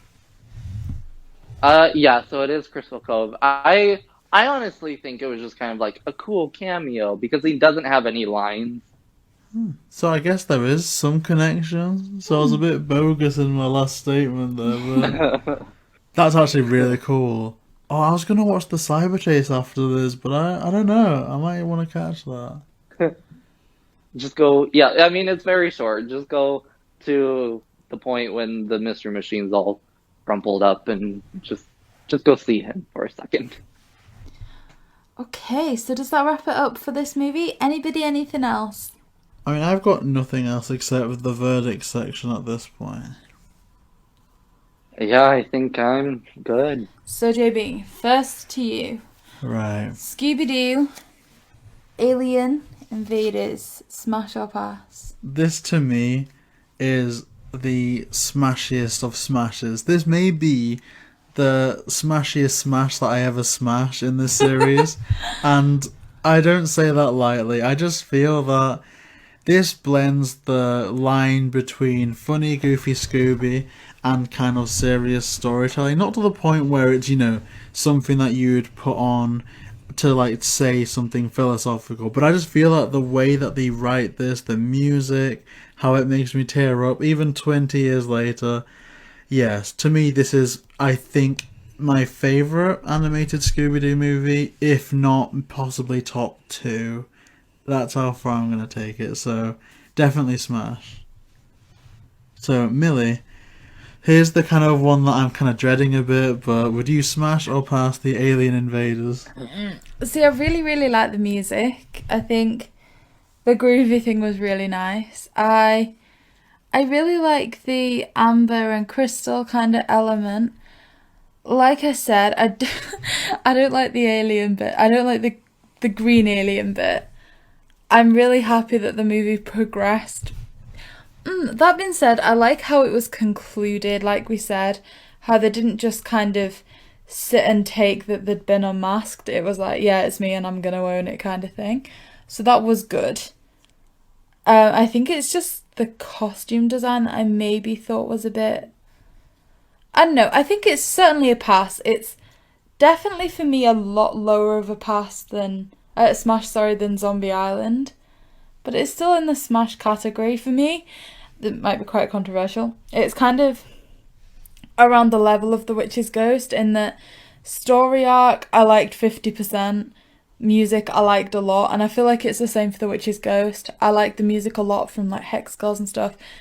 Story, again, it's kind of a 50-50. So, yeah, I'm going to smash this movie, I think. So, lastly, that just leaves it to you, Smash. Would you say smash or pass for Alien Invaders?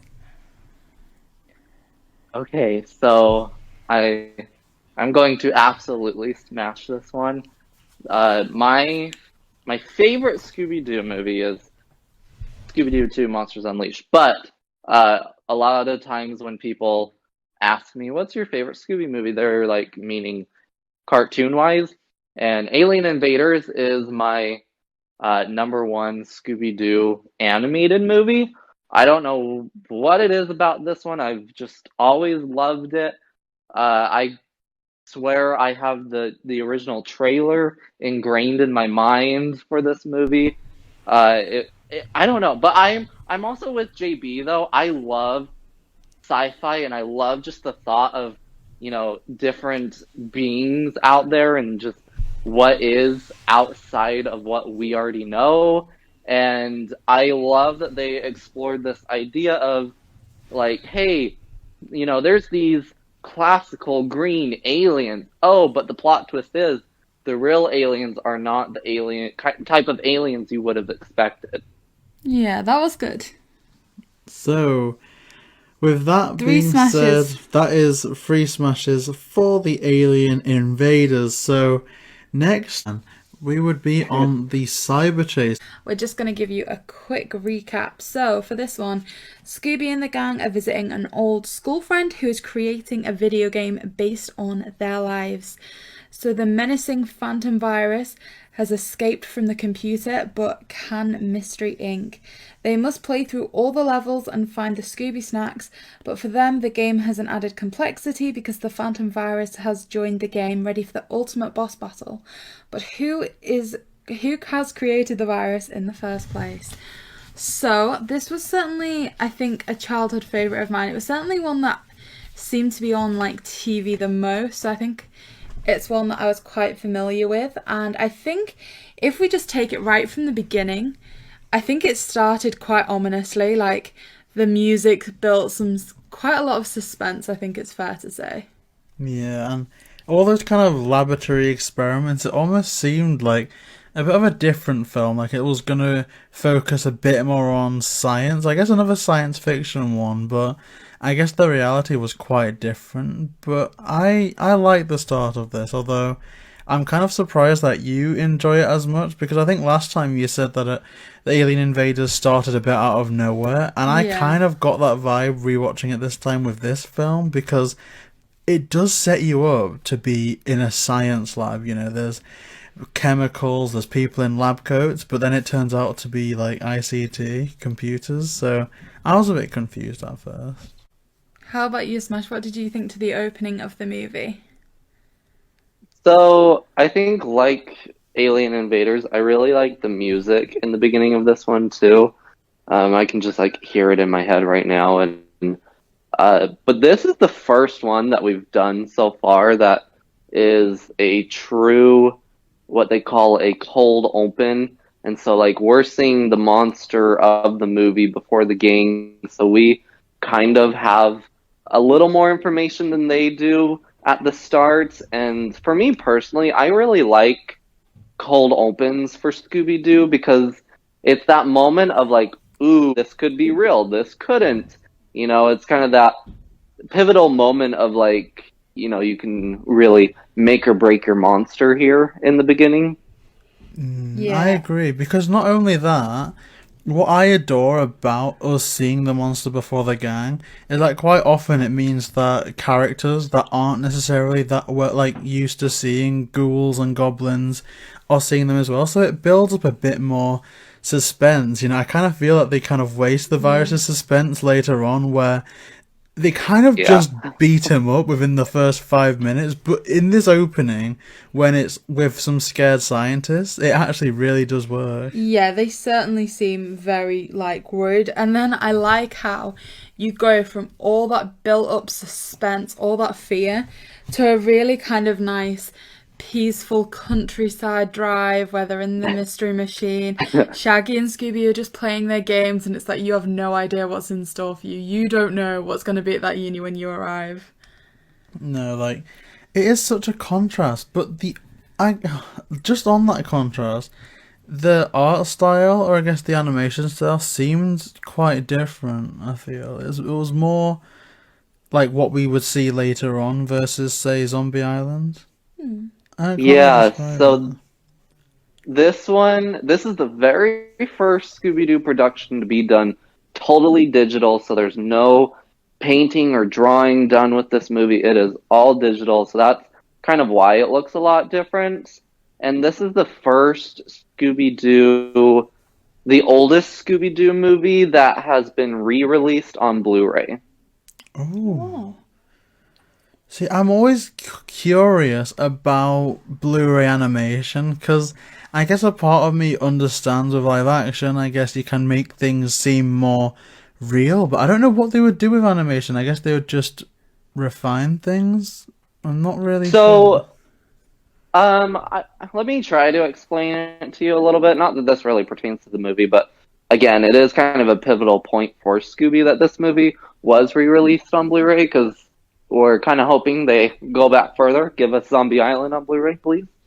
But for animation-wise, 2 years ago, they finally released the original series, Scooby Doo, Where Are You, on Blu-ray for the first time.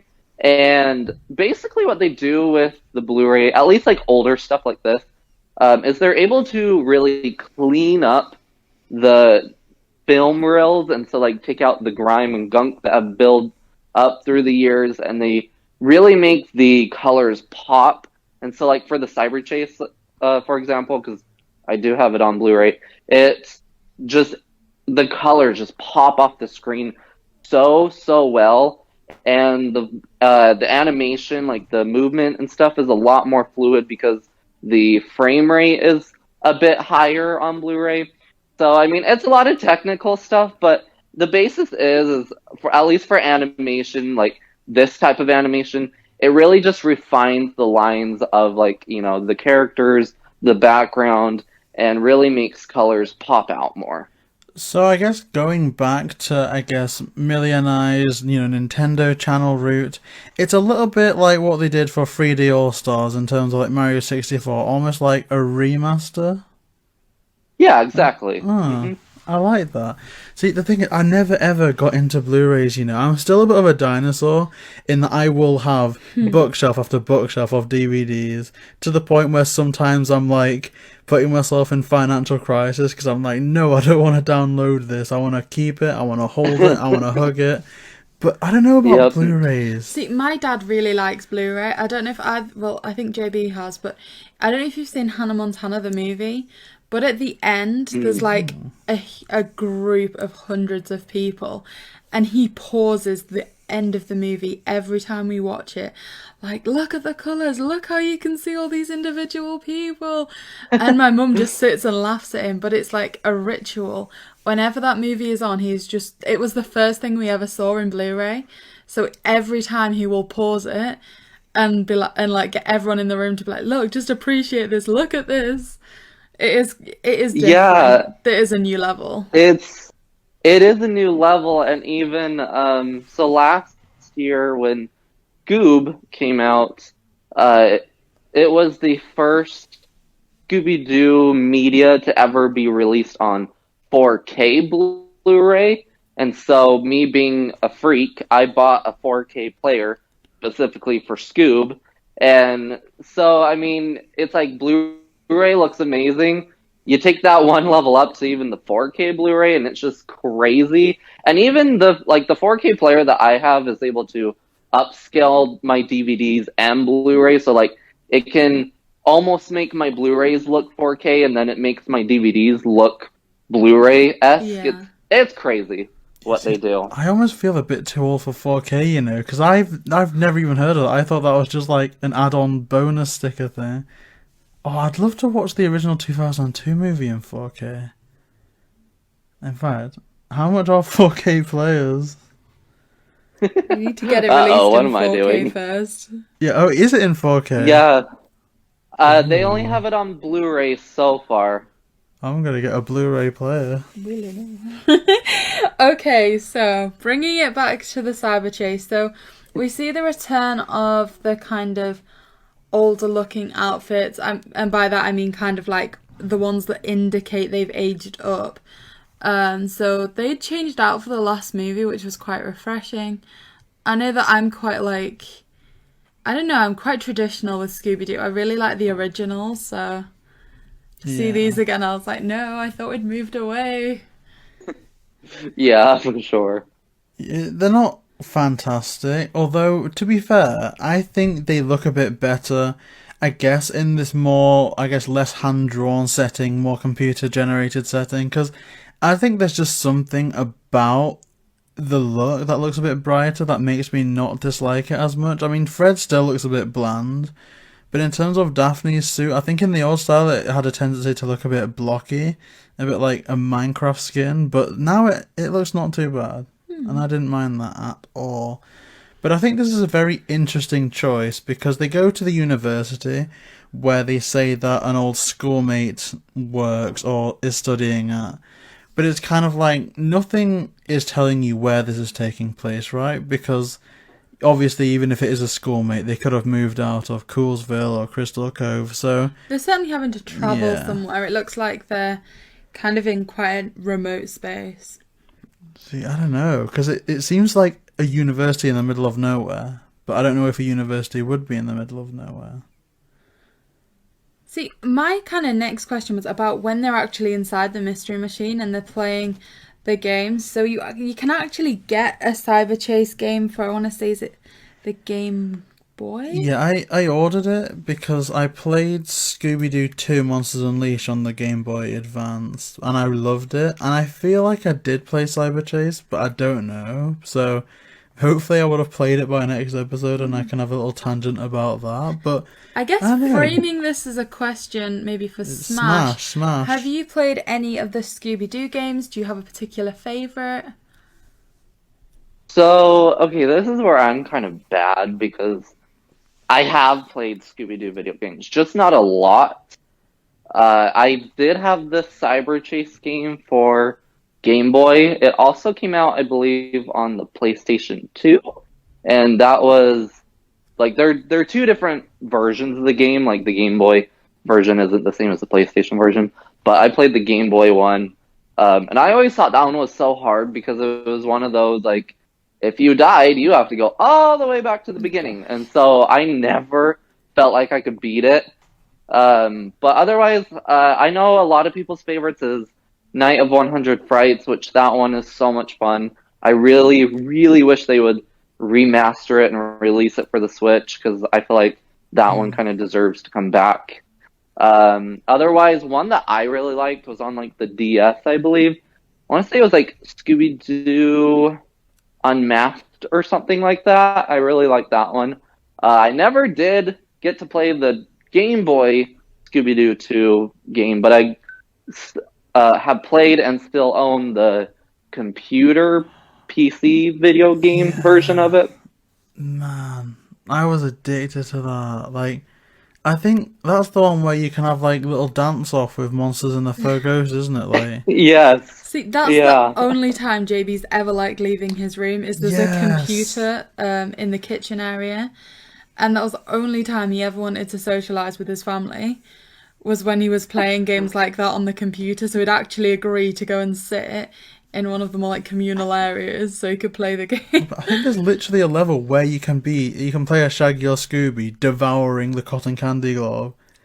It's Yep. actually fantastic. But I proved myself to be a bit more intelligent because there's this level in the Game Boy Advance Scooby Doo 2 game where you need to fix the control panel, and I must have put weeks and weeks and weeks trying to do that as a kid. And I just recently replayed it and I like completed the whole game in an hour. Hey.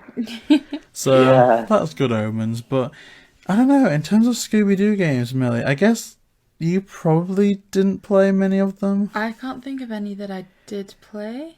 I'm not saying that I played many of like the console games. I was addicted to the, I guess, I don't know if they're made for CD things. They came in like those old physical packagings, the CD-ROM cases.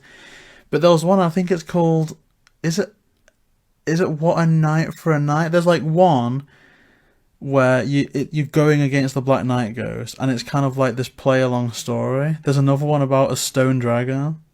Like, I was addicted to playing those. Like, oh. So there's a handful of those. I still own a handful of them, but they're like the point and click games. Yeah. I love those ones because it was like you're just playing an episode out, and it was a lot of fun. Oh, I would love to play that again. There was one with this like bug as well, this insect. Yep. Yep. Oh, that's literally, man. I guess this is just a tangent. We're just talking about games, but I guess when you're talking about the Cybertron, like in no other, movie could we go on a tangent about Scooby games. That's very true. It's an opportunity, JB. So, one thing that I liked at this, like again, kind of in the start of the movie, that they seem to have brought across almost from Alien Invaders is, you know how they were like almost changing the shape of Scooby Doo's, the rattlesnake and things. I remember finding it hilarious as a child when he was mimicking the security guard. I don't know why I found that so funny when I was young, but it always used to make me laugh. I think it's because I find this movie gets so serious so quickly that it was just like a nice bit of refreshing humour at the start. Yeah, for sure. It is. And that Officer Wembley, I don't know if he's like voiced by someone iconic, but I always remembered the performance as being memorable in this, even down to them going, a wise guy, eh? Like, the amount of times I must have quoted that when I was little. Speaking of voices, I know you said one thing you wanted to mention for this was the voice of Daphne. Yeah, so this is Grey Griffin's first Daphne voice. Now, I actually really do miss Mary Kay Bergman, but at the same time, I really like Grey's Daphne voice. Like, yeah, I don't know. It feels kind of wrong for me to say that I don't really miss or notice much of a loss with that last in terms of performance wise. Obviously, I think the story is different when it shifts from Grey to Heather, but I like Grey's performance in this a lot, and I'm glad that they decided to stick with her later down the line. Yeah, not only did I like her voice, but, and I think we'll kind of maybe mention this a little bit more later, at the end of the movie we actually watched all the special features, and just kind of how she was speaking about how she approached the role. I quite like her as a person as well, and I think, like you were saying, you don't want to say that it didn't feel like there was a loss. I think it was that maybe she dealt with it quite respectfully. She obviously took inspiration. Yeah, and I think Smash was saying in an earlier episode, it was such a good match. They knew each other, didn't they? I think she was like the mentor. Yeah, so Mary Kay Bergman was Grey Griffin's mentor and kind of coach for voice acting. So she was being taught by her, and so she kind of followed along with her short run of being Daphne. So she kind of picked up on it right before she passed away. Oh, see, that is good, and I think the thing that I enjoy about this most of the time, in terms of, I guess, these voice actors, is that you really get the sense, and I guess the odd one out is Velma, unfortunately, in terms of, I guess, passing on the torch, but I've heard that, Casey Kasem approved Matthew Lillard, obviously Mary Kay Bergman had connections with Grey, and obviously Frank Welker's been there since day one. I just like how it just seems like it is very much people continuing a torch to make it, like, you show that the franchise stays iconic. And I like that about it a lot. I mean, as you were saying, I think that's why you can see a difference with Velma. Like, there is sometimes when we watch things, especially The Sword and the Scoob, and I just feel myself just cringing when I hear them speak for the first time. It's mean to say, but it is a bit. Okay, I've worded that quite nastily. The Mystery Incorporated era, Linda Cardellini, even the Velma from Curse of the Lake Monster and Mystery Begins. It's kind of like Alvin and the Chipmunks. I just wording it a bit nicer. I think, as JB was saying, there's a certain voice that you associate with Shaggy, with Daphne, with Fred, but because it's changed, I think I don't know if I'm wrong here, but I think it's changed on quite a few more occasions with Velma that it's kind of, you don't know what to expect with Velma's voice sometimes. Yeah, like it was in It's Mystery almost, Incorporated. yeah. I think it was like Mindy something, and then then who was it? Then obviously in these it's B.J. Ward, and now it's I think Kate Minsuni. I don't know. And I will say I like BJ Ward as Me too. a good. They're a good Velma voice. I think when I think Velma, these are the things that are instantly popping up from my childhood where I'm like, yeah, that's the voice. I mean, I guess my question to smASH, because I think it's fair to say that this Cyberchase film is the end of an era, or I guess an end of a group of 4 films in their own right. Because after this, we never hear Scott Ines as Shaggy again, and we never hear BJ Ward again. In terms of behind the scenes details, were they aware that this was like the last one that they'd be in? Do you know, smASH? So this movie had kind of a rough production because they wanted to do so much with this movie. And, it was one of those, we have too many ideas and we're running out of time. We got to finish it type of thing. Because their original pitch for this, I think it would have been really, really cool. I don't know how it would have played out during that time, especially with the 2002 live action film not quite being out and being in production at that time. But what they originally wanted to do was when they go to action. Oh yeah, wasn't it the last level that were meant to be so, live action? Yep. And so, I don't know what happens, like with them saying, "Hey, we're gonna be done with you." I don't really know because in the next movie, I have stories for the next 2 movies that we'll talk about when we get there. But the next voice over people for the next 2 movies were approached to do those specific movies, and so I'm not sure how these voiceovers, like for Velma and Daphne and Shaggy, were kind of told that they're going to be done. I do know though that Scott Ines still does and has been doing Shaggy in like if they're ever doing like Burger King commercials or the toy commercials, or he does Shaggy in the video games still. So he still is there sometimes.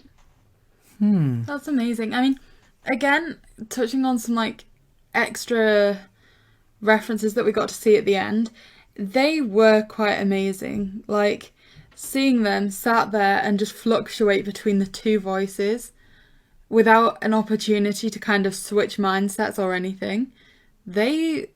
I respected that a lot. Me too. Like this is a great group, and I almost am kind of glad that that live action thing didn't pan out, because who knows what that would have been like. Because I'm pretty sure back in 2001, the version of the 2002 movie that they were planning on was probably still that kind of weirder version.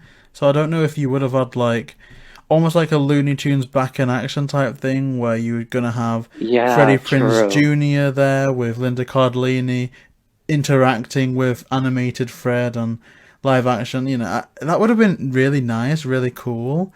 But at the same time, it's a bit like I don't know. Yeah. I would love to see the alternate universe, but I'm not sure. I just don't know about like the time frame of it. Like maybe now I think would be cool to see, but like just back in 2001, especially again when they were working on the first live action film, I just don't know. I think I like with how they ended up doing it. Yeah. I mean, I'd agree with that. I think we've seen in a couple of the other ones how as soon as producers and things get involved, mistakes can be made, like with the Green Witch, and then the Witch's Ghost just had a few questionable moments, like we said before, with the kind of producers having one image and directors having another. And I think that this, for me personally, this movie had quite a cohesive story. it stuck to it. There didn't appear to be too many variations. And I don't know, just some of the thought processes behind it. Like, I think considering when this movie was released, it was really forward in terms of technology. Because obviously technology was like appearing then.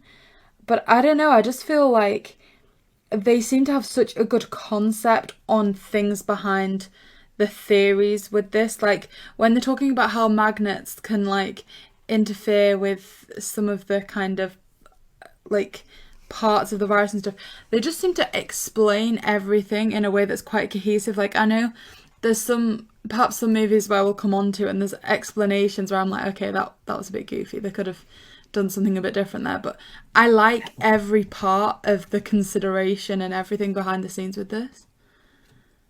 Mm-hmm. No, Yeah, for sure. my kind of question about this, and I guess this is maybe more directed to Smash, because I think it's fair to say that out of all of us, Smash is more in tune with the kind of Scoob community. Do people consider the cyber chase to be one where the monsters are real or not? So, okay, that's kind of difficult to answer. Kind of like, it's kind of like the sci-fi question that we've been having. Like, do people consider science fiction to be supernatural and stuff? But you know what I've seen within the community is that a lot more people who don't like real monsters or whatever in Scooby Doo actually accept this movie a lot more than, say, like Zombie Island or Witch's Ghost. So I think, I don't know. This is like the weird line between the supernatural and sci-fi, where it's like a lot more people accept this one for being real, but it's not exactly supernatural, is it? I mean, I've heard this argument on YouTube. I forget the video, but it was kind of stating like something isn't supernatural if it makes sense within the world that it's in. So they could come up with some ridiculous thing like there's a Luigi particle that when it reacts to the Bowser Among Us element, it makes, monsters come to life. If they can explain that in a scientific environment within the world, it isn't paranormal. And I guess that's what they kind of do here. It's like, they say some stuff that's kind of all scientific. Like, Velma's like, oh yeah, I get it. They store real things in the game so they can take it in and out. So, fair enough, if that happens in that world, then it's possible. But I was just kind of curious, because just the word phantom virus, I understand it's a computer virus, but I don't really understand the phantom thing. Because I think Daphne got it spot on, because this is just a thing, isn't it? It's a thingy. Yeah, I'm still confused, and maybe Smash can offer some clarification on this, of the substance of this. Like, when it's interfered with the magnets and stuff, it seems to shake, almost like it's just pixelated, almost like you could throw something through it.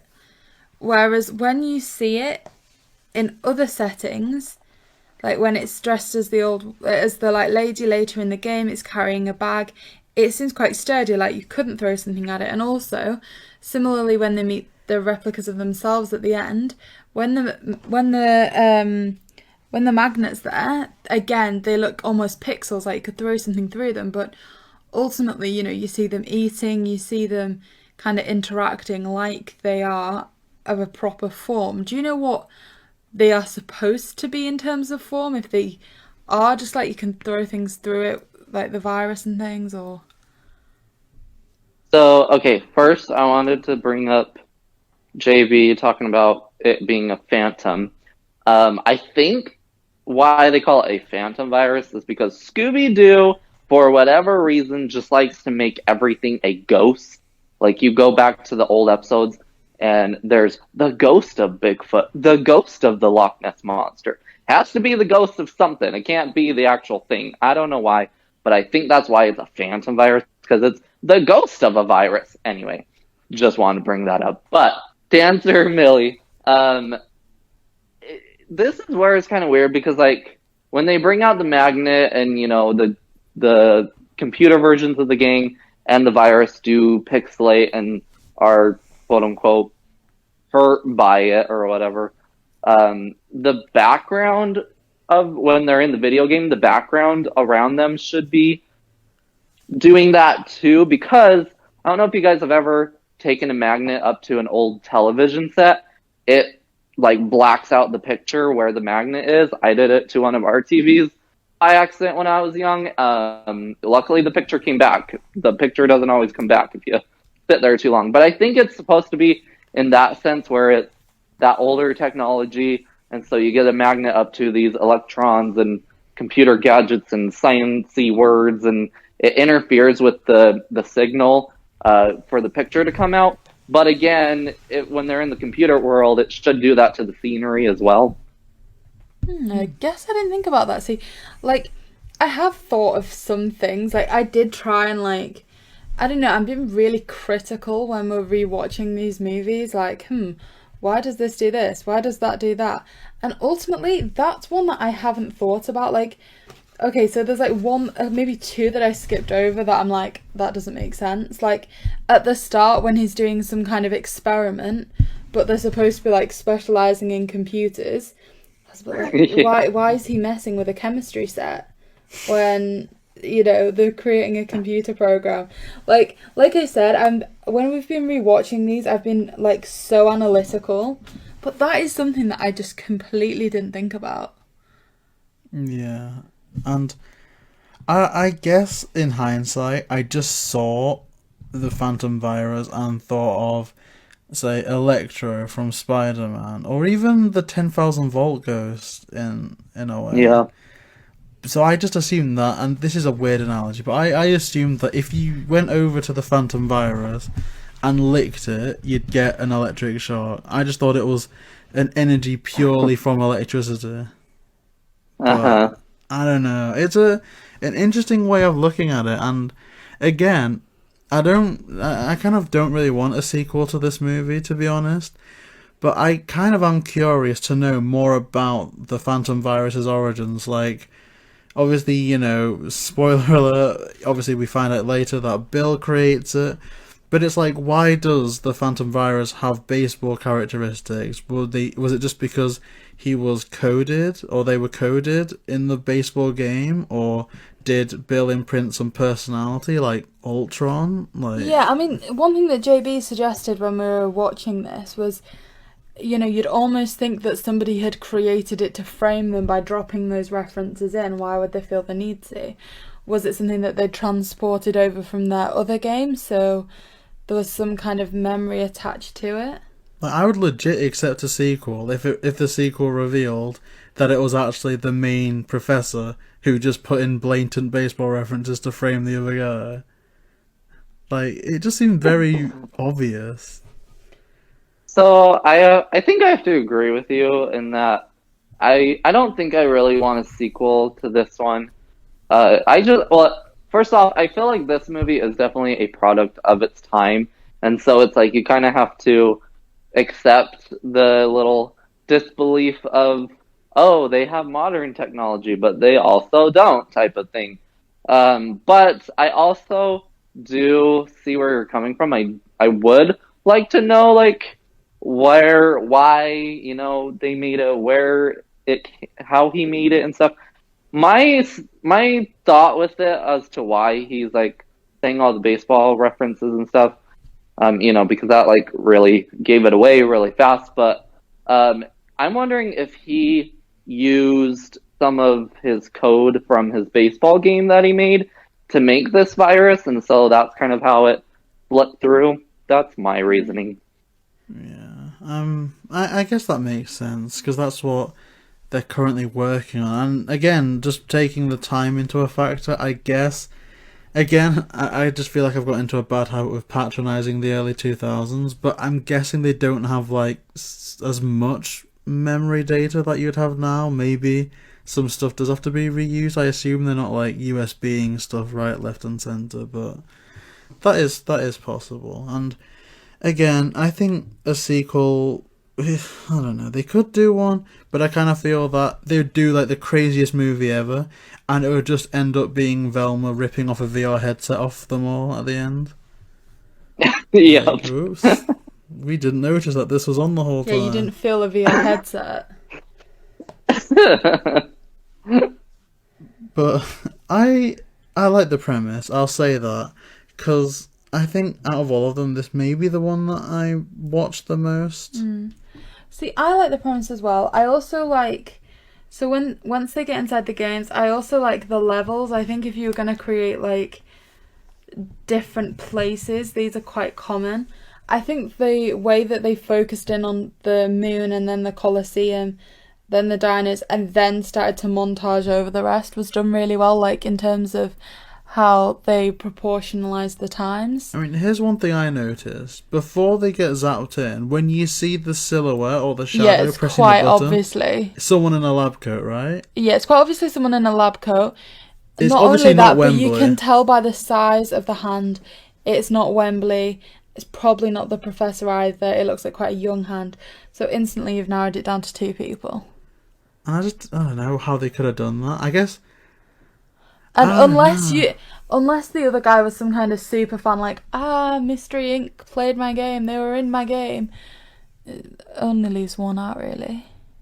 Yeah, so that was a bit disappointing. I'm also kind of disappointed, and again, maybe it's because it makes me cry, that coming straight from the Alien Invaders, when they just had to say goodbye to Crystal and Amber, that they appear on like a space level, and they're not a bit like, oh, this is like, I don't know. Yeah, I don't know. true. I don't want to see them suffer, but I kind of wish there was a bit of like some subtle animation just going, oh, what could have been. But it's a decent first level, because here's the thing. Well, I've got a bit of an opinion about the first 2 levels, and I'm not sure if anyone feels the same way, but my initial reaction is that in terms of people watching the film, they need to make the first level be so intriguing, so different, that it reminds people of the scope of the movie and the potential that it has, to the point where the space level is fantastic. It looks great, it's out there, and then level 2 is just, it's Earth, it's a Roman level Colosseum. 2 I have a few issues with. So the baseball thing is completely overdone there, to the point where they are literally doing this on a baseball court. Also, where the second they put on the kind of, is it called a toga or something? I think Shaggy so. and Scooby, they are unrecognisable to the skeletons. It's like, oh, come on. That's a bit... It's a bit too far. Yeah. Like, you know, if they're programmed in the game, they know what characters are there or whatever. They know who to interact with and how to interact with what. Like, in the end, when there's all the villains, you don't see them turning on each other because they are programmed to know what to do. Although, here's what I'll say. If Eric knows them from high school, a major trope, I guess, early on, would be for the gang to get into uniform, to pretend to be other people, to kind of role-play and act with the ghost, with the monster, to get away. It could be that Eric's almost... Because you'd be playing as the Scooby Gang anyway, maybe dressing up to fool the monster would be a coded thing in the game anyway. Could be true. Like, I don't know. I guess there's just an easy-ish way to sort things out, but honestly, I don't know. I guess here's what I'll ask. smASH, do you have a favourite level from this game? I think my favorite is I don't know what level it technically was, but the one, the prehistoric world where they're with the dinosaurs and stuff. I think that mainly has to do, though, because I love Jurassic Park and Jurassic World and all that, and so I thought that one was a lot of fun. I have a question I want to shoot back at you guys, though, once you're done with my little thing. No, I think that's a really good level. I mean, JB was asking me earlier what level he thought that we'd actually reach in this game, and that was the one where I was like, okay, that would get us, because there's such a slim chance that you'd have found that cave with the painting on, to then understand what it meant, to then get back in time to be able to climb up as high as the bird's nest without the kind of adult bird attacking you or something. Like, I don't know, I feel like that one was definitely where like it was okay, you needed Scooby or that wasn't gonna happen. Yeah, right. Or like you need to be some crazy climber. I mean, you'd assume in the game that if you like got lavaed, it would just say, "Oh, use another life, play again." But if you're an actual person, it's like you have to time everything so well. Like if you just spend some time exploring or find the woolly mammoths first, the Scooby snacks are just flamed and you're there forever. Yeah. Like that almost Yeah, seems like a more right. difficult level than the final level. So Smash, what was your question? Okay, so I I do really enjoy this movie, especially because it's nostalgic for me and I think all of us. But my one thing with this movie that has always bugged me, and I don't know how I want to see how you guys feel about it, is when they go into the computer game, there's like no difference in how they look or how they can move or, I mean, besides like the moon level or whatever. But I really wish they would have done like at least some sort of different animation style for when they were in the video game to kind of represent they're in a video game. Otherwise, it looks like they're just kind of like traveling through time almost.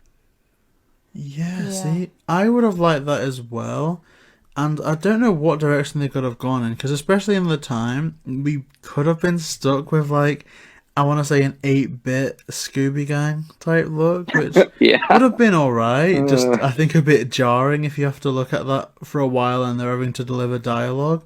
But definitely there could have been stuff done. In fact, oh, I would have almost liked it if they either found a replacement for the cyber doubles, or maybe that they would have even looked like the cyber doubles when they got into the game.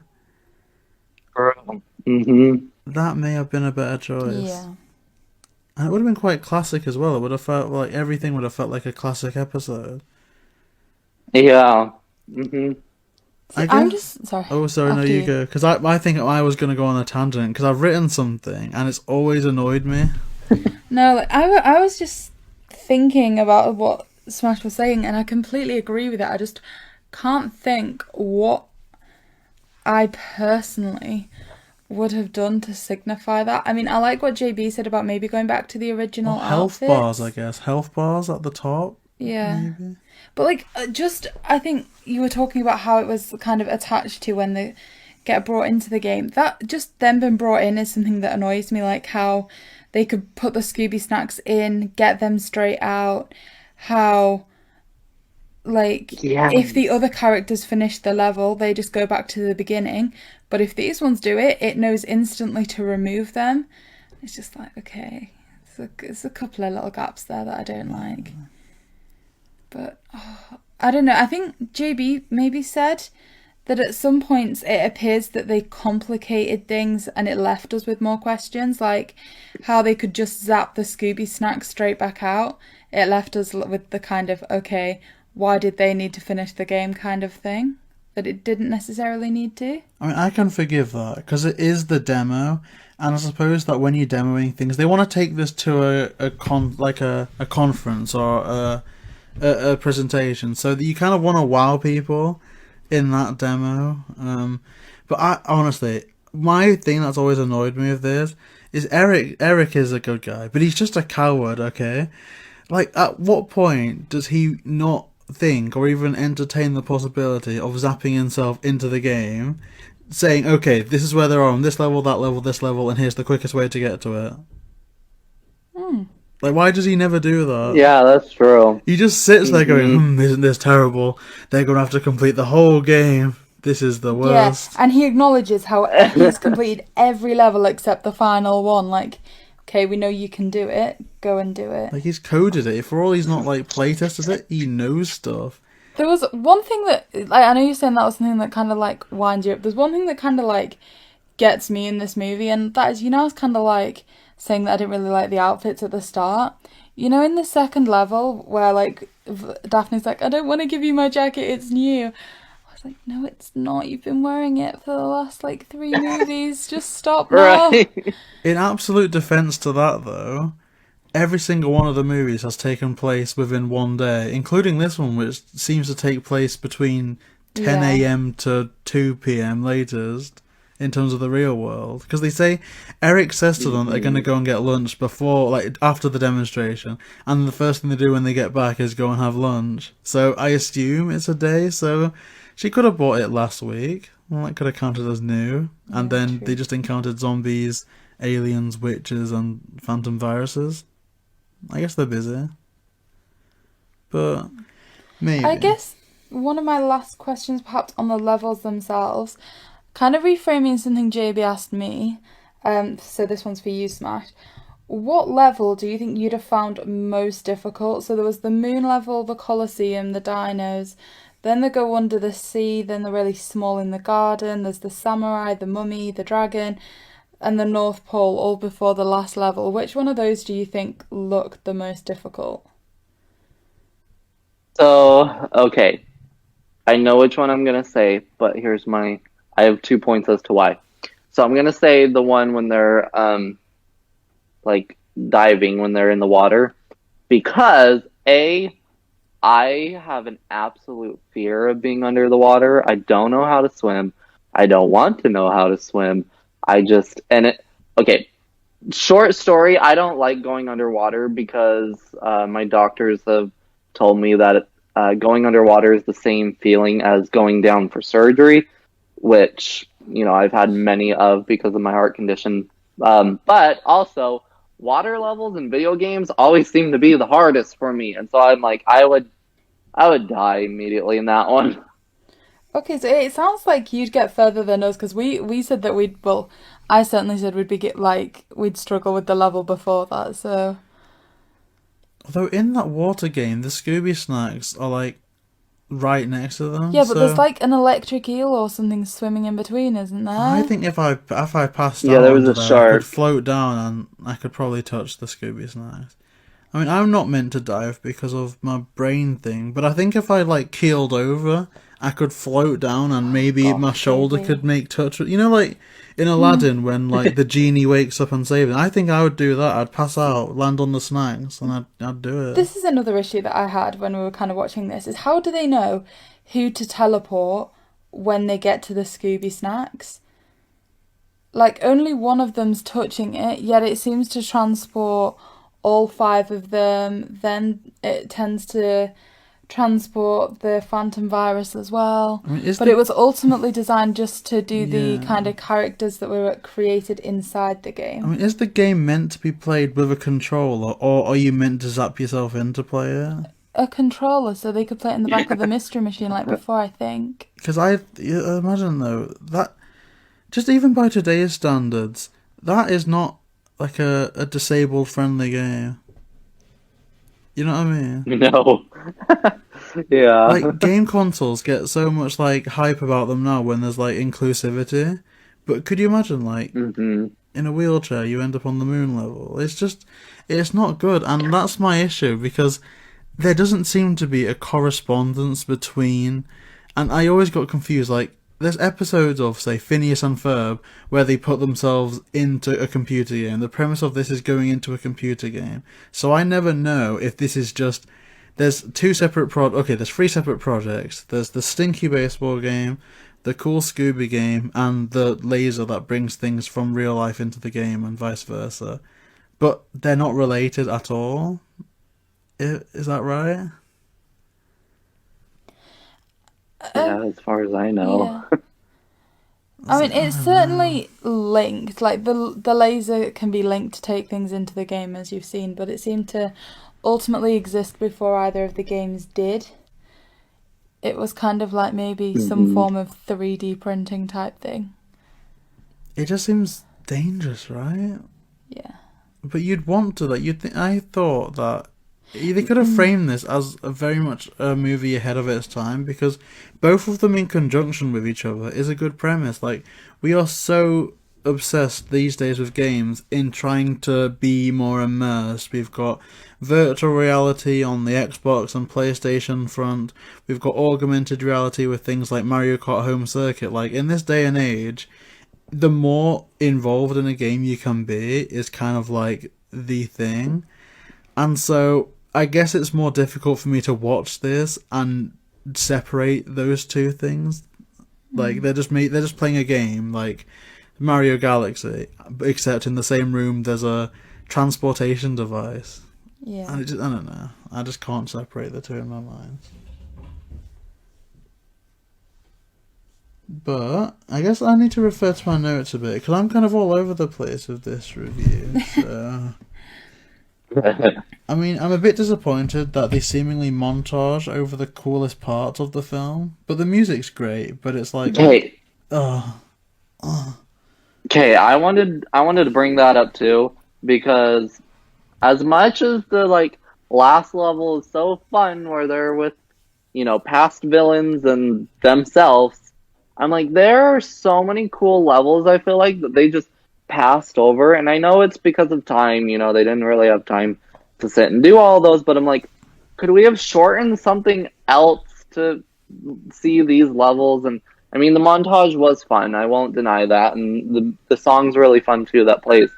But I have to agree, I really get bothered with this montage because I'm like, okay, here's what I feel like they should have done. Instead of a movie, they should have made this a one-season series, and each episode they go through a level. That would be amazing. Yes. Oh, see, that's what they could do. Instead of a sequel, they could almost do, like, a fill-in. And I mean, Yeah. it would have been really easy to shorten it because if you look at the last level, they split up and face all of the villains independently. They then come back together and then face them all the second time. You could have easily just halved that.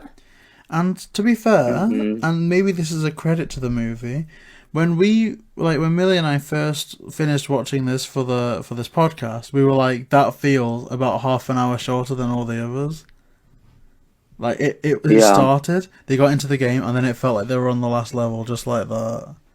But apparently, it's about the same time as the others. And they could have made it longer, and I don't think I would have noticed.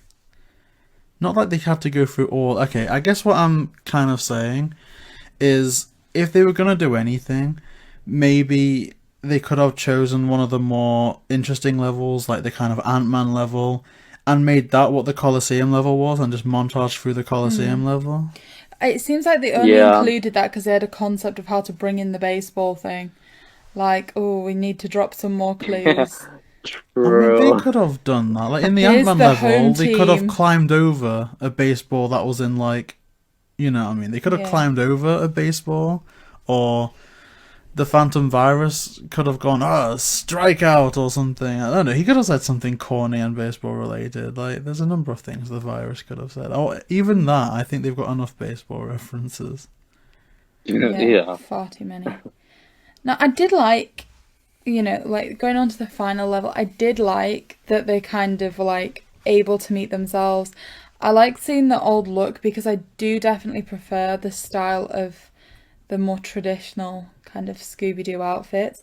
But I did feel sorry for Velma because it was kind of like everyone has had some form of development, some form of progression, and I can't tell which one of you is which. The part that I'm confused about in terms of the final level is that all throughout the game, the virus is shown to recruit some like bad guys from the level. But do they just like recruit the old villains? Because I was kind of like making fun of the Phantom Virus in the Egypt level, where there's Anubis doing his own thing, a mummy doing his own thing, and the virus just recruits a camel to prance around in. Whereas this, it's like, who's his friends here? Is it literally just Iron Face, Tar Monster? I mean, I think it's accepted that the villains are enough to stand on their own 2 feet. Yeah. So it's not like a follow me and we will block them at the pier. They've been in that level so much longer than the virus has that it's almost like he can't go in there and be like, okay, well, But why don't they attack the virus? Because ultimately they'd have the same goal in terms of programming, I imagine. Smash might know more about that than me, but that's my presumption. I mean, possibly. But I always thought the villains in the last level were like the actual villains in the game, and so either way they were going to run into those monsters, whether the virus was there or not. Definitely. And so my question though is, How is the Phantom virus? I mean, I know he's made of code, so maybe he can manipulate code within code and stuff, but how does the Phantom virus go up to these already programmed enemies and be like, hey, I'm in charge now, go get them, you know? Yeah, it doesn't make much sense. No, neither does Like- Velma saying, this is the last level, so the Phantom virus is going to be even stronger. And it's like, why? Why is the Phantom it's virus the going to same be stronger? computer. It's going to be It's the same virus capabilities. that Shaggy and Scooby electrocuted dressed as nurses in the first one, that the animals trample over. And not even that it can be in the programming to make it more difficult on this level, because it doesn't even belong in this game. Yeah. Mm-hmm. It just doesn't make sense, this part, and that's why I'm glad that they used it as a chance to kind of call back to the old, kind of some of the more classic villains. But even then, I'd argue that Gator Ghoul and Iron Face kind of stand out a bit as like, well, especially Iron Face, because Iron Face is pretty much just a person in a mask anyway. Yeah. It was also really good how they kind of called back to the cotton candy glob with like the tar monster falling into. When was the cotton candy glob introduced? Because for the life of me, I can't remember ever seeing them in an episode. So, the cotton candy glob is a little obscure. So he technically the cotton candy glob was never a thing until Scooby Doo 2 Monsters Unleashed, but to kind of connect everything, people have unofficially said that the cotton candy glob from Scooby Doo 2 Monsters Unleashed were a reference to these candy globs, not cotton candy globs, candy glob monsters in the new Scooby Doo movie series when they met Cass Elliot. That's interesting.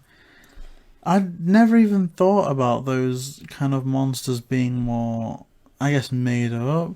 Because even ones that you instantly assume are made up, like Chickenstein, they were in a pup named Scooby Doo. I think they looked a bit different. Yeah. But even they weren't made up. But yeah. Mm-hmm. I don't know. I don't know who. I mean, smASH. Do you have like a? If they did include one of a past villain, who would it be? Like, who would you choose if they were to include one? Not necessarily to replace another one, but who's like your dreamy villain? In this movie? Well, like who would you add? Yeah, for this movie. Okay, just because, this movie's like cyber chase and whatever, I think for the setting of it, I think it would have been really cool to have the 10,000 volt ghost and say, like, he did something, used one of his powers or something, and it was like so powerful that he blacked out the game or something, and they were like, oh no, do we have to go back to the beginning or whatever? Just kind of as a little funny moment or whatever. I think that would have been really cool just because of the setting of the movie. That would be amazing. Yeah, they could Like make you the game said, they could crash. use that anyway. They could use it to make the game crash. They could use it to kind of almost make everything brighter or, like, I don't know.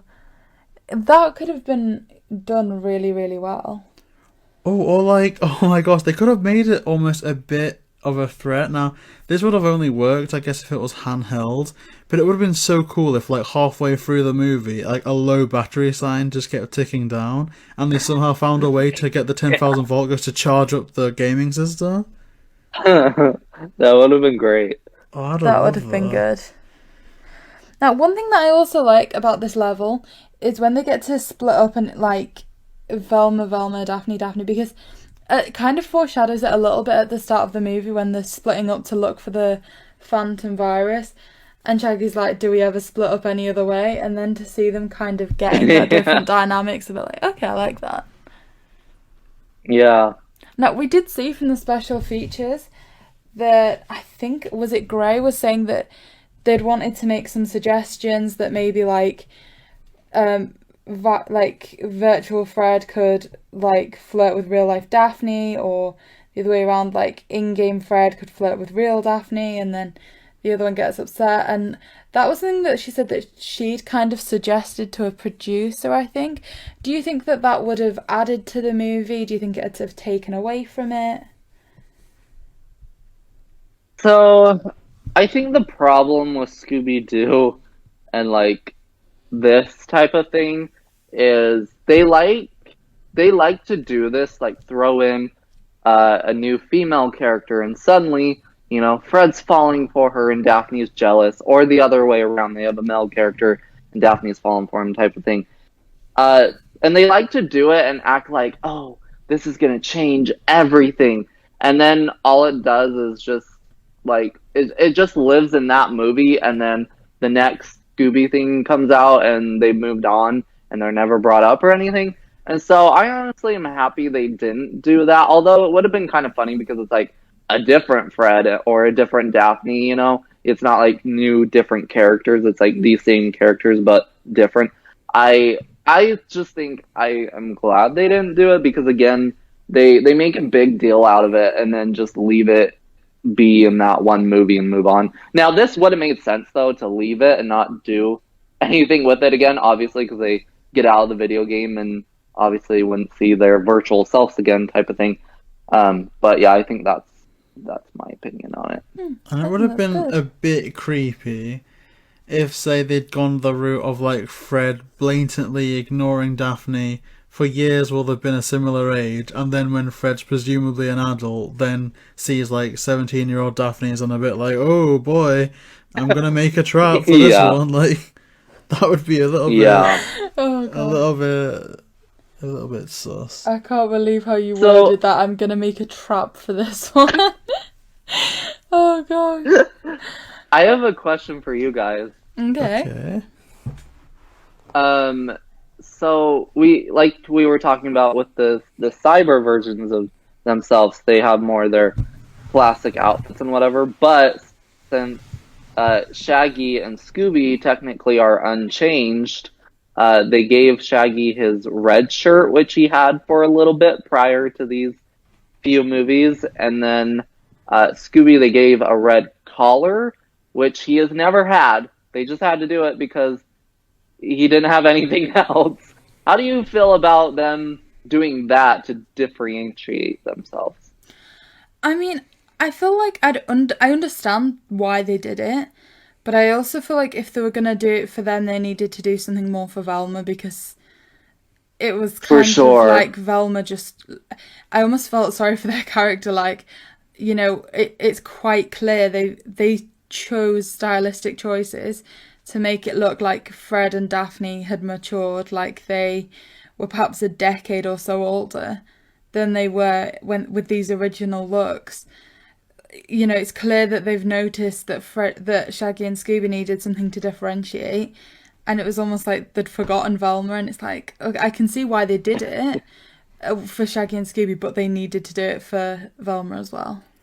Yeah. I mean, I don't have too much of like a negative thing to say, apart from it would have been nice to be able to differentiate Velma's beyond one of them has a kind of more metallic voice. I kind of feel like that kind of dragged after a while. One had a pleated skirt, I think, and one had a darker jumper or something like that, but it wasn't anything where you were like, this is definitely the older one, this is definitely the younger one. I would have even just preferred some references, like maybe Eric explains away, like, oh, some of the colour palettes got mixed up, I'm still working on it, and Cyber Scooby could have just looked like Scooby Doo. But this is what's hilarious, is it's Velma that says... That would have been cool. It's Velma that says, like, clearly Eric's not kept up with our style choices. It's been a while since he's seen us, but she's the one that looks exactly the same. It's true. Like, it doesn't seem like she'd be the one mentioning it. Like, I can get Daphne like, oh, did I really wear that? Okay, that's fine, that's enough.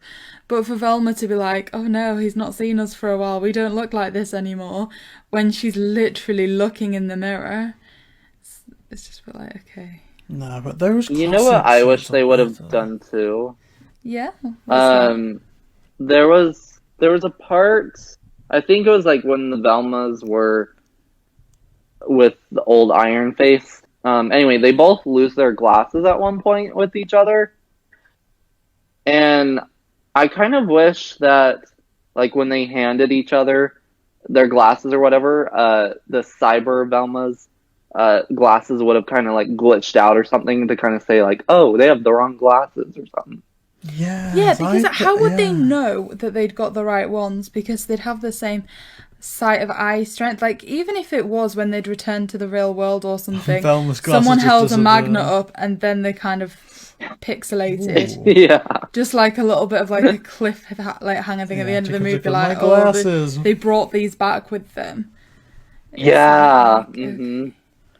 I would have enjoyed, and I don't know if this like rumbles some of your stories in the next few Smash, but they went through the effort of bringing back the nostalgic original voice actors for the next movie. In a way, I kind of thought it would have been great fan service if they're going to put them in the classic outfits to say maybe bring Heather North in to do Cyber Daphne or, you know, Casey Kasem to be Cyber Shaggy. I think that would have sounded a bit better than just making them more robot voices to differentiate them. I think that would have been cool too. Now, I think I saw this on the Game Theorists. Are you Smash or Millie of the kind of... Are you a believer of the possible theory that because you see Shaggy in their red shirt in this, that means that Boo Brothers, Reluctant Werewolf, and Ghoul School are different additions to Eric's future video games? That explains why they're so outlandish and, I guess, a bit different from typical Scooby movies. I can see where that's coming from, but my thing is, especially with the recent-ish movie, Curse of the 13th Ghost, I don't want to believe it because the 13 Ghosts of Scooby Doo series has Shaggy in a red shirt, that whole series. And so, like, I get where it's coming from, and I like the idea, but I just don't like it with the 13 Ghosts of Scooby Doo. If it was just for those three movies, Boo Brothers, Ghoul School, and Reluctant Werewolf, then yeah, I would totally say, of course, but... Yeah, I get that. And what about Millie? I don't know, I don't really...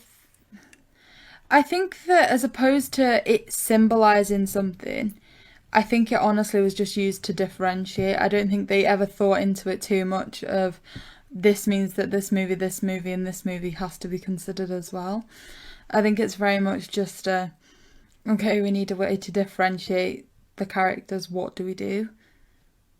So, but that also kind of leads me on to, like, just pointing out, you know, at the top of, like, the waterfall when the two Scoobies are trying to get rid of their monster, did you two notice how, like, they both are wearing the same colour collar for a second? I think they both have a red one on. Did you notice that, JP? I think I paused it to show you. When I was a kid, I think. But I always just kind of thought... I guess I accepted, error. Yeah. Let's move on. But it's interesting. I guess that what makes it does make it difficult. Like, if you are deliberately making a stylistic choice to kind of differentiate between the two, it then makes it quite difficult because you need to kind of continue on with that. But there is the scene where they stood at the top of the waterfall when they've been on the log rafts. Both the Scoobies at either side wear a red collar for about 10 seconds, I think. Yeah, and they they tended to have issues like that. Like, even when we were watching, I think, what was it, the Platinum Diamond Hanna-Barbera collection of of Scooby-Doo Area Seasons 1 and 2, there's often times when one of the characters would put their hand down and the whole hand would turn green. I can't say I've noticed that. You pointed it out to me. I think it was in the episode where they go to Tokyo and there's those kind of two ghosts and Daphne's like in a pile of fish and then the hand just turns green. Oh gosh, yeah. So, okay. I don't know, it's not perfect, but needless to say, I guess they defeat their villains. And does anyone have any opinions about how they do it or who's matched up with who? See, that kind of leads on to a question that I had for for both of you, and that is, how would you feel if you were kind of paired up with yourself from, say, maybe 5 years ago, and which one of the villains would you have chosen to defeat? Maybe start with I guess smASH, maybe we or can you? start with smASH, because I'm convinced I would have been killed. So if I was with myself 5 years ago, oh boy, I don't know how far we would get. I think we could probably only take on Iron Face. I'm like the lowest of the low. Like, I don't know. I don't think we get very far alone. 5 years ago, I think I was just graduating high school and had no idea what I was doing. I still don't know, but here I am. But I don't think I would get very far at all. See, I think that, like, I don't know. I think that Iron Face is like, I was going for like a Marvel route there. Iron Fist. I think that Iron Face is a rather, I don't know, I'd have said that was quite a brave choice. See, for me, like, I think the Creeper looks like they move quite slowly. They'd have been like, that, for me, I they'd have forgot the been the Creeper one was that I there. was like, okay. So I think for you to say Iron Face, maybe that's like, there is some level of bravery there. I would agree, because they just look all big and hulking and stuff. Like, Yeah, they come in riding like sharks or something, don't they? yeah. What about you, JB? My Oh, sorry. Oh, no, sorry. I was just gonna say my biggest thing is I was like, I cannot do the tar monster. Like, if I had to go against the tar monster, just game over. We're done now. Yeah, because it's all, like, you can't punch it or anything. It's just icky. Yeah. Oh, unless you had a fire extinguisher. You find one of Yay. them. Yeah, true. You know, It's an amusement park. They've got to have one somewhere in case one of the rides catches on fire or something, well, right? if Eric's coded in health and safety, which, judging by their attitude, probably not, but you can hope. Yeah, the broken roller coaster. How old? I mean, what attention to detail is that? Because obviously, it's just like a set. No one. Yeah. It's just like programming. No one's gonna actually ride that roller coaster in programming, and yet it was still broken. But anyway, JB, it's cutting away from your time to answer. Who would you choose, and how would you feel about working with yourself? How old was I 5 years ago? 17. Oh, so I would have been in peak condition. like literally, chocolate James Bond. I think I could have done all of them then. I think I could have like got the Okay, I'll tar rephrase monster. it then. How do you think, like, 17-year-old you would feel about working with you now? And Oh no.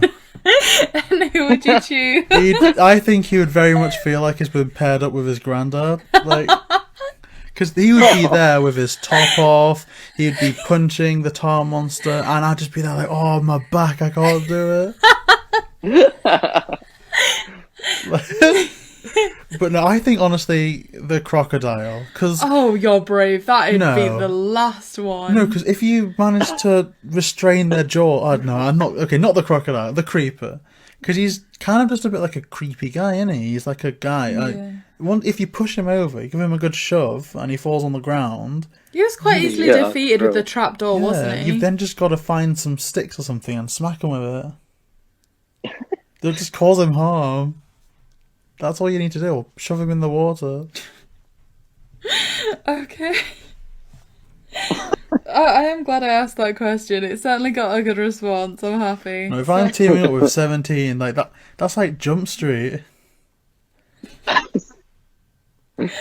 Oh my god. Think that I'm Jonah Hill. Okay, so does anybody else have any questions about kind of being inside the levels? Oh, I'm just gonna see my notes. You know what? I don't think I do, you know. I think I'm quite happy. I will say my one thing. This is a weird balance thing for me because, like for one that we haven't talked about yet, Legend of the Vampire. I love that they kind of have this end battle with the monster at the end of that movie. But like with this one, where they kind of have an end battle with the Phantom Virus, I almost feel like it's the same way with the Witch's Ghost, where I felt like it went on just a little too long. I was like, a little too much is happening. Can we wrap up? You know what? I'm But agreeing just with you random there. 2 cents. Because here's one thing I was going to mention. They don't even defeat the Phantom Virus. They just grab the box of Scooby Snacks, which in every other level has proven to have the exact same effect on the gang as the Mm-hmm. Phantom Virus, because presumably, because they all beamed in at the same time, they were all living by the same kind of rules.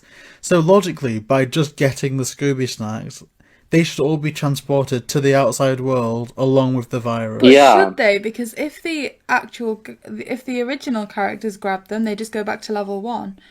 Surely they should just go back to level 1. That's a good point. Unless they go back to where they originated. Because this is an issue that I have, like, moving on, which kind of linking, is when they get out of the game, they manage to zap Scooby out of the game. It's one of, like, I think the post-credit scenes where they're like, oh, Yeah. we got a visit from an old friend. And it's like, okay, well, if you could zap them out, why couldn't you zap them out, like, zap the actual ones out when they went in? Because the way they got out Yeah. was completing the game, but they've already said that if they complete the game, they just go back to level 1.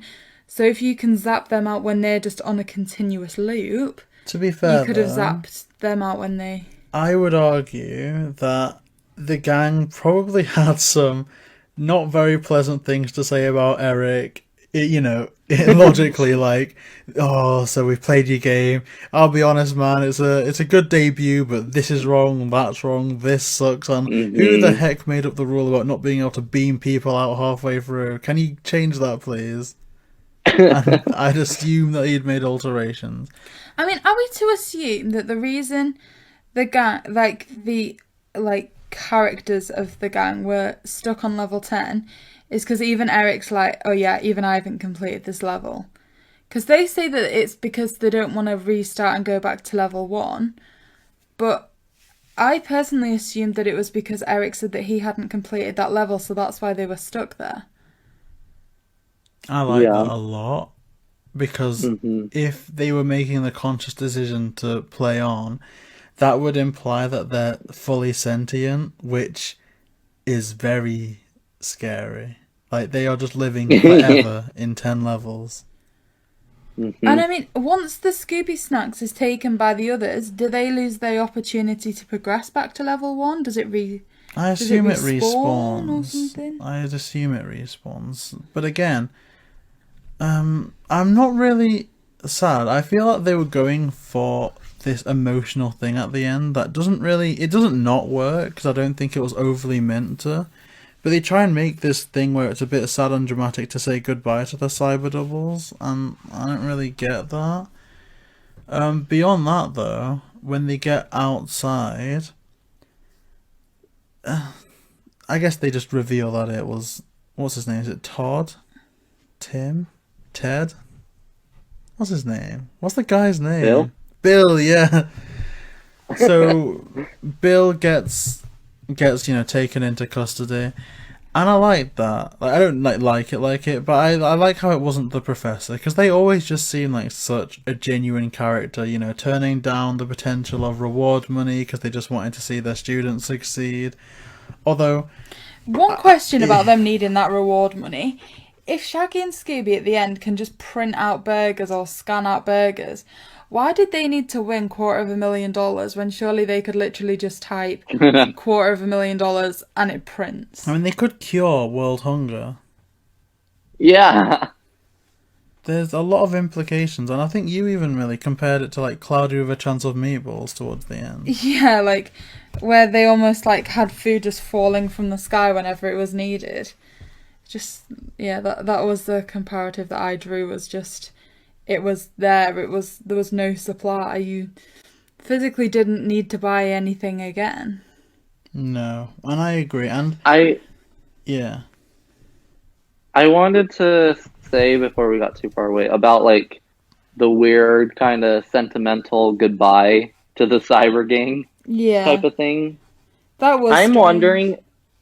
Well, I'm wondering if they were told or if it had just been, thought of. I just wonder if, like, Warner Brothers kind of said, okay, after Zombie Island was a success, like, okay, you're gonna do 3 more movies, and then basically what I'm trying to say is I wonder if they kind of thought this was gonna be the closing to Scooby Doo overall, and so it was kind of them saying goodbye, like goodbye to our original people, our original, versions of ourselves, goodbye Scooby Doo type of thing.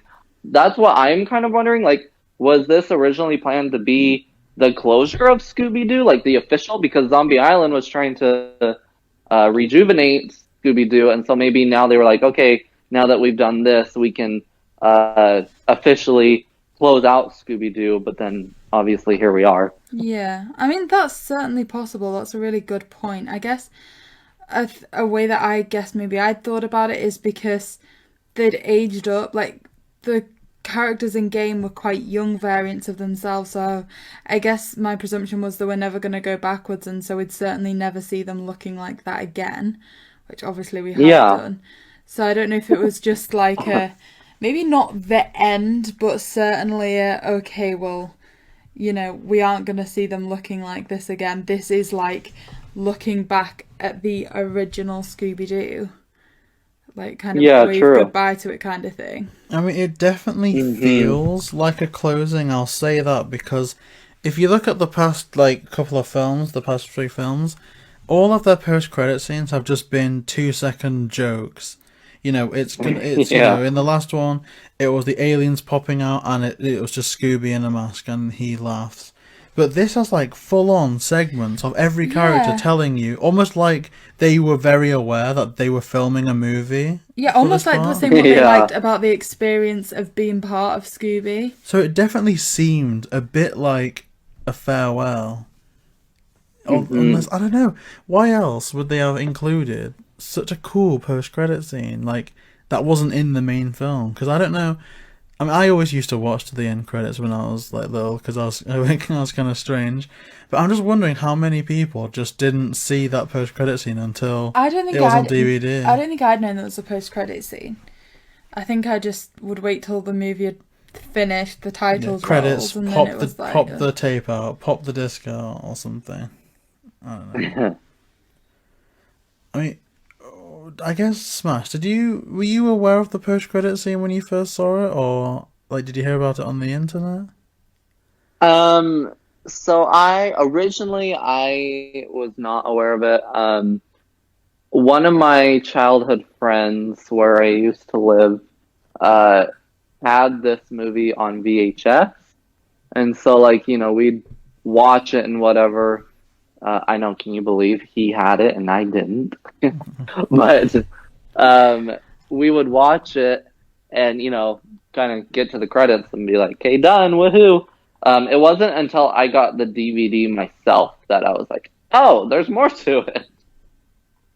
And it is gorgeous though. They have freeze frames, is that the right word? And the artwork just looks...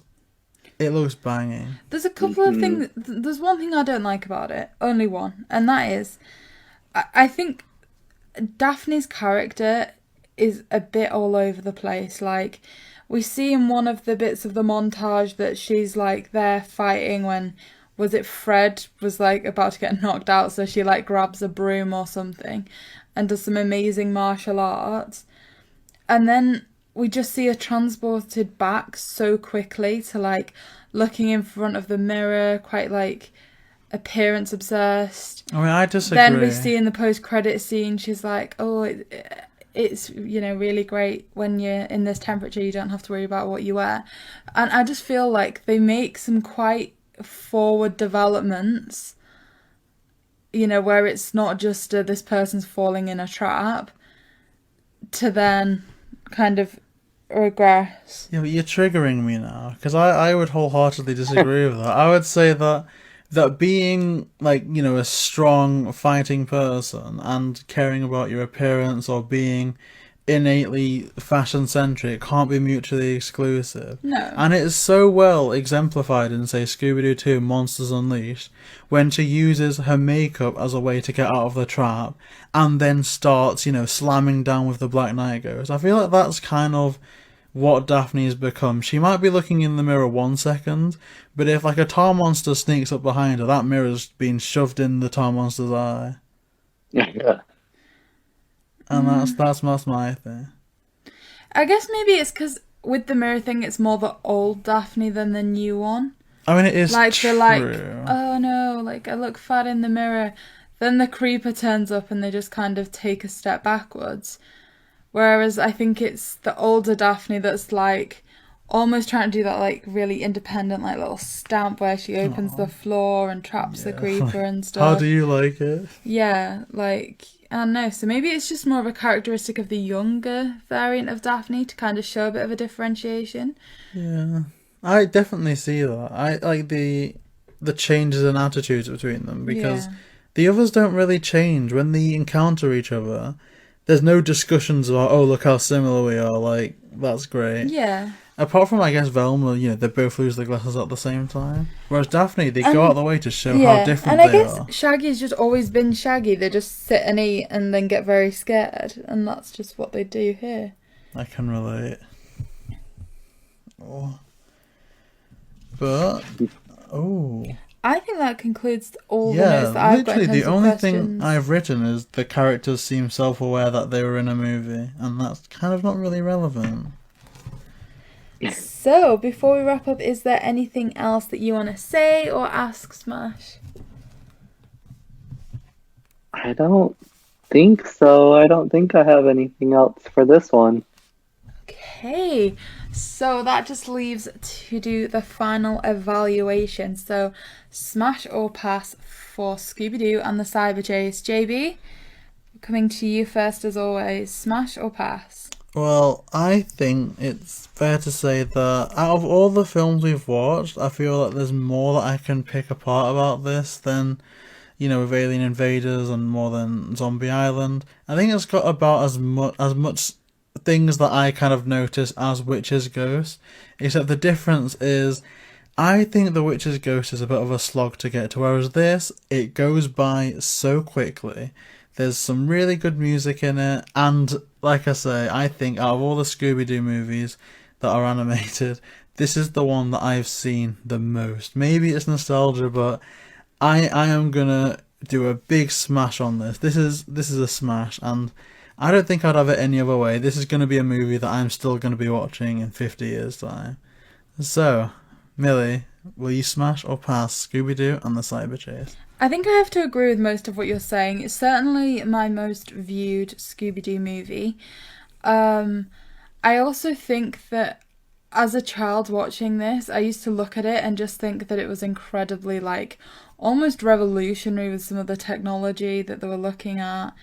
So to that end, I think it was quite interesting. We certainly were progressing away from, witches and aliens. This was almost stuff that I would say was more real world scary, which is technology. It can be quite it can be quite unpredictable and that kind of thing. So I don't know. I guess just because it seemed that it could be linked more to the human life, that it was a bit like, oh my gosh. There were a few faults with it, we were kind of picking at through it, but ultimately, even the really obvious baseball references, when I first watched this, I was very young, but I just was so engrossed in the movie that I didn't even think about the baseball references. Completely missed every single one of them. And so I was so oh my gosh, at the end. Don't know how that happened, but yeah. Ultimately, I love the movie, and I would have to say that this is a smash. So, that just leaves you, Smash. Would you say smash or pass for Scooby-Doo and the Cyber Chase? Alright, so first, I wanted to kind of bring up that both you guys said that this is one that you feel like you've watched a lot or the most or whatever. I have this weird theory with these 4 movies that we just are wrapping up that we reviewed. So, Zombie Island, I feel like, is the Scooby Doo movie that like everybody has seen. You know, even if you're not an avid Scooby fan or you like horror, you know, just like everybody has seen Scooby Doo on Zombie Island at some point, I feel like. Then we have Witch's Ghost, and I feel like that one has the Hex Girls movie, let's say. If people don't remember anything else, they remember, oh, that's where the Hex Girls came from. Then we have Alien Invaders, and that one's the least talked about of these four. The one that a lot of people kind of brush over, and not that they don't like it, but it's not as memorable. But the main thing being from that one, you know, is Amber and Crystal leaving, and that whole emotional part. Now, Scooby-Doo and the Cyber Chase, for whatever reason I have picked up on, again, even if you're not an avid Scooby fan or whatever, everybody owns this one in some format. I don't know why, I don't know how, even if it's still just on VHS. I talked to so many different people, of course Scooby-Doo's brought up, and somehow I have picked up on that everybody owns this one. And everybody remembers this one because they own it. And I was even just talking to my best friend last night that I moved in with recently, and like movies and stuff. And anyway, Scooby-Doo was brought up, and she was like, you know, every time someone mentions Scooby-Doo or whatever, the first thing that pops into my head is the one when they go into like these different video games and whatever. And I was like, funny you say that the night before we're gonna talk about this. Okay, but so that's just my weird little theory. Everybody knows Scooby-Doo on Zombie Island. Witch's Ghost has become the Hex Girls movie. Alien Invaders is the hidden gem, and Cyber Chase is the one that everybody owns. So here's my thing. This one is a little more keen to Witch's Ghost with me. I don't love this one as much as, say, Zombie Island or Alien Invaders, but I definitely do like this one more than Witch's Ghost.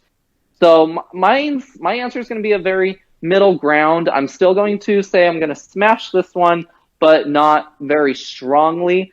But enough to be like, oh, you should, like, there's no reason not to watch this one, but I will just say it's not one of my favorites. So please make sure to like, comment, and subscribe to JB, Millie, and smASH.